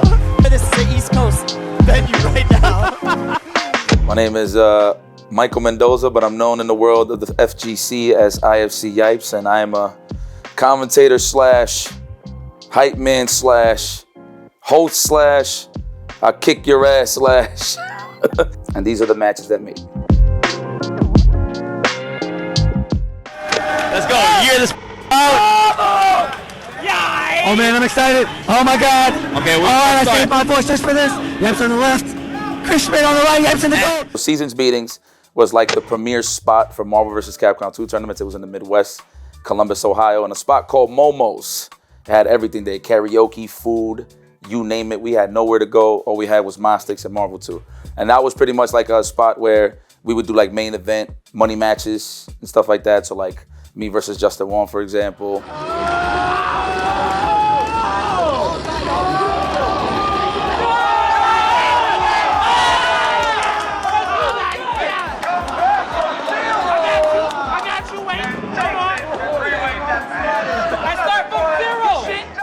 So Chris Schmidt is a godlike Marvel 2 player at the time. So you know how it was heavy back in the day with like East Coast versus West Coast? He was one of those guys we had to worry about on the West side every single time.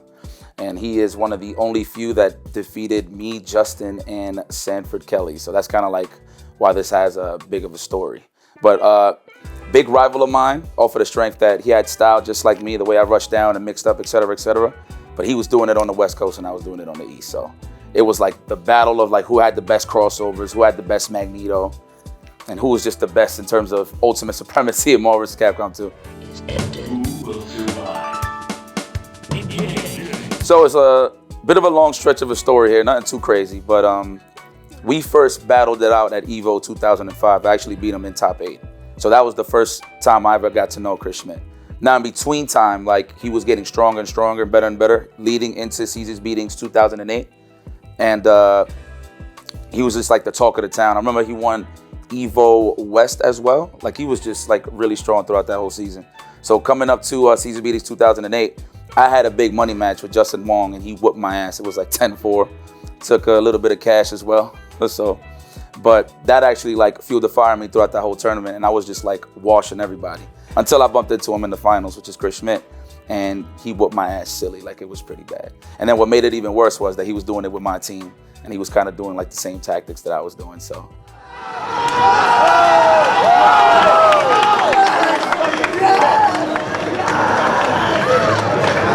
And Chris Schmidt takes it. He's known as a bit of an ex-copier from what people was telling me on the West Coast. So it was kind of crazy that I'm getting hit with like my own mix-ups. I'm like, shit, is that cheap? I didn't know. Yeah. So it was like that one. But yeah, he whooped my ass. And I had to hold that L for like 2 years. It was one of the harshest L's, I will say that. It's generally because, you know, the East Coast, West Coast beef was like so serious in terms of the rivalry. And the fact that they took that championship home and like I had to hear about it back home, it was pretty, it was hitting my pride a little bit, I ain't gonna hold you. So that just gave me motivation to stay sharp until I bumped into him again. Pretty much. So I need reasons like that, because like people was doubting me like, man, you won't beat this guy when you see him next time. And that actually gave me like that hype, that put that battery on my back to whoop his ass next time I saw him. So like that was 2008, then 2009 came along, Caesar's Beatings. He didn't show up, so I didn't enter the tournament. And then he came back in 2010, and that's when I got my redemption. And that's what led to this particular match. Chris Schmidt on the right, Yipes in the gold. Chris Schmidt with the jump. Scored first blood. Oh, Gold Storm. Gold Magneto. Proud of the East Coast for sure. Around the corner, Marvel 3 was around the corner. So like we all knew we was gonna take a backseat of Marvel 2 for a while. So it was one of those things where like I had to make it count. So, and it was like the biggest Caesar's Beatings too, like in terms of the crowd and stuff like that. There was like a lot of sick events going on. So like the crowd was just so serious. And that's 4 games. 4-1 for Yipes. 4 games to 1. Chris can't be happy about it. It was his game. It was his time, and he let it go. He's making short work. This is a statement, you know. I'm the best in the world. But, you know, and even though we was in the Midwest, like you had some of the guys of West Coast there, but it was kind of East Coast heavy. If you go and watch the footage, like you're gonna see people like cheering for me and stuff like that. But that pressure of everybody counting on me to win is what made that event even more special, because I had to show out or else I had to hold that L forever. Unfortunate roll. Just didn't work out, but he got the Psylocke. Can he stop him? Michael Mendoza takes it. The crowd is on their feet. You gotta look at this crowd. Michael fucking Mendoza. Oh, I gotta say something, Yipe.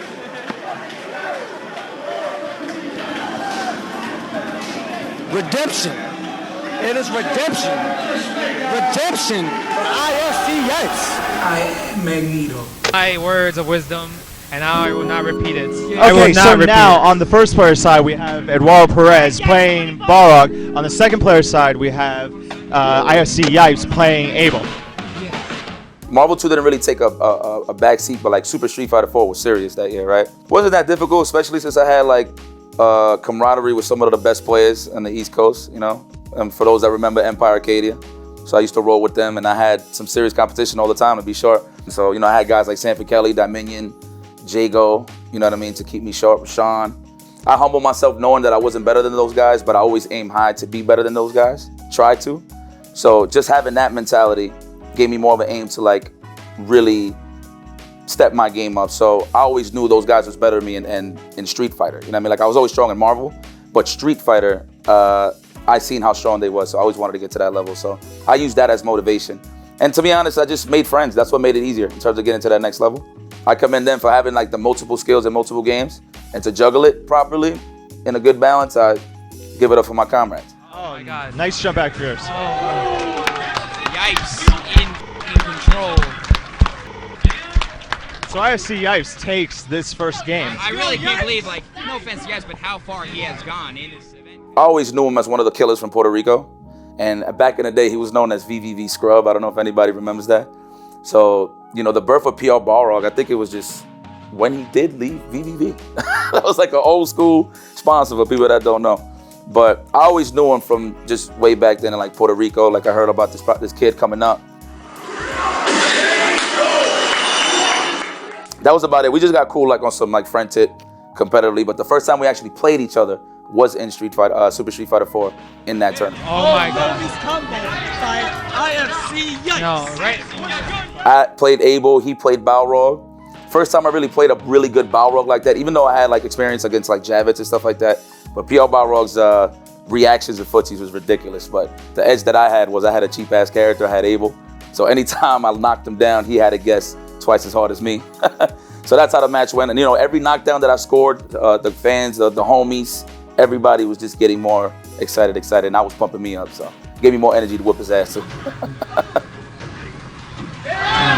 IFCYipes round 1, game 3. Let's go! Everyone getting really hyping here for IFCYipes. This was kind of like showing the world that I'm not just a marble player, and it kind of stuck like throughout that whole year because I was placing pretty well in a lot of tournaments throughout that year. But that was just like a statement to let people know that I'm here and I play other games as well. And IFCYipes takes Hart and Balrog. Yeah, he's got to put it up now. He's got to teleport over there. He's got one chance, but he's not going to get a meter. Oh, wow. Yeah, that's unfortunate. That hard tag was huge. You know, me coming from Marvel 2, I was pretty much the bully. So like going into a new game, people's like, this guy's old. He don't got what it takes. You know, that type of shit talk.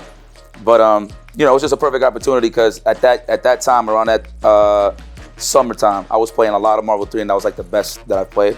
I just felt good about myself. So going into Summer Jam, and then what made it more important leading to Chris G is that I had to bump into more West Coast guys, so I had to play like Fnatic. I remember Knives was there too, so like it was a big thing because it was like East and West at the time, so it was pretty cool that at the finals it was an East Coast thing.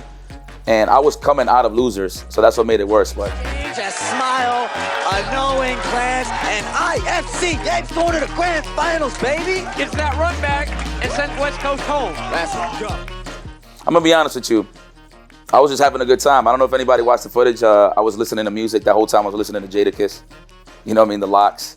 And I was just locked in, man. Philadelphia, Pennsylvania, here at the Sheraton Suites, brought to you by Big E's Gaming and all the illustrious sponsors that you just saw listed on your screen. It's Chris G and IFCYipes. Grand finals, let's get going. The game styles in terms of Marvel 2, Marvel 3 were pretty similar. The only difference was the assist just didn't have invo frames like it did before. Like it wasn't like good anti-airs. I mean, with the exception of like Hager and Trombone, of course, at the time with Vanilla. But those characters kind of got nerfed in terms of assists. But that was it. In terms of the meta and the pace of the game, it was kind of the same. Execution barrier was a little different. I would say Marvel 3 is a little more easier than Marvel 2. It's less taxing. Oh, and we got a full Dante combo. Get back. Get back. Ground bounce. Level 1. No bringing Virgil here. That's easy pickup. I wouldn't say he peaked because at the time when I beat him, he had Morgan, Doom, Akuma. But it's funny enough, that was a tournament that made him decide to drop Akuma and then go full-fledged Virgil. But in terms of the Morgan Doom, it was ridiculous still. And obviously with time, it got even more ridiculous because as he traveled, more tournaments he entered, the more fierce he became, right? Yep, X Factor. Okay, and that's it. Game 2, Chris G. Another game to Chris G, and now it's match point championship point for Chris G. Chris G, certainly the most dominant East Coast player in Ultimate Marvel vs. Capcom. But in terms of the patience that I learned from Marvel 2 is what really helped out in that matchup. Because, you know, again, like the differences is in Marvel 2, you had like good anti-air assists like Captain Commando. You could just like dead the screen of what's going on. So like imagine Captain Commando in Marvel 3 versus Dr. Doom. Like if Dr. Doom comes out, Commando comes out, blah, he's out of there.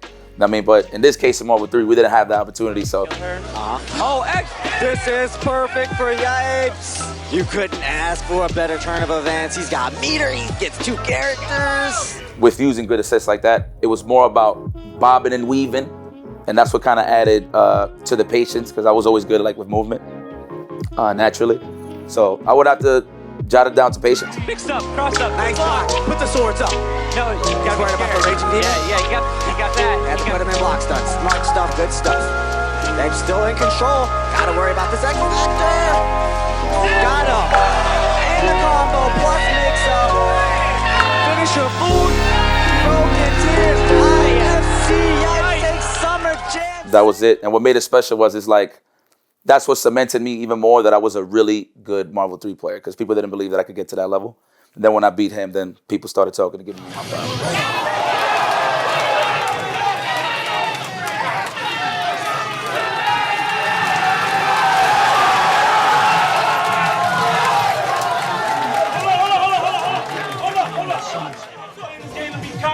I'm playing to have fun. It's one of the realest. I can't let y'all know right now. It's playing hard. See how we sweat.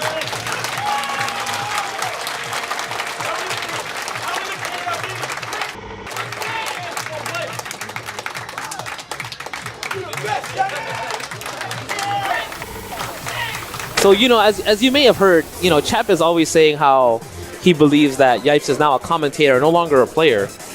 And, you know, Yipes is coming in here hungry. And he said he's been practicing, and he's going to make sure that Champ eats those words. So I'm excited about this. Well, we know Yipes is capable of being the best in the world. So that was the first ever Capcom Cup, which made it cool.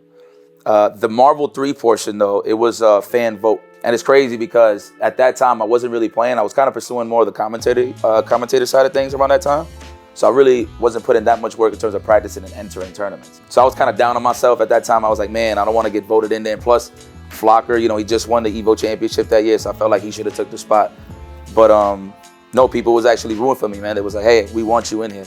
No matter what, like, we know you guys, you haven't been playing, but you're one of my favorite players. And I'm getting this, like, great reaction from, like, all the supporters out there saying that they want me in there. And I got voted in. I think I got, like, 4th in voting, but that's what locked it in. And of course, you know, Combo Fiend was running things at the time, so, you know, he wanted to see the drama. And Champ been talking shit throughout the whole freaking year. Saying that same exact thing, like, hey, Yipes ain't a competitor, dog, you know what I mean? Like, stuff like that, so. You need to take off the headphones. Okay. And place them right in front of you. Okay. Right here, see this TV, right here? Yeah. Right here, let's just place it right in front of How you. can I talk, though? You're the player, you're not supposed to talk. No, I'm both, I'm dual. I could do both. I'm like you could just only do commentary or run events. You can't play and do the same thing. I do the same. And, you know, there was more shit in between that was getting me upset, you know what I mean, to hype me up. But, yeah, Champ's Combo Fiend set it up for me. And I know the people been waiting for that matchup for, like, the whole time. Especially, like, watching from the curly mustache pop-offs to just, you know, FGTV shenanigans. Set it up first round, and I whooped his ass, and it felt so good. Phoenix yo, come on, talk to me, guys. 1 or 2? 1 or 2? Who do you feel now? Very smart of Yipes to pick this team, even though this is not his go-to. He's done his homework. Because, like, now I had even more ammunition to just talk shit, you know what I mean? Because I've been just letting them yap. I'm like, oh, yeah. I'm like, okay. He lost again. I didn't even see that. Okay. Of course you didn't see that. You're not a player. You're a commentator. I'm the specialist. That's why I got specialists like you here with me today. Yeah, that's why I'm very vital to this stream. We're gonna when I get my shot, I'm gonna give you some problems, some work. Those numbers, guys. Come on. Yo, that's what I'm saying. 1 or 2, man. What do you guys got? Let me see those numbers. Did you guys vote for the wrong person? Uh-oh. Oh, look, the votes are swaying in favor. Because all the people that was involved in Marvel at the time, I felt like they just deserved it more than me. Like, they was putting in work, they was traveling more than me. So I just felt like at the time, they definitely was well suited way more than me. But just the fact that the fans wanted me in there, you know, it kind of made me feel like, all right, I still can do this. I can still compete and kick their ass, you know. I hate Phoenix with a passion. I think everybody knows this. And then he had the best Phoenix in the world, and I kept losing to that guy. So, but I will never take away from his hard work, like in terms of what he gained with like Magneto Doom and the knowledge that he's gained and shared for Ultimate Marvel Capcom 3 for the community. So I'll never take that away from him. But him beating me with Phoenix, yeah, that was ticking me off. You know what? I ain't gonna lie. I was looking forward to in terms of like those pop-offs because I was calling him a fraud. And it led to a lot of things. They know it's 2 for Yipes, 1 for Champ. And he refuses to go to Dormammu. He's sticking with Phoenix. I don't think this is a good choice. Well, what was the bonus to whooping Champ says was it was all NorCal in the building and it was all rooting for me. X Factor, what? No missiles. Oh, wow. This is huge. Uh-oh, the crowd doesn't know what to do anymore. Oh! Yipes 3-0. Look at him. So that made me feel even better. So it's funny, if you see the video, I actually got up and I went to Champ and I told him in your hometown with a combination of curses. And I just got up and got the hell up out of there. Oh, I'm sorry that Yipes got in there. He should not have made it. How could he have been voted in? That's why he got voted in. You're right. Well, that's why he got voted. He's so sick. They had a, you know, and pardon my language, but they had a lot of fire under his ass. And when you vote somebody in, you know, it's like, okay, now show us why we voted you. Oh, he got his storm. That's the one you want to kill. Bow, bow, bow. No more storm. Here we go. 2004 was supposed to be my first one, but I could have called the days off. So 05 was my first one, and man, I had a great time. You know, first time I'm really meeting some of the West Coast cats, whatever the case may be. So I'm just in that mind frame of me just relaxing and chilling. I had no idea that I was going to make it far into that tournament. Maybe, could you maybe tell us a little bit why you like to play Marvel so much? Travel, meet new people, meet new friends. A lot of crack, man, a lot of Marvel. You know, play money, there's money involved, so why not? Like, I was just chilling, no worries. I had no expectations. I'm just a young kid in Vegas, You know what I mean? Just vibing with homies that I was talking with in IRC and SRK, right? I kept making farther and farther in the tournament. And the Candace was like, okay, you're done for today. You will play tomorrow, Sunday. You're gonna play in the top 8. And I was like, okay, cool. You know, I'm running through the bracket and I bump into Justin Wong. And mind you, this is, I'm very innocent to the tournament scene at the time. I didn't really know about brackets and stuff like that. I remember when they put it on top of the projection screen, you just see the bracket and you see it like lining up. And I'm like, okay, wow, I'm about to play Justin. Get on the stage. First time I ever played this guy in tournament. Now, mind you, in Chinatown Fair, he's been kicking my ass for like the whole 2 years that I was there. Because I originally got to CF, Chinatown Fair Arcade, in 2003. So all that in between time, I had all that training or whatever. And then first time I ever seen him in tournament was in 05, and I beat him.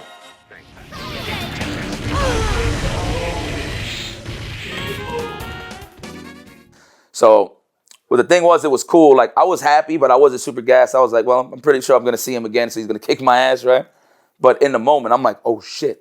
Like, walking off the stage, I'm like, oh, shit, I actually beat this guy, right? I am Magneto. And then, only thing is, unfortunately, I could have finished the job because I lost to Duck Dog. Going into 07, though, what holds significant from 05 to 07 is that I bumped into him again in the grand finals.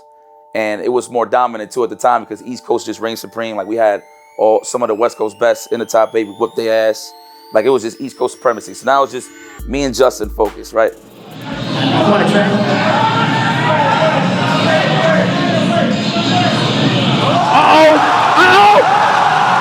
Justin Wong! Oh my God! I'm gonna be honest, it was just an execution error that he got that comeback off. But I mean, I wasn't blocking shit, so that's my fault. I mean, if you watch the video, I ran into that uppercut like every single time. But there was a point in time in the video where I hit him with Psylocke, and I did the uppercut, and I didn't get the super at all. So if that super would have came out, we never would have had that moment. But it is what it is. It happened. But in the back of my mind, I was just like, it's just a couple of errors. That was it.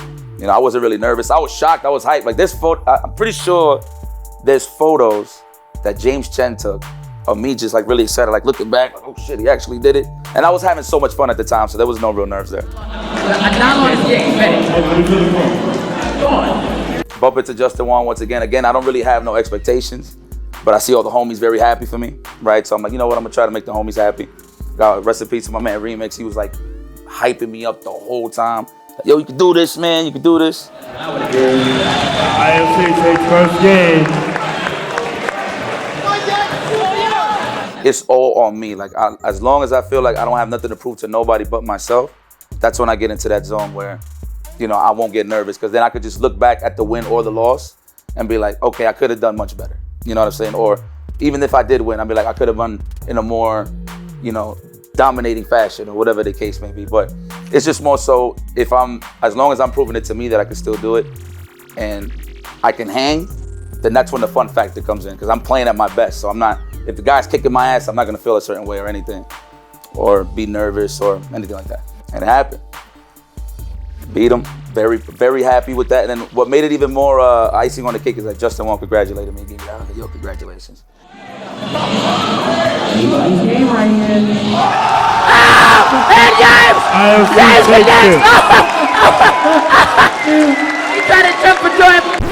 But what people don't know is I actually twisted my kneecap when I won the championship. So I'm pretty sure people are wondering why there was never no footage of some celebration or whatever the case is. And I get it. You know what I mean? It's not a good look. But after I won, I jumped very, very high. Like I'm talking like Michael Jordan. What game was that when he made the shot? Was it against the Cavs? Yeah, I kind of jumped that high. And I landed and I twisted my ACL. And then I was getting carried off. Shout out to Mike Ross. You know, for a minute, people thought I twisted my ankle. No, I just caught a football injury playing Marvel vs. Capcom 2. I was so happy with the adrenaline of winning that I didn't feel anything until I got to the hotel room. But I knew for sure I couldn't stand on my feet right then and there. The adrenaline was pumping so hard, man. My emotions were so high. I'm like, oh my God, I just won Evo. Well, I'm like this, like, And it's crazy because, like, they're wheeling me off. Well, they carrying me off to go sign my papers. Like, to freaking, for like, I don't know if it was for tax time, but it was just a sign so I could get my checks or whatever for the time being, for winning Evo. But man, everybody was just so happy. Like, everybody's carrying me and shit. And I was like, oh my God, you did it, man. They're giving me the pitter patters. the high fives, and I'm just getting carried by the homies out of here. Like, oh my God, thank you so much. It hurts so much. It was so many emotions at once. I didn't even know how I could handle it. But the one thing I was focused on is that I won Evo. I felt like I did it for my country, Dominican Republic. Because, you know, my parents, you know, my sister, my cousins, everybody back home, they knew what I was doing with my life. And of course, in, you know, the old fashioned, you know, they wasn't cool with that. They was like, man, you're wasting your time. This is in the third. So, you know, the fact that I told them I won and I brought some chicken back home, you know, at that time, $5,000 was a lot. This is when like the Toyota Yaris was sponsoring it at the time. So $5,000 for first place was pretty good. I only kept like 1,000. The rest of my family had it. But yeah, proved it to my homies that I always knew that I could beat Justin. Because like, I ain't gonna lie, there was so many fanboys of Justin Wong back in Chinatown Fair that it would bother guys like me, bother guys like Sanford Kelly. That's why Sanford was so sharp. So he kept me sharp because of reasons that way. You know what I mean? Of that. Because we always felt like we could beat the guy, but a lot of people doubted us. So that was this, yeah, shut the fuck up moment. You know what I'm saying? And I gained more of that respect. You know, I definitely had a different swagger because I was still winning tournaments throughout that whole year. So it was like a continuation. But I think the only thing that I had different there was I had a cane the whole time for the whole year to recover. But yeah, the fact that I could prove my mom wrong, that I was capable of doing this. And it's not like it was a profession or whatever, but I just wanted to show that big win that, you know, I didn't waste time making all that noise, training up and getting better in Marvel.